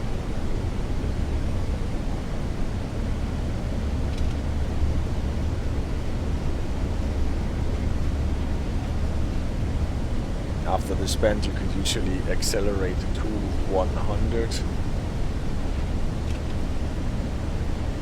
but not so we, because we are limited to 90, regardless of line speed.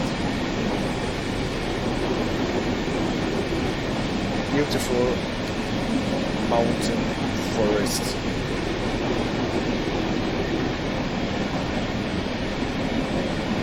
I've been on this line once in real life and it is really as beautiful as it looks in the game.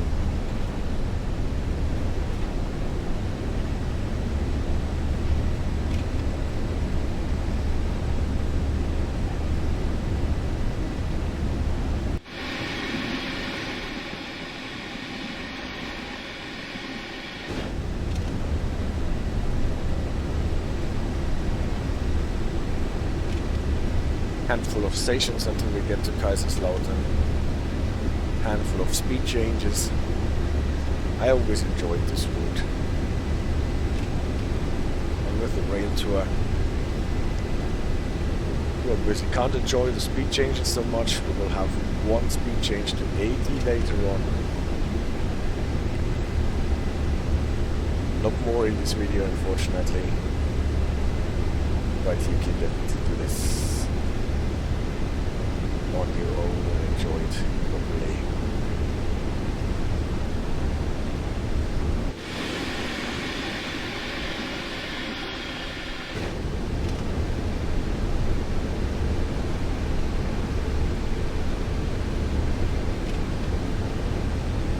There's still more and more trains who have to wait for us.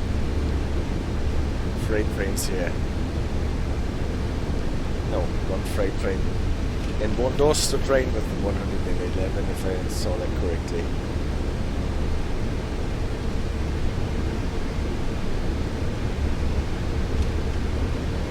They all got stopped. I don't really know why they got stopped in the opposite direction.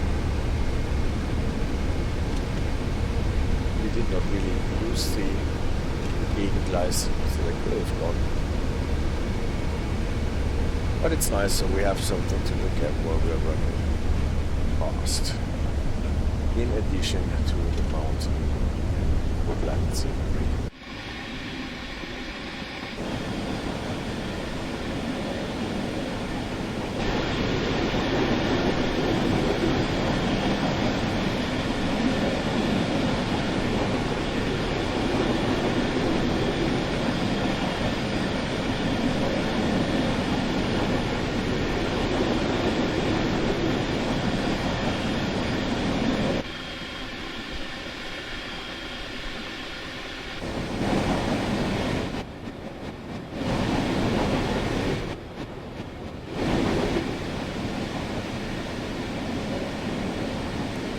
Those impressions, I will have to leave it at that before we actually have to stop at the next signal, because now we are the ones getting stopped. I was already cutting short the string, but now I probably have to stop the train before anything bad happens here. Traffic ahead, so we need to be slow. This is a signal from behind, we don't need to fret, we don't need to stop there.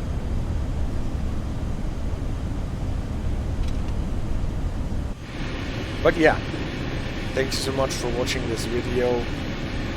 Enjoy the current Dovetail Games event and sale, and see you soon.